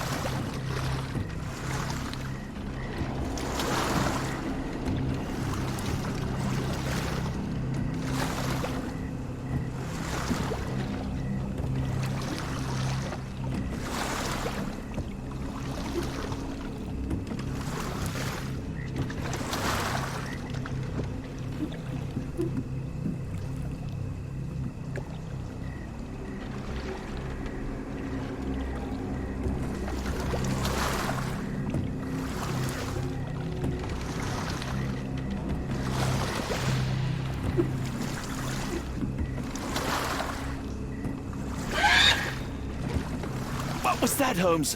Whatever, or whoever it was, we should ready ourselves.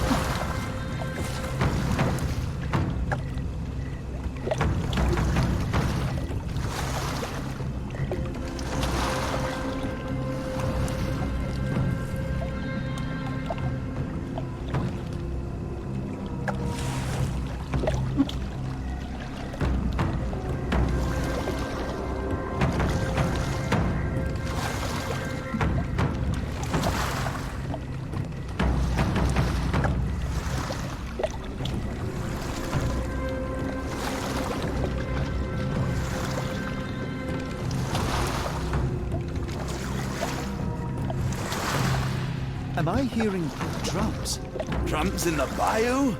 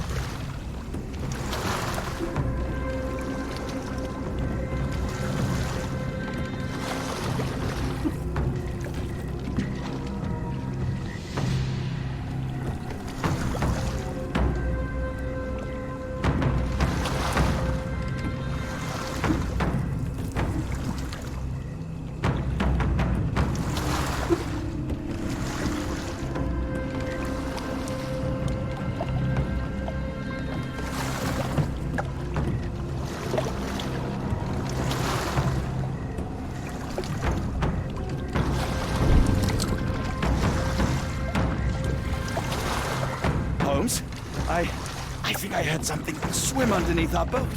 Probably just a rotten log.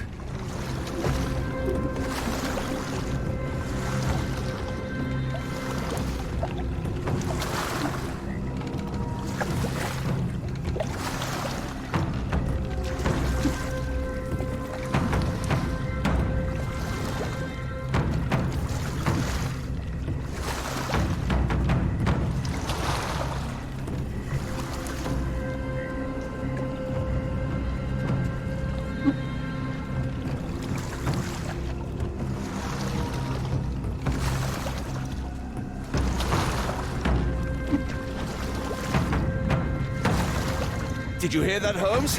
What do you see? A shadow. Nothing more.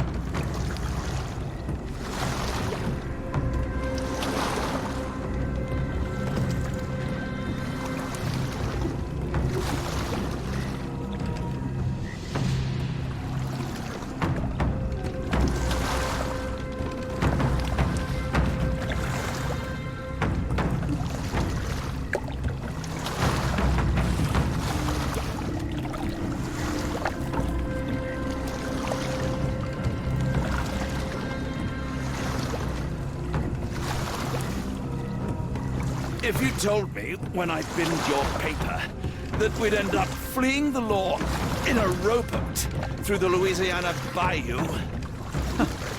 I dare say you would have hardly been surprised.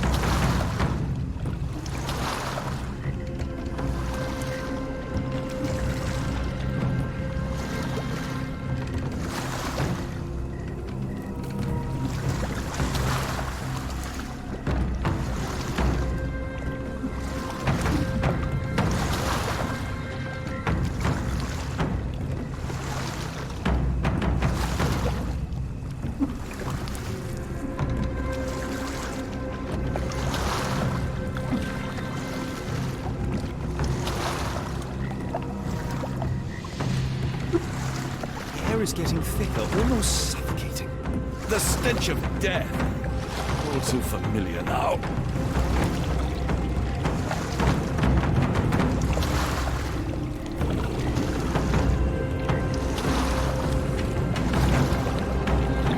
Weeks of damp. We're more likely to sink in there than on our boat. Let's go.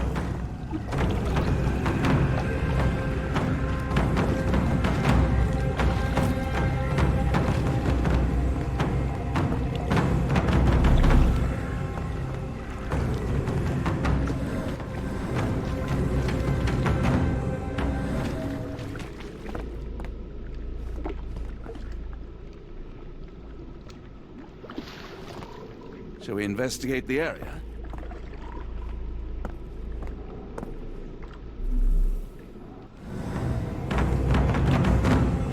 I'll watch the bayou while you search the place.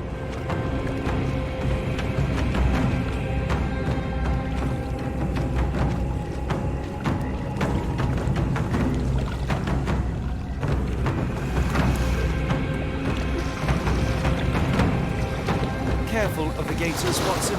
It is stupidity rather than courage to refuse to recognize danger when it is close upon you.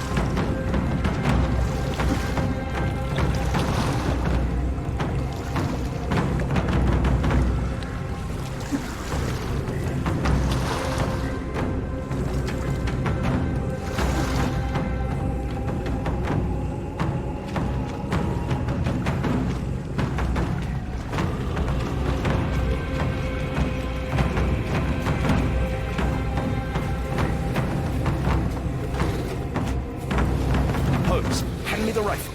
I can shoot the ropes holding a few of those poor souls. Watson, stay calm, but be quick. An alligator has noticed us.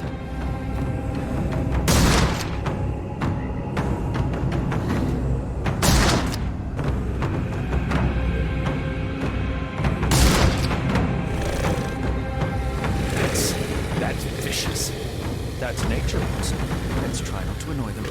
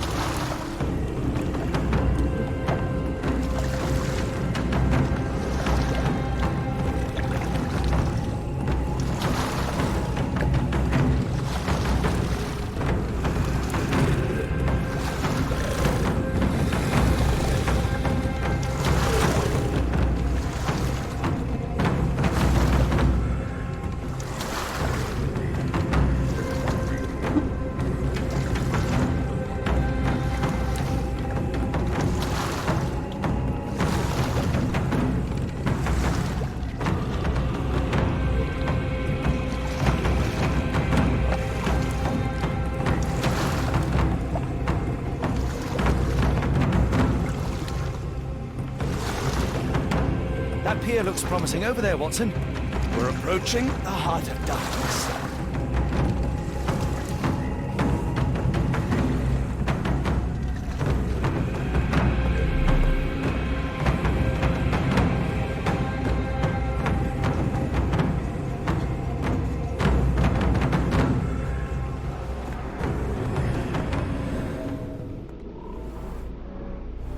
Footprints left by a crowd of shackled prisoners. This place gives me the shivers, despite the muggy night.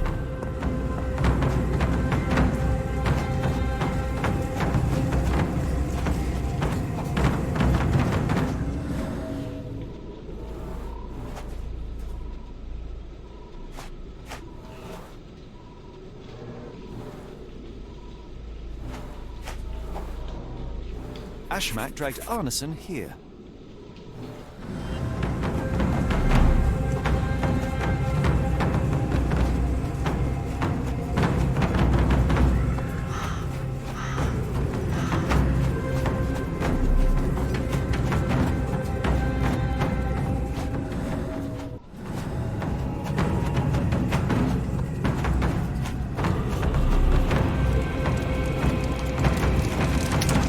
Smell of burning flesh, just horrific. Keep away from it, A focus on fiery our task, gathering of so we may passions and soon leave deception. all this behind.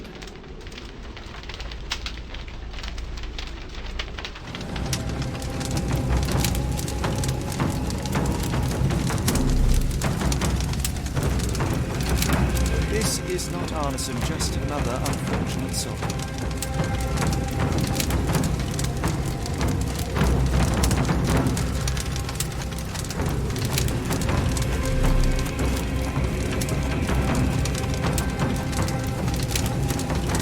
Thankfully, it's not Arneson.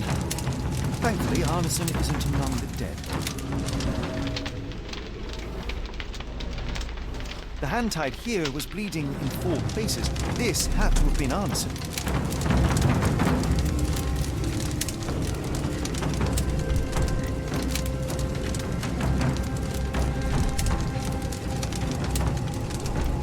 That's a lot of blood, but probably not enough to be fatal.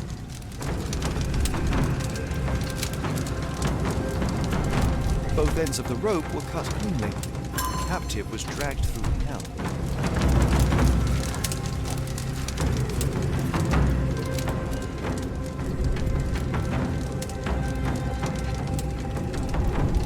The bloody handprint on this stone lacks 4 fingers. The victim's left hand clawed at the soil. Sunken heels, the result of dragging a heavy body.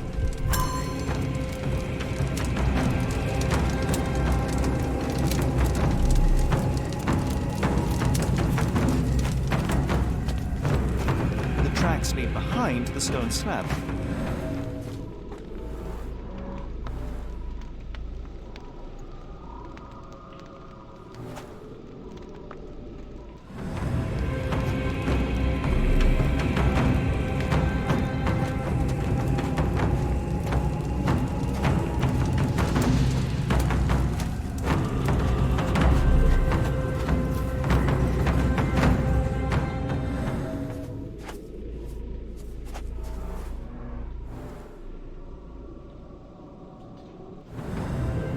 Blood was poured over someone, leaving a gruesome silhouette.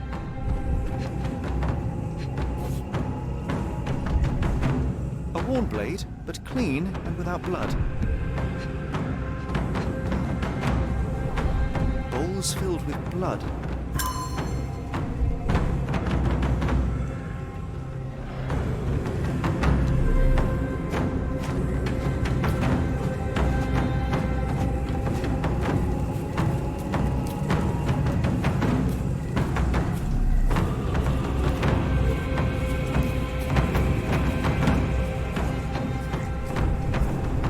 The initials EA are embroidered with silk thread. The prisoner's clothes tossed aside.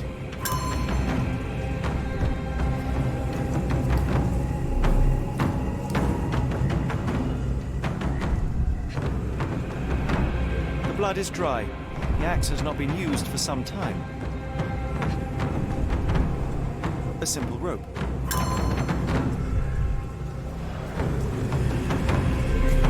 The wood is swamp cypress, endemic to the area. This is how those poor people were crucified. A heavy weight scored impressions in the ground 1 inch deep. Days old and rotten.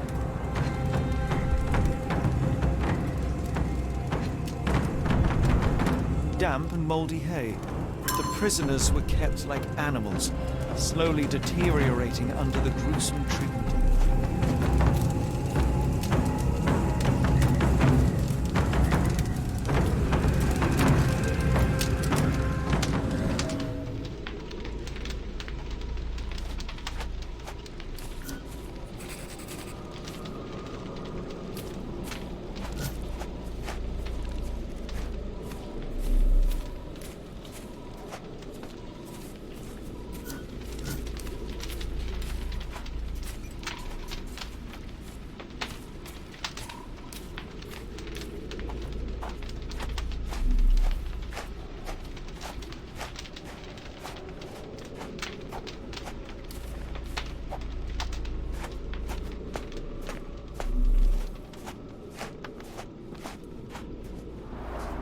Only this indentation was spared from blood.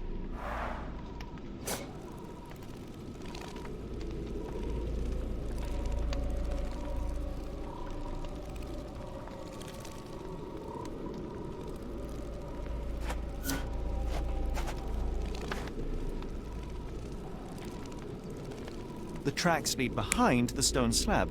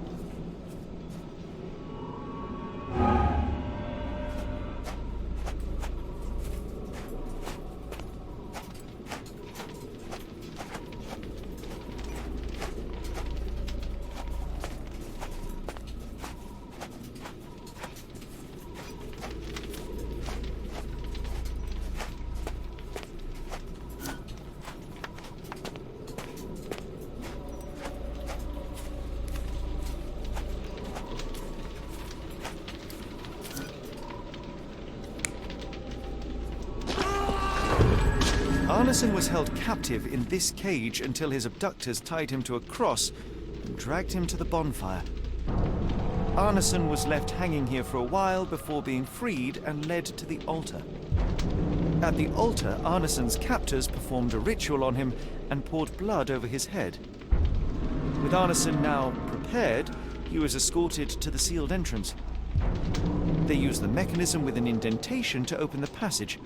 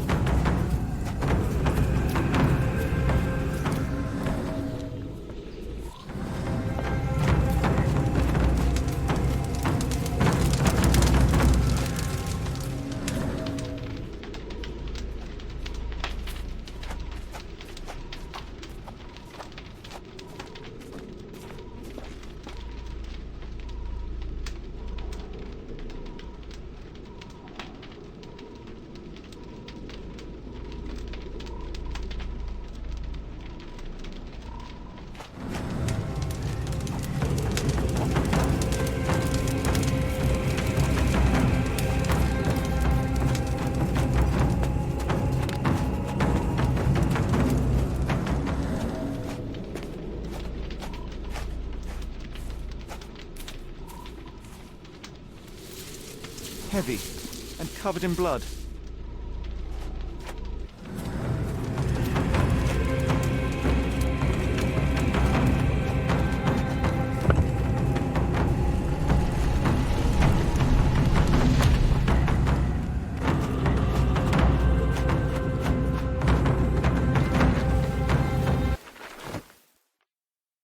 Darn it. Something is wrong with my lantern.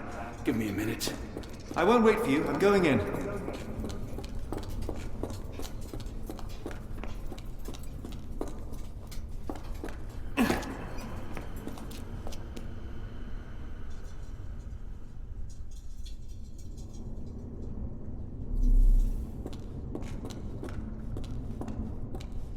Woe betide those who take it. Walk away. Let the unknown be.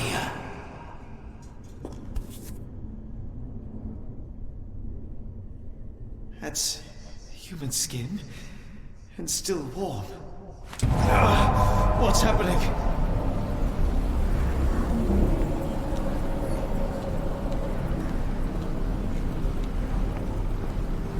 Deja vu, and not in a pleasant way.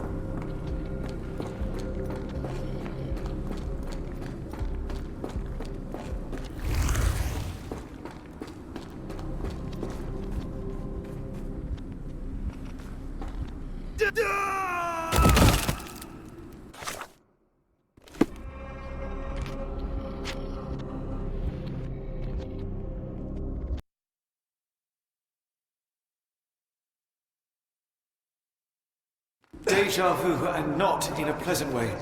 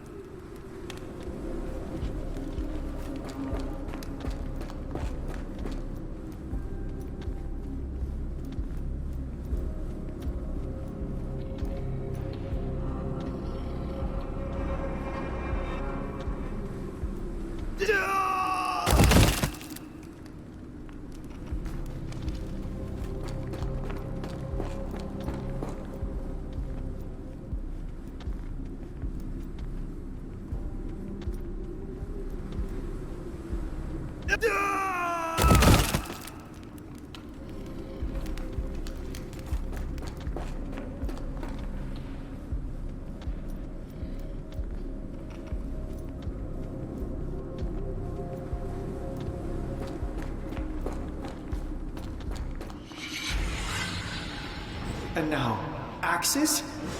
What on earth for?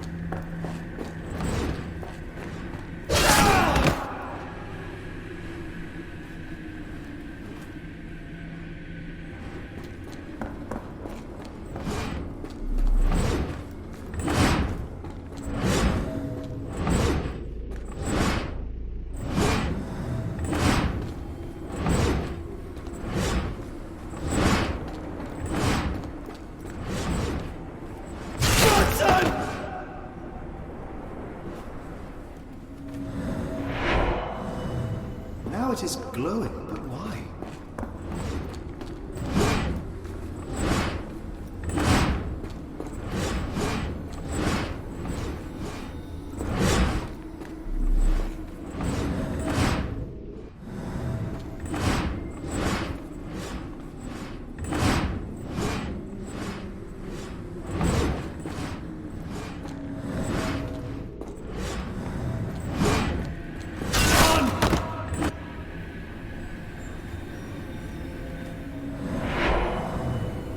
There's that glow again.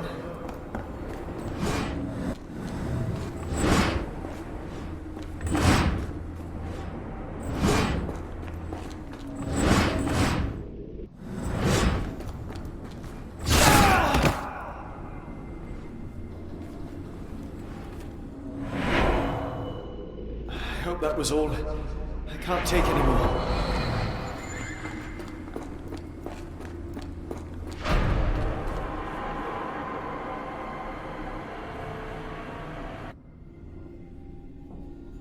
At last, the lantern's working again. Holmes, I'm coming. Holmes? What are you doing? Sitting in a place like this? How did you get here? How did you get through the maze? Tell me, Watson. What maze? I walked straight up to you. You saw me. Do not lie to me, John. How did you get out? Sherlock, what happened? Are you feeling all... Oh, heavens. Is that Arneson? Why didn't you mention him? Stay put. I must check if he is alive.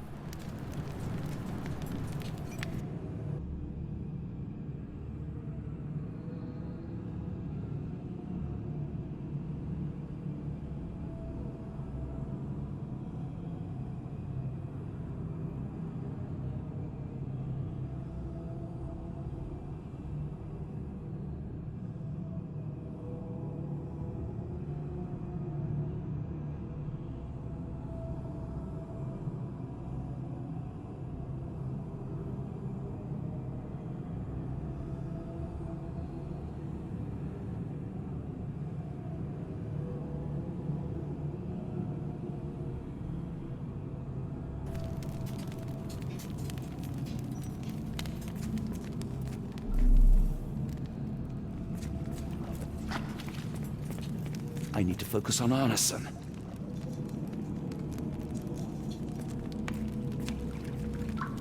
The unknown, beckoning, great one, lightning!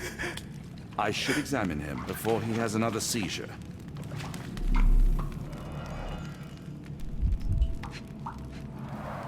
Blunt trauma to the cranium, dilated pupils, lips moving without a sound.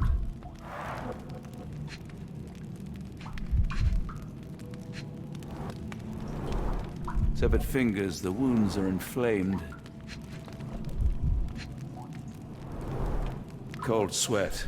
2, no, 3 ribs fractured.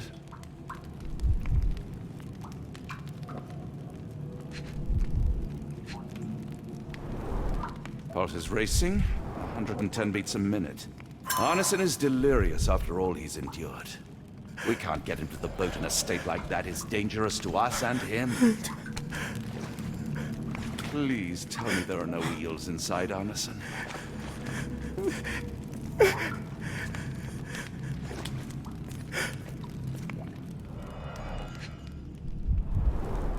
Pokeweed berries, though they appear harmless, the whole plant is lethal. Some kind of amanita mushroom, extremely poisonous.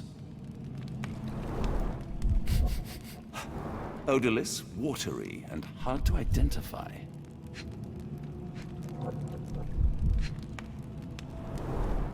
Pharmacopoeia, listing drugs, effects, and directions for use.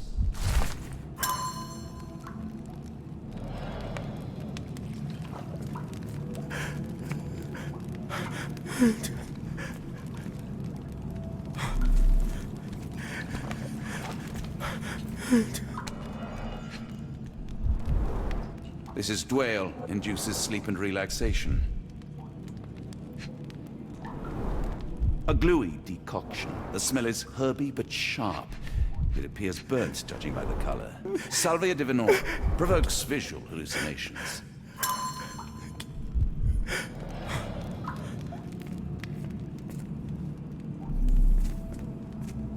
Hard to tell what it says.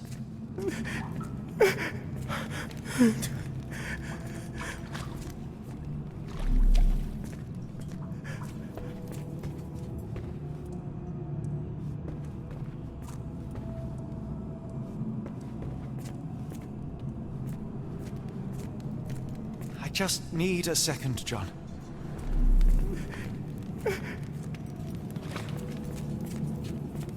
The nightmares these poor souls had to... I wonder what this language is.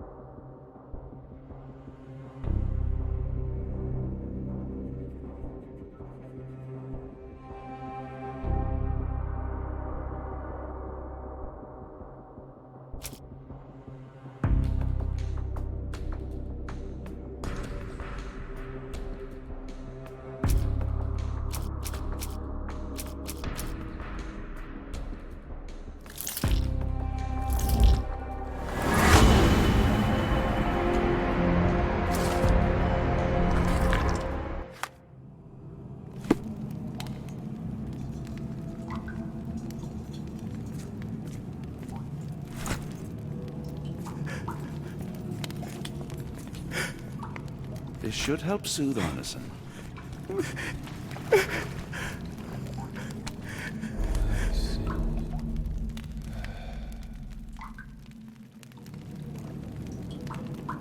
I need some fresh air. Yes, please go. I'll be right behind you with Arneson. Perhaps you can prepare the boat.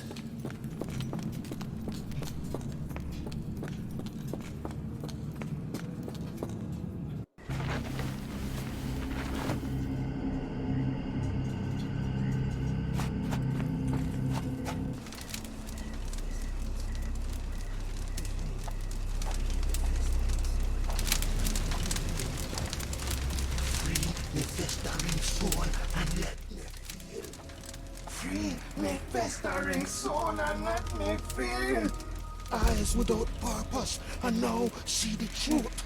Tear me mind from me flesh, score me festering soul. Phantoms of nothing, we are born to die, filth in the eyes of our eldritch lord. Free my festering soul and let me feel. Oh, please, I wish to return. Free me, let me return. Free me and rejoice. Eyes without purpose, I now see the truth. Tear my mind from my flesh. Holmes? Are you all right? Here, let me help.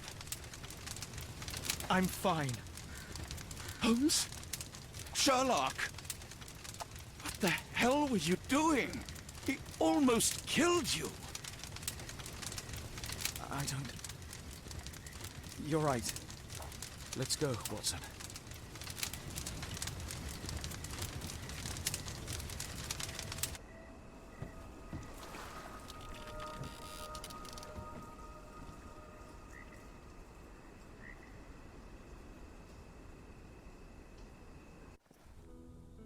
Bon Dieu!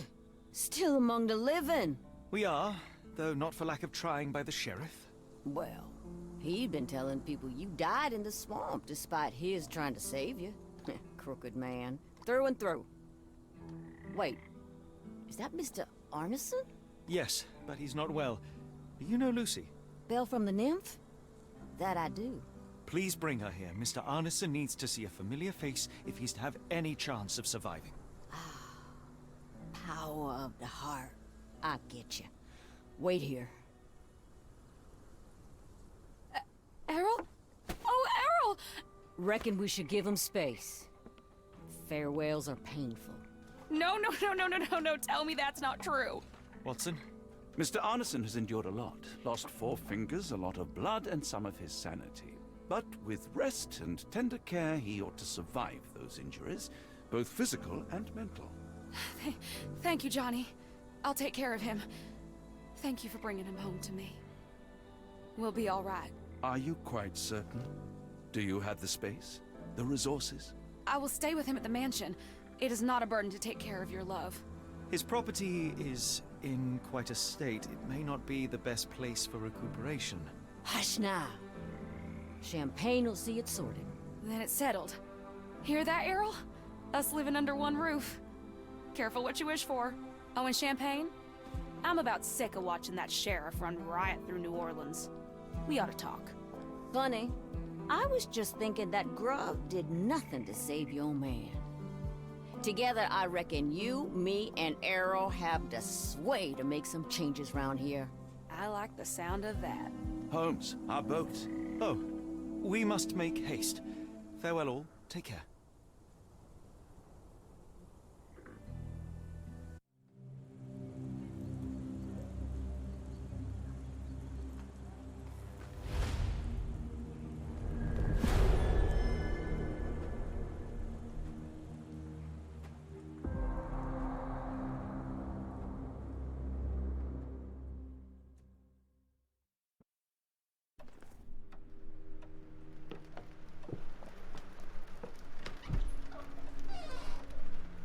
Who's there? Who do you think? Let it be known that I'm handy with this revolver. Nonsense, Dr. Watson. As I understand it, when faced with the imperative to defend oneself, one's comrades, and one's nation, you fled. Aren't you going to introduce us, Sherlock? Watson, meet my brother Mycroft, Queen's best boy. This is a grim augury indeed, for wherever Mycroft travels, tedium surely follows. In contrast, of course, to Sherlock, a man whose obsessive pursuit of the trivial tears through the most carefully laid plans like a hurricane. Do you have any idea what you have disrupted? Your ego is inflated as much as your waistband. What word comes to mind? You work for the government? International trade is a delicate beast. Your antics in Edelweiss have jeopardized one of the Crown's richest relationships. Oh dear. As rich as all the butter you've been slathering on your bread? We need your help. What? There is evil afoot. Strangeness and savagery like I have never seen. Something otherworldly festering in the dark beyond our reach. We have seen things that defy explanation. Mystic forces, magic. You must help us. It's true.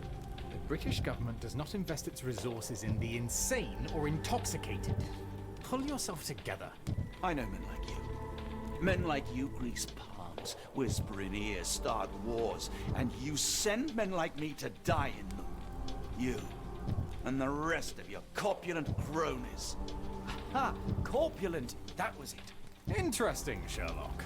But as you again drift away from sanity, you find yourself another John. All right, so the choice is made. I beg your pardon? There is only us. We cannot run from this problem. I shall take the book and Davy's cryptic message to Barnes. See what he makes of it. Hmm?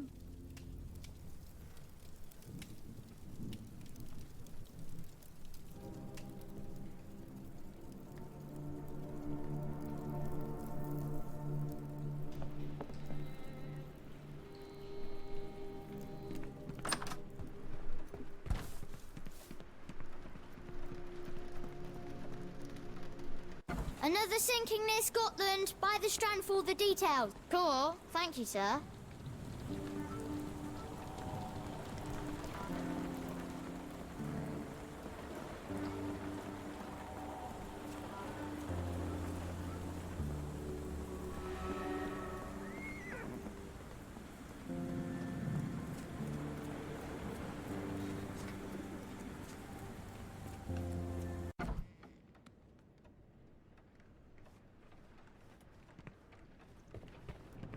It has been a while, Barnes. Dr. Watson. Indeed it has, and good to see you as always. How can I help? Last time we met, you mentioned your knack for translating occult texts. I was wondering if you could help me with this book. Certainly, Goodness. Where on earth did you procure this grimoire? That's a long story. What do you make of it? It seems to describe pagan rituals, ancient deities. Wow, what a marvel.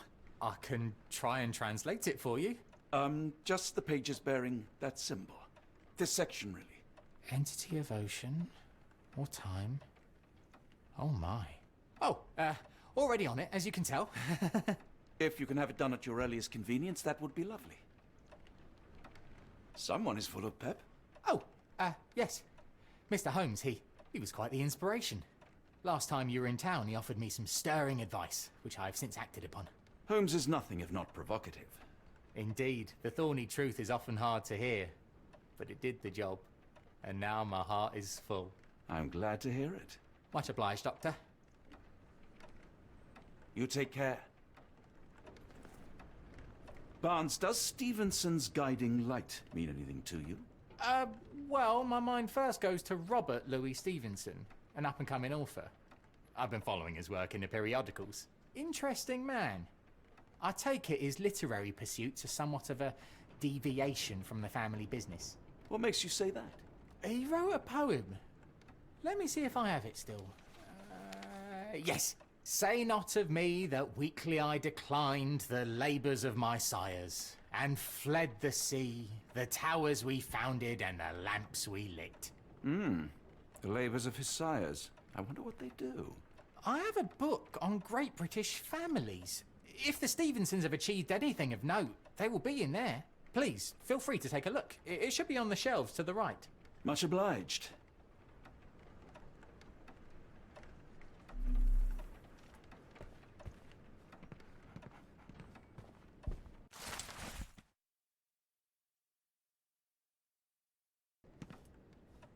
For some reason, it makes my skin crawl.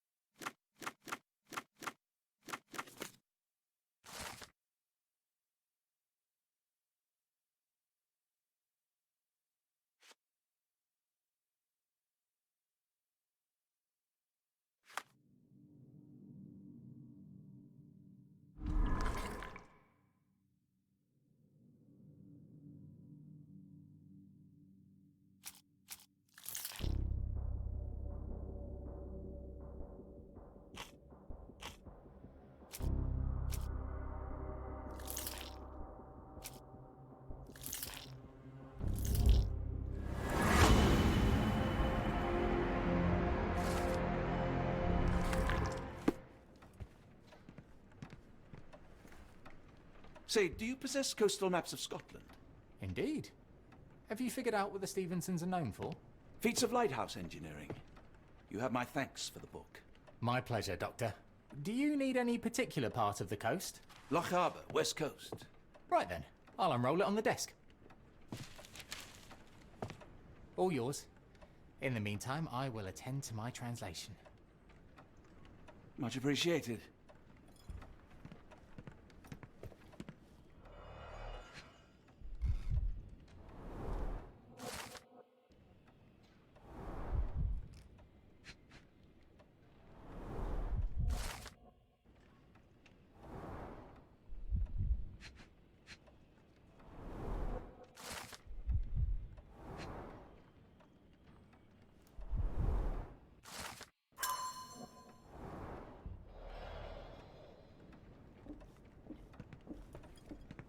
Doctor! Barnes, have you finished with the book? Yes. I've written out a translation of the section you wanted. It, puts the grim in grimoire. I thought as much. Long story short, it details macabre rituals, death, leviathans, and the apocalypse. See for yourself. I must ask you to leave the book with me so I can read more of it. It's compelling. Very compelling. I don't think that would be wise. Please give it back. That said, I remain grateful for your immeasurable help. Oh, how disappointing. I hope you will consider lending it to me in the future. Good day, Doctor.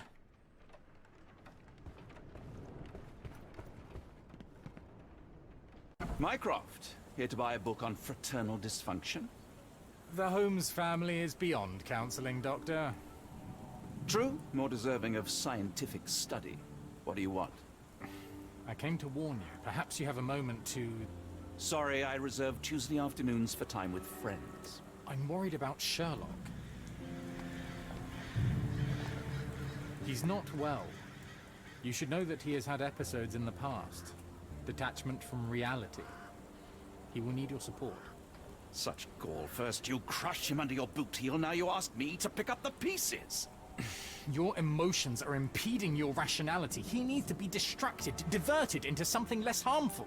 Surely you jest. Only one thing shall truly bring him peace of mind, and that is solving his case. The last case he pursued so doggedly was Cordona. He came home a wreck, and this time I fear he may not return at all. You are not his father, Mycroft. Not anymore. He is a grown man, a brilliant man. I know you care for him. I just wish you also respected him. The Crown cannot help you. But I can. Give him this. What is it? A confidential note tied to his case. He may see value in it. Just do not tell him it came from me. Oh, speaking of the Crown, perhaps you can help us with another matter? It requires some local knowledge.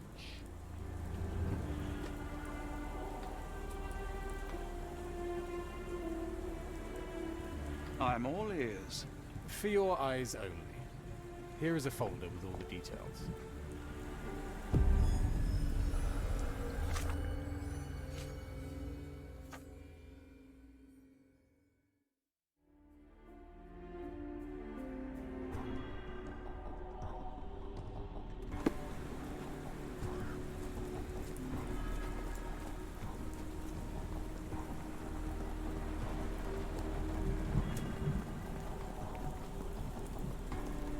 Get the Strand, get the true facts.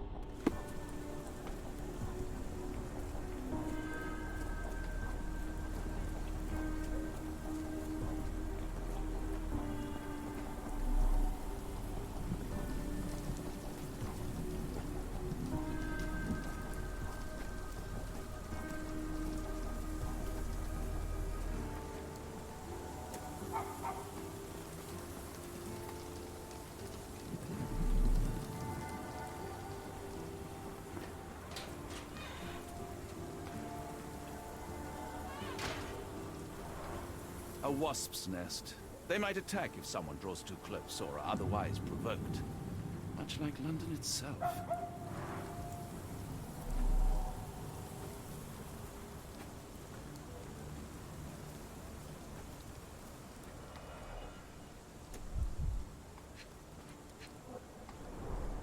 Royal Berkshire Regiment. They had it tough in Afghanistan. His face and neck are swollen, and I can see wasp stings all over the skin. A capital M signed by someone else's hand. Only his right arm was functional. His left arm was paralyzed in the war.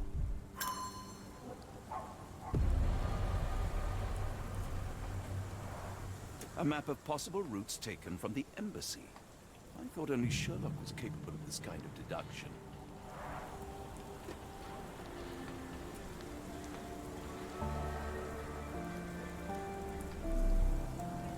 Near perfect camouflage. It makes me wonder if Mycroft also spies on our suite in Baker Street.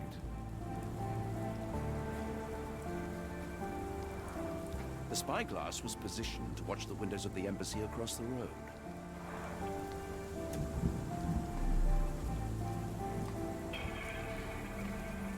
Unlike Holmes, I don't carry lockpicks.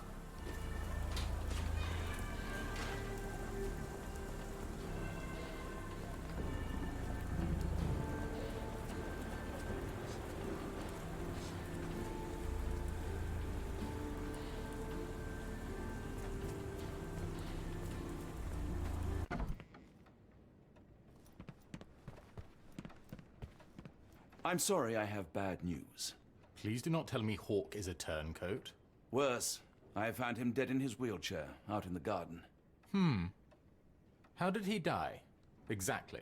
He was stung repeatedly by wasps. His body succumbed to anaphylaxis. And that is all you observed? Was there anything suspicious? Well, there was one thing. In his notes I found a handwritten M, but it didn't match Hawke's other writing. Listen carefully, Doctor. Do not investigate further, do not talk about this matter to anyone, and do not ask questions. Thank you. Now leave it alone.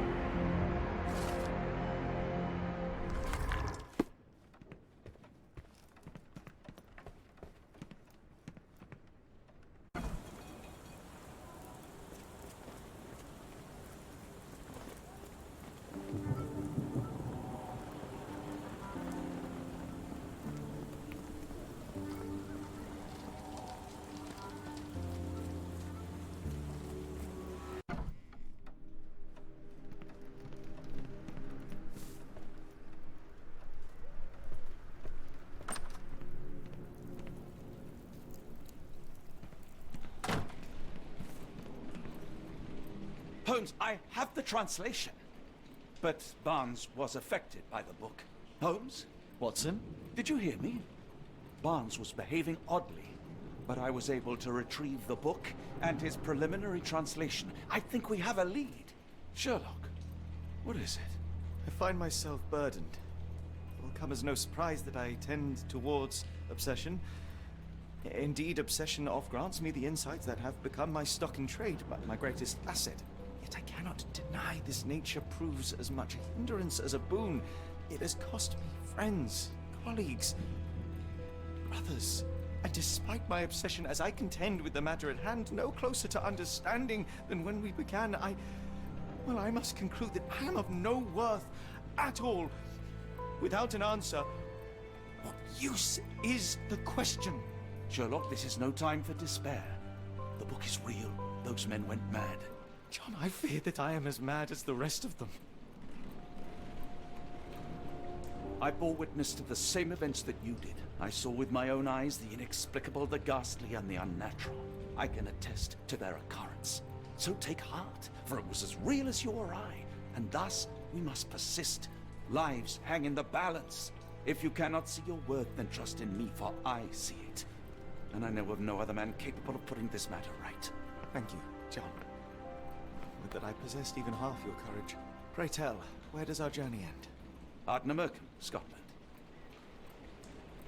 Well, shall we be off? Yes, of course. You can apprise me of your actions while we pack.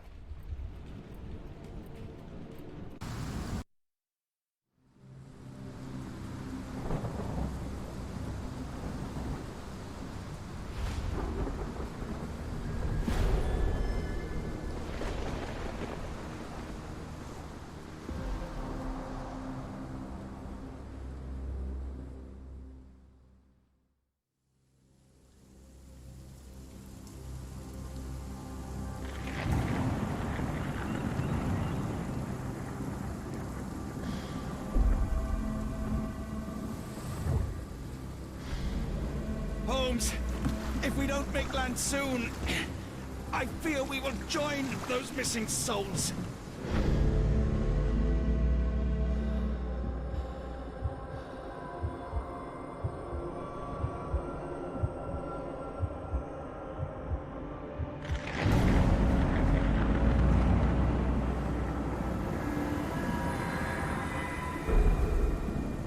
These seas have taken too many, John. Let's stop them from taking more, then.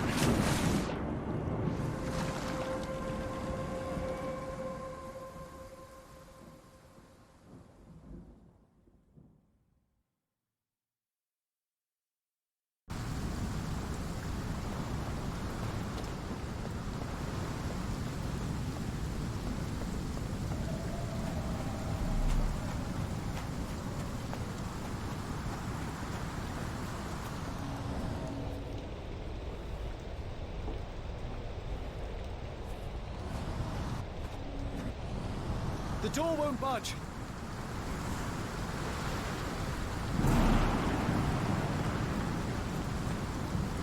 Barred and barricaded from the inside.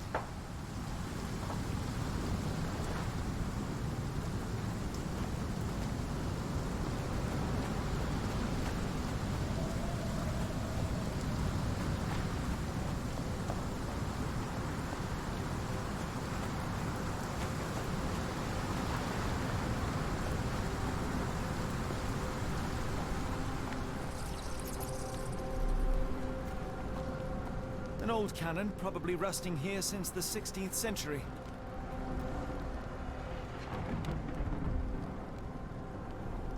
Ouroboros, a snake eating itself. An ancient symbol of eternal renewal.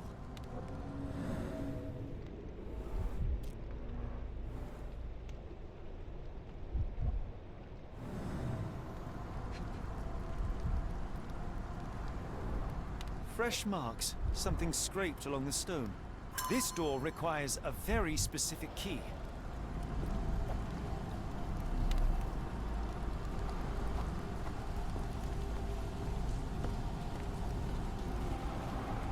Where did the shirt come from?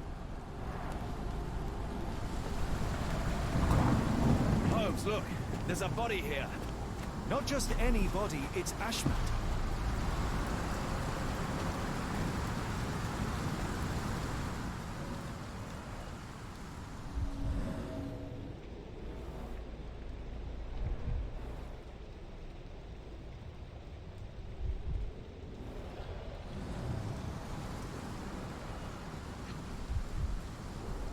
A human-sized imprint. Someone fell on their back.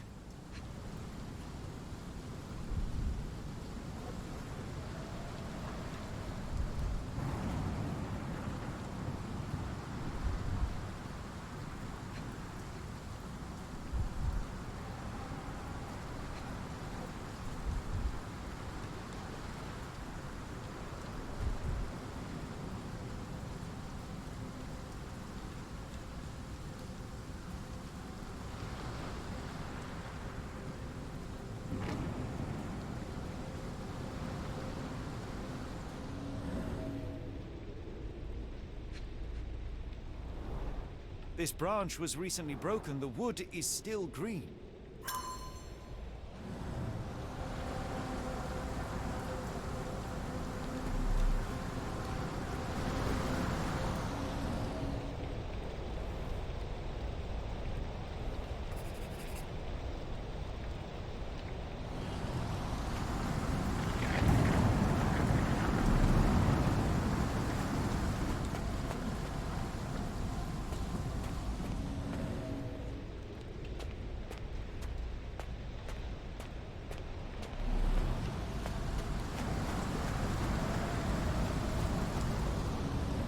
The body is still soft to the touch. He died recently. Scratches, bruises, and stabs, all self-inflicted. The infamous curved dagger. It's tied firmly to his hand. Oh, his eyes are gouged out.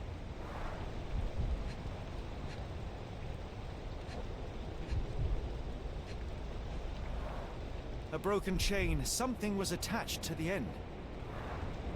His body succumbed to all those wounds. This is why Ashmat fell. The chain got caught on the bush and he lost whatever was on the end.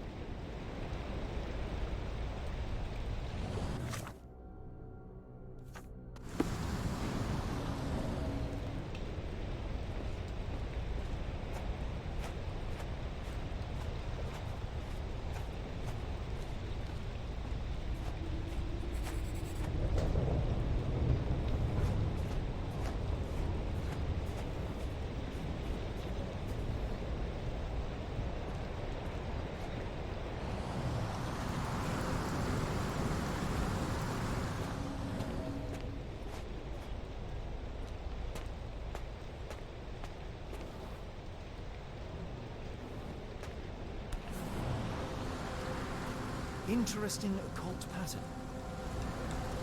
Scratches. This medallion saw frequent use. What drove him to this dreadful act? I fear we are about to see for ourselves.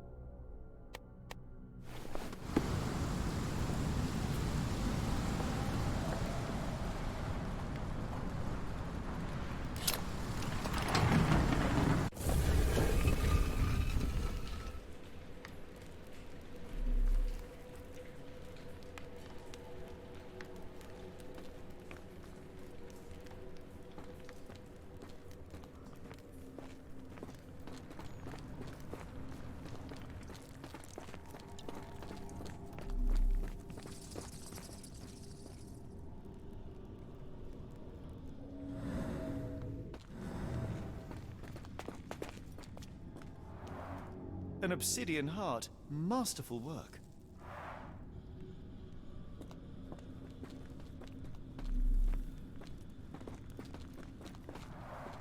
This vessel is covered in dried blood. Oh, I get it. We need fresh blood.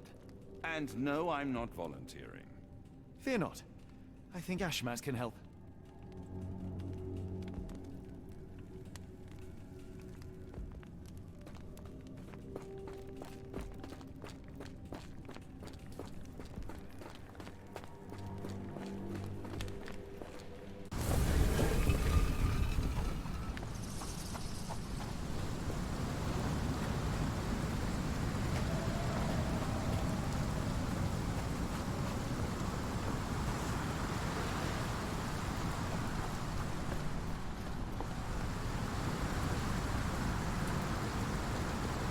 Do you have anything to hold blood, Watson?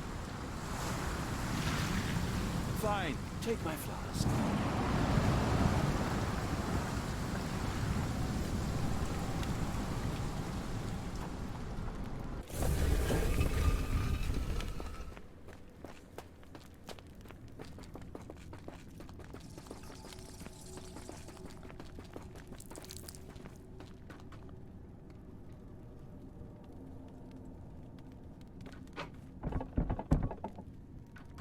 The lever doesn't want to stay on its own.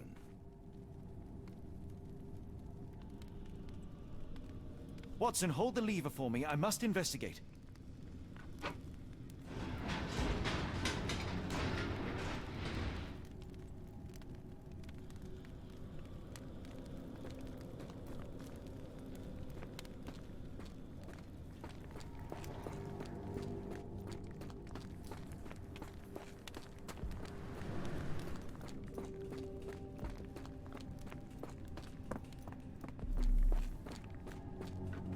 Holmes, watch out! My lever went back up. The doors, Watson. Hold the doors. Ah! We're trapped! Now what? Look around. There must be something we can use.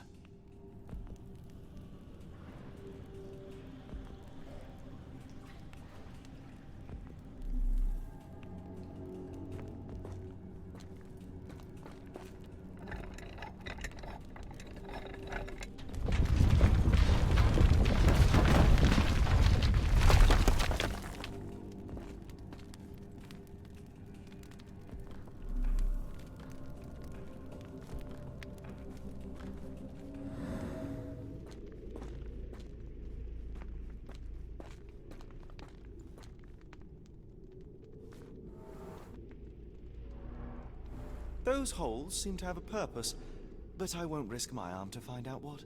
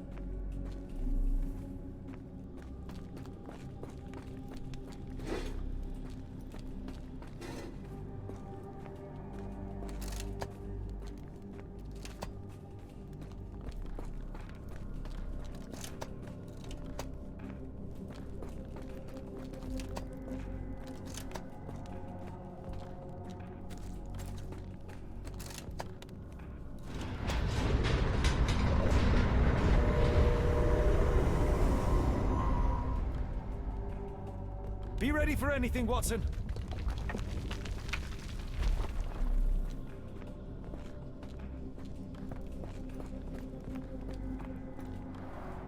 It's all right, Watson.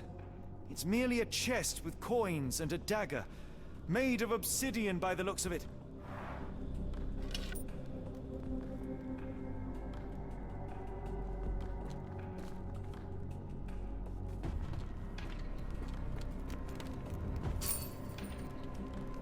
Use these with care. Let us be the first adventurers to raid a tomb without destroying it.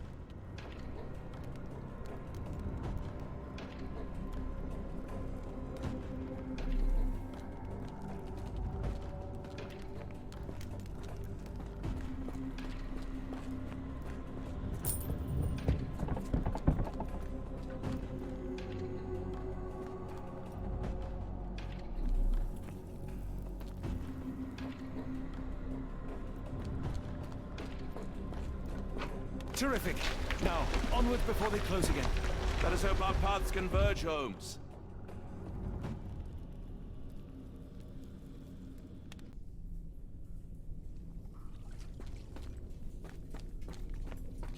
It's driving me, John. I cannot bear it any longer.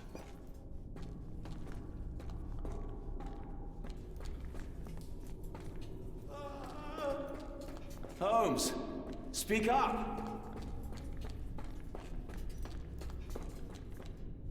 Holmes! Help me. Holmes! Speak up! Please, John.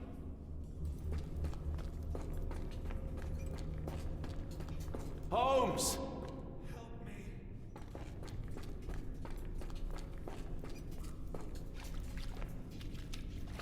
Holmes! Speak up! Please, John.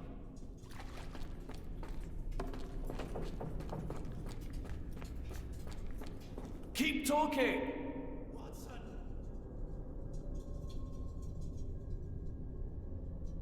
Sherlock? Watson. Keep talking! John! John, I'm falling!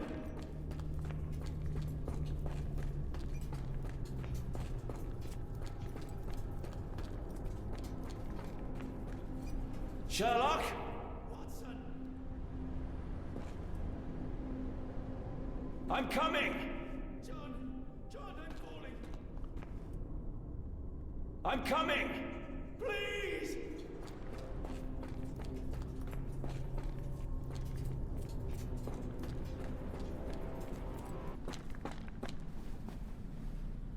Holmes!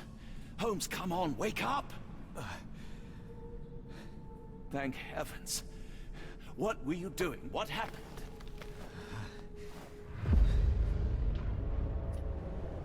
The whirlwind. Stars so distant. The sun inverts. The earth, it becomes transparent. Sherlock, snap out of it. Nothing is everything. We are so small, inconsequential.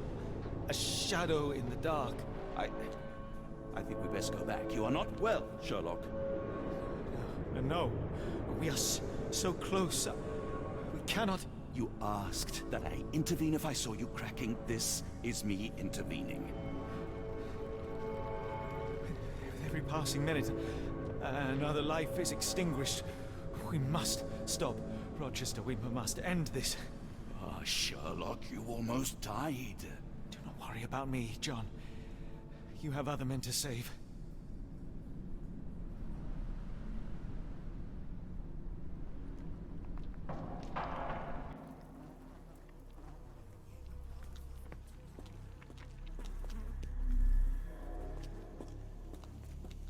Careful, Holmes.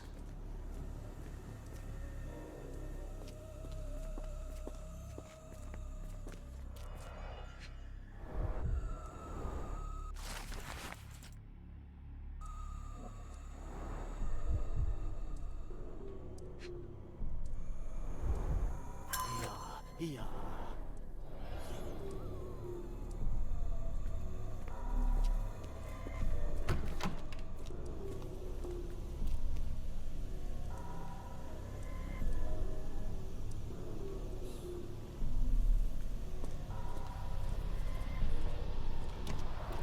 The base appears to rotate.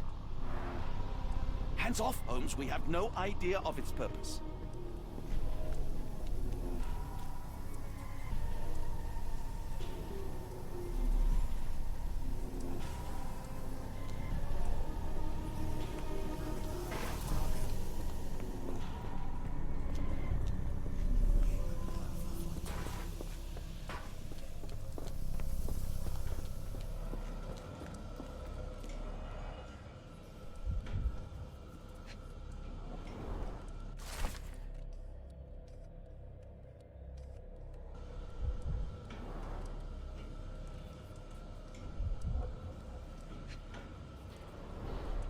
The sheer form of it, the color, it makes me feel uneasy. Black, metallic, and with a characteristic hue. Obsidian yet again. This material feels very sturdy. It would take an enormous effort to break like that.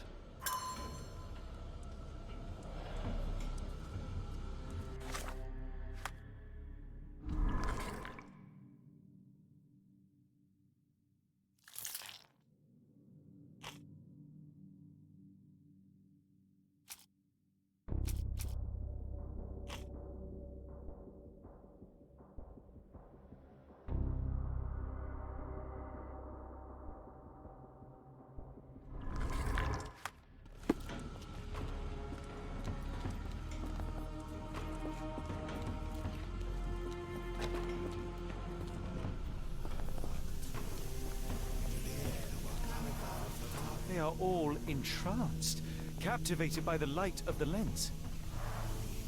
Sherlock, don't touch...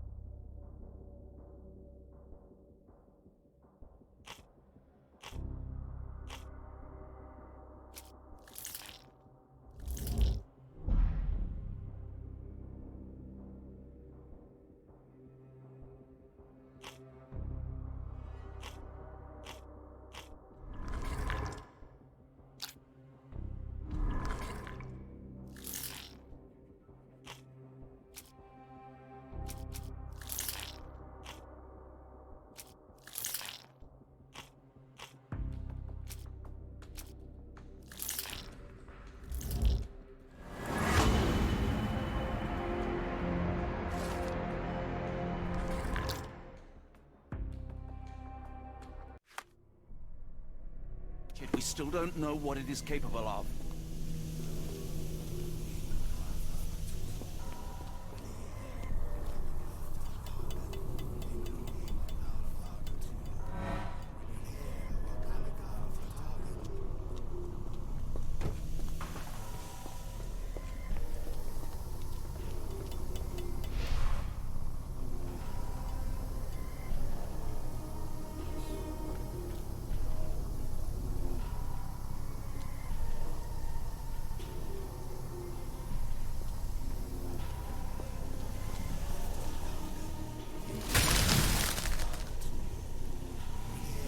That's it! You did it!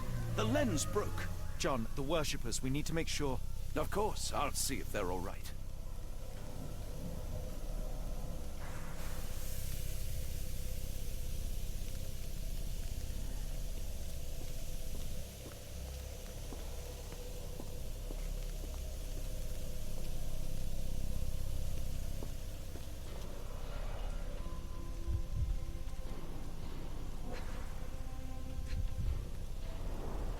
At least this awful mask is breathable. Her chest is moving fast. She's hyperventilating. Check her pulse, can you, Watson? As expected, the pulse is elevated, but within normal limits.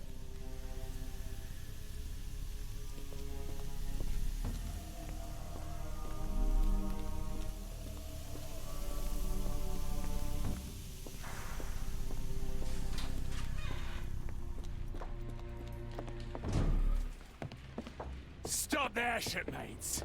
A storm awakens and we've battened down the hatches. Dirty Summers, I presume. Nice to put a filthy, sweat-covered face to a name. That's no way to speak to a captain! Sherlock, get down!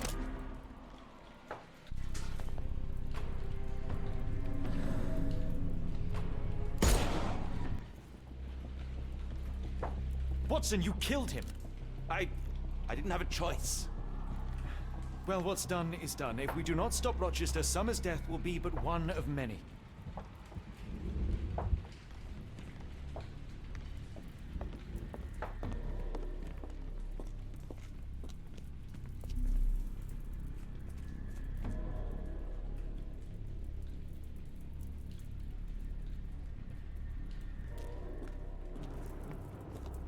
Hold on. We need a plan.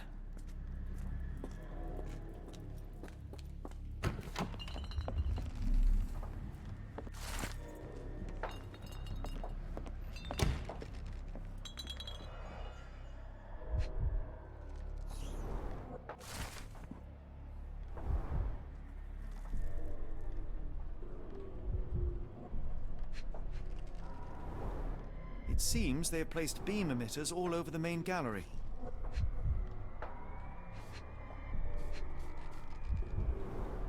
Khalid lenses are placed inside the lantern room.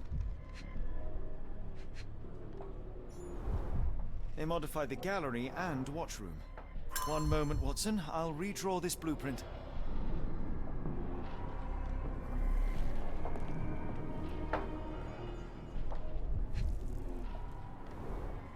Pay for padding. They didn't want their cargo damaged. I know this company. They make Fresnel lenses, essential for any modern lighthouse lantern.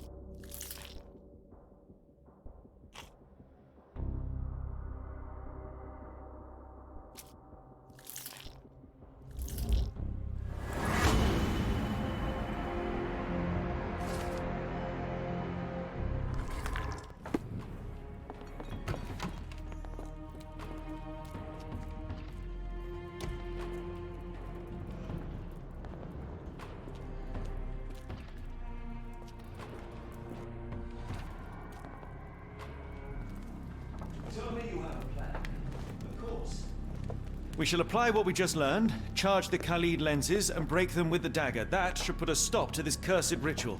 All right, good. I confess, I worry about what awaits us. Is it too much to hope this will all come right? If our future is black, it is better surely to face it like a man than to attempt to brighten it by mere will-o'-the-wisps of the imagination. Come on. We'll go together.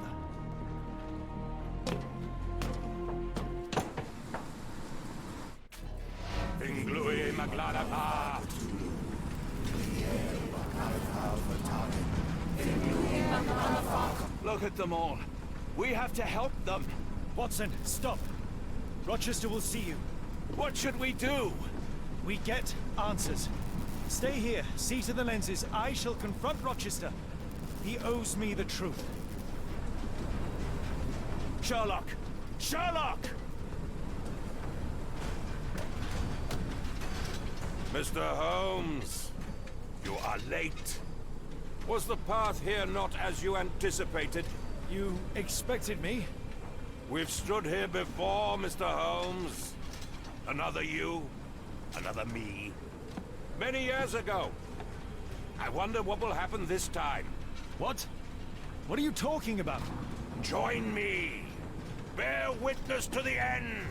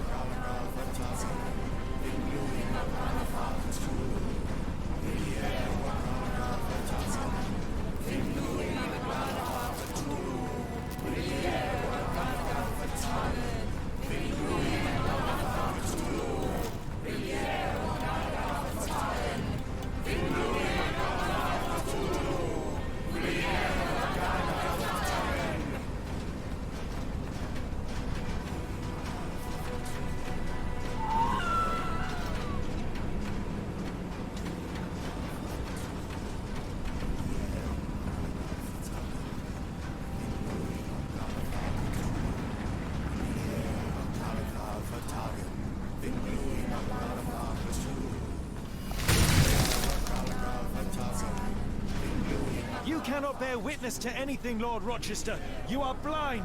Oh, how could you? It is what I do. No. How could you be so ignorant? For I have never seen more clearly than in this moment. Never felt more than I feel right now. Every fiber of the earth, every molecule reverberates in anticipation of the awakening. The bile of madness rises in our throats just as our master rises below. I see moon beasts, night gaunts, a witch doctor in Arkham.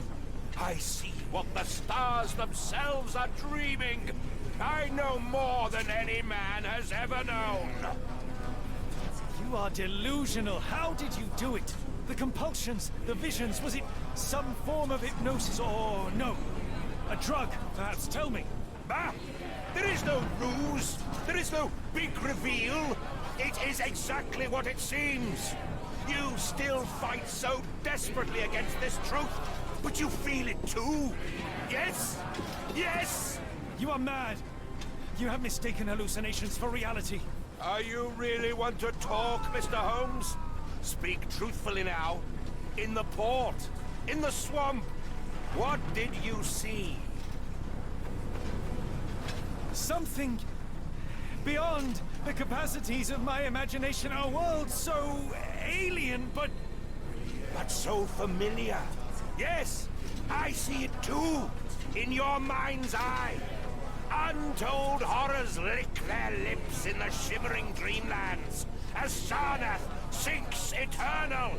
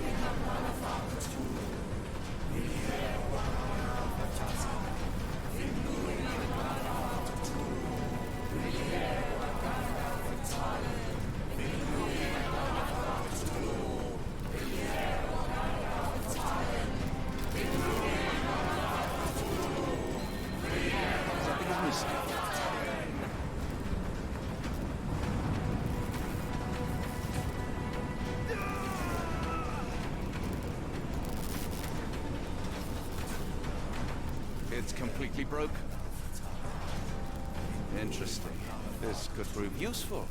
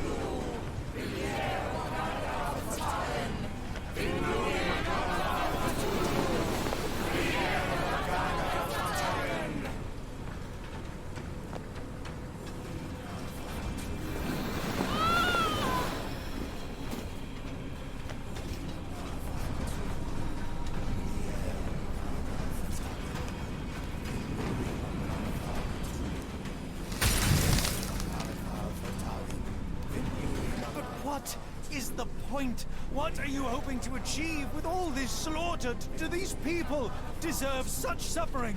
They are just tools. Their existence is meaningless unless put to use. Oh, all-seeing master. Oh, grand God beneath. How he has blessed them with purpose. You use them for cruelty. I've seen a man eat his own flesh just to hear the whispers of lizards. I've seen a mother behead her newborn, that she might travel to another world. Galaxies swallow each other whole.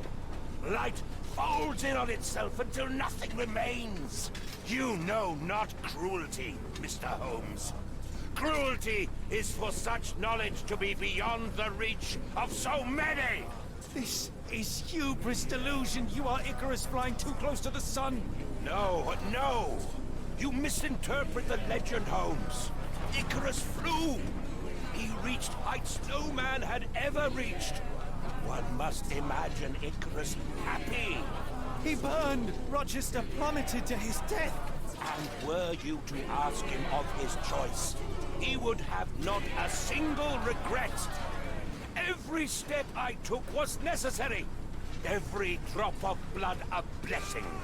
Every death predestined. Surely you understand. It was for knowledge. The only thing worth living for. Why must you remain so blind? Be honest. What is it you fear?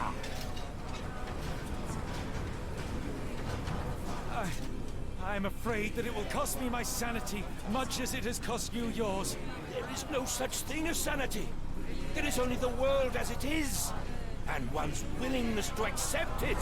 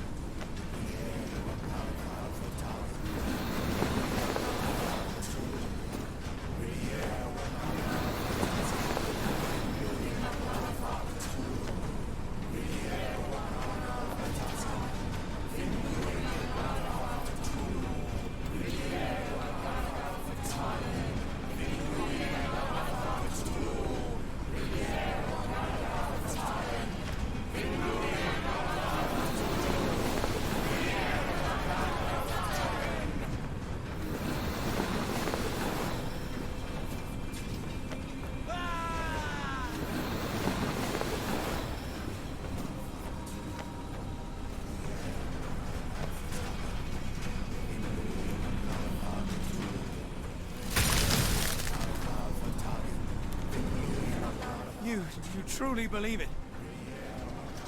That a god arises from below that the world shall end? There is only nothingness.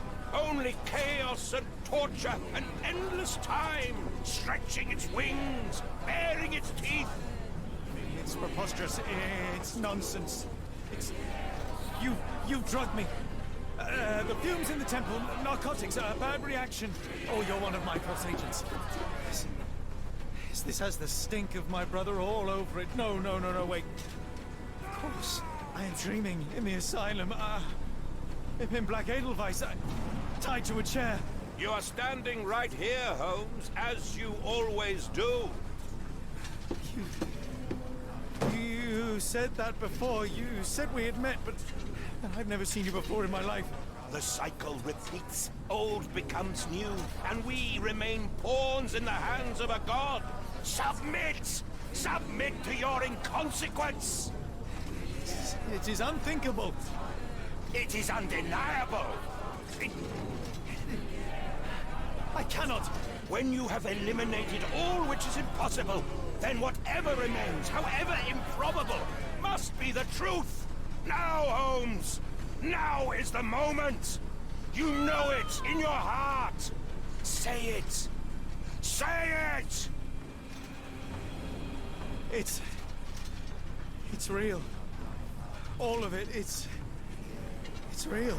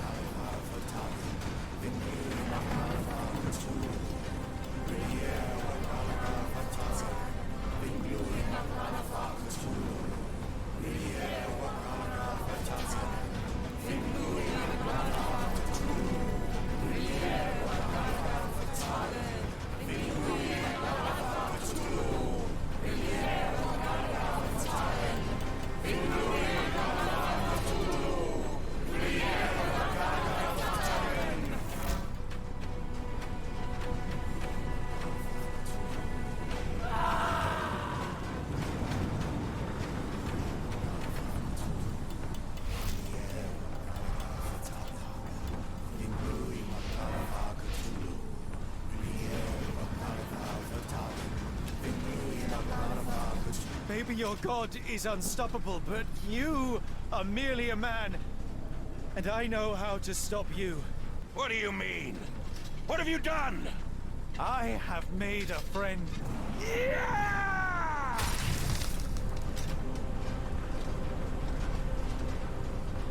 No! Curse you! Oh, Great One, forgive me! It is over, Rochester. I thought this time would be different. But the gods laugh at man's arrogance. Sherlock, come back down! The wave! Come with us! Turn yourself in, save yourself! The abyss calls for me, Mr. Holmes, as it does for you. The final problem approaches, and you too shall fall. Sherlock, please! Rochester, don't! Such heights we reach! No! God! Sherlock, we must get inside! I have to see it, John. I have to know.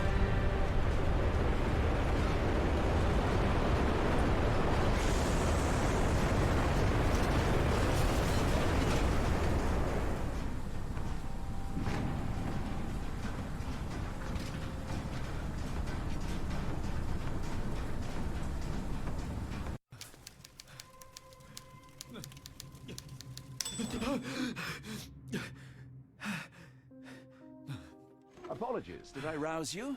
I could relocate to the study, but I wanted to be at hand should you need me. No. The sound of your keys.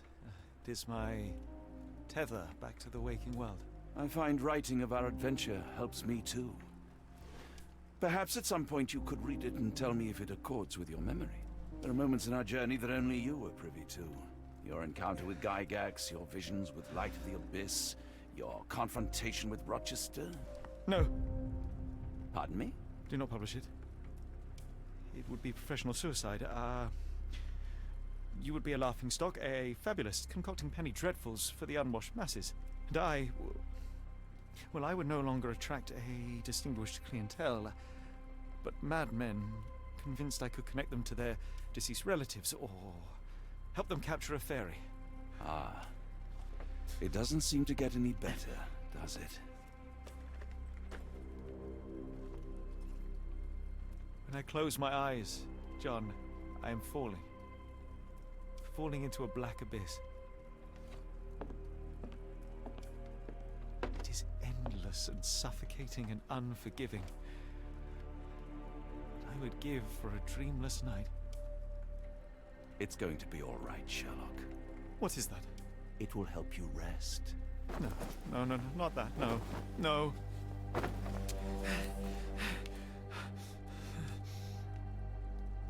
I say, Watson, would you be afraid to sleep in the same home as a lunatic, a man with softening of the brain, an idiot whose mind has lost its grip? Not in the least.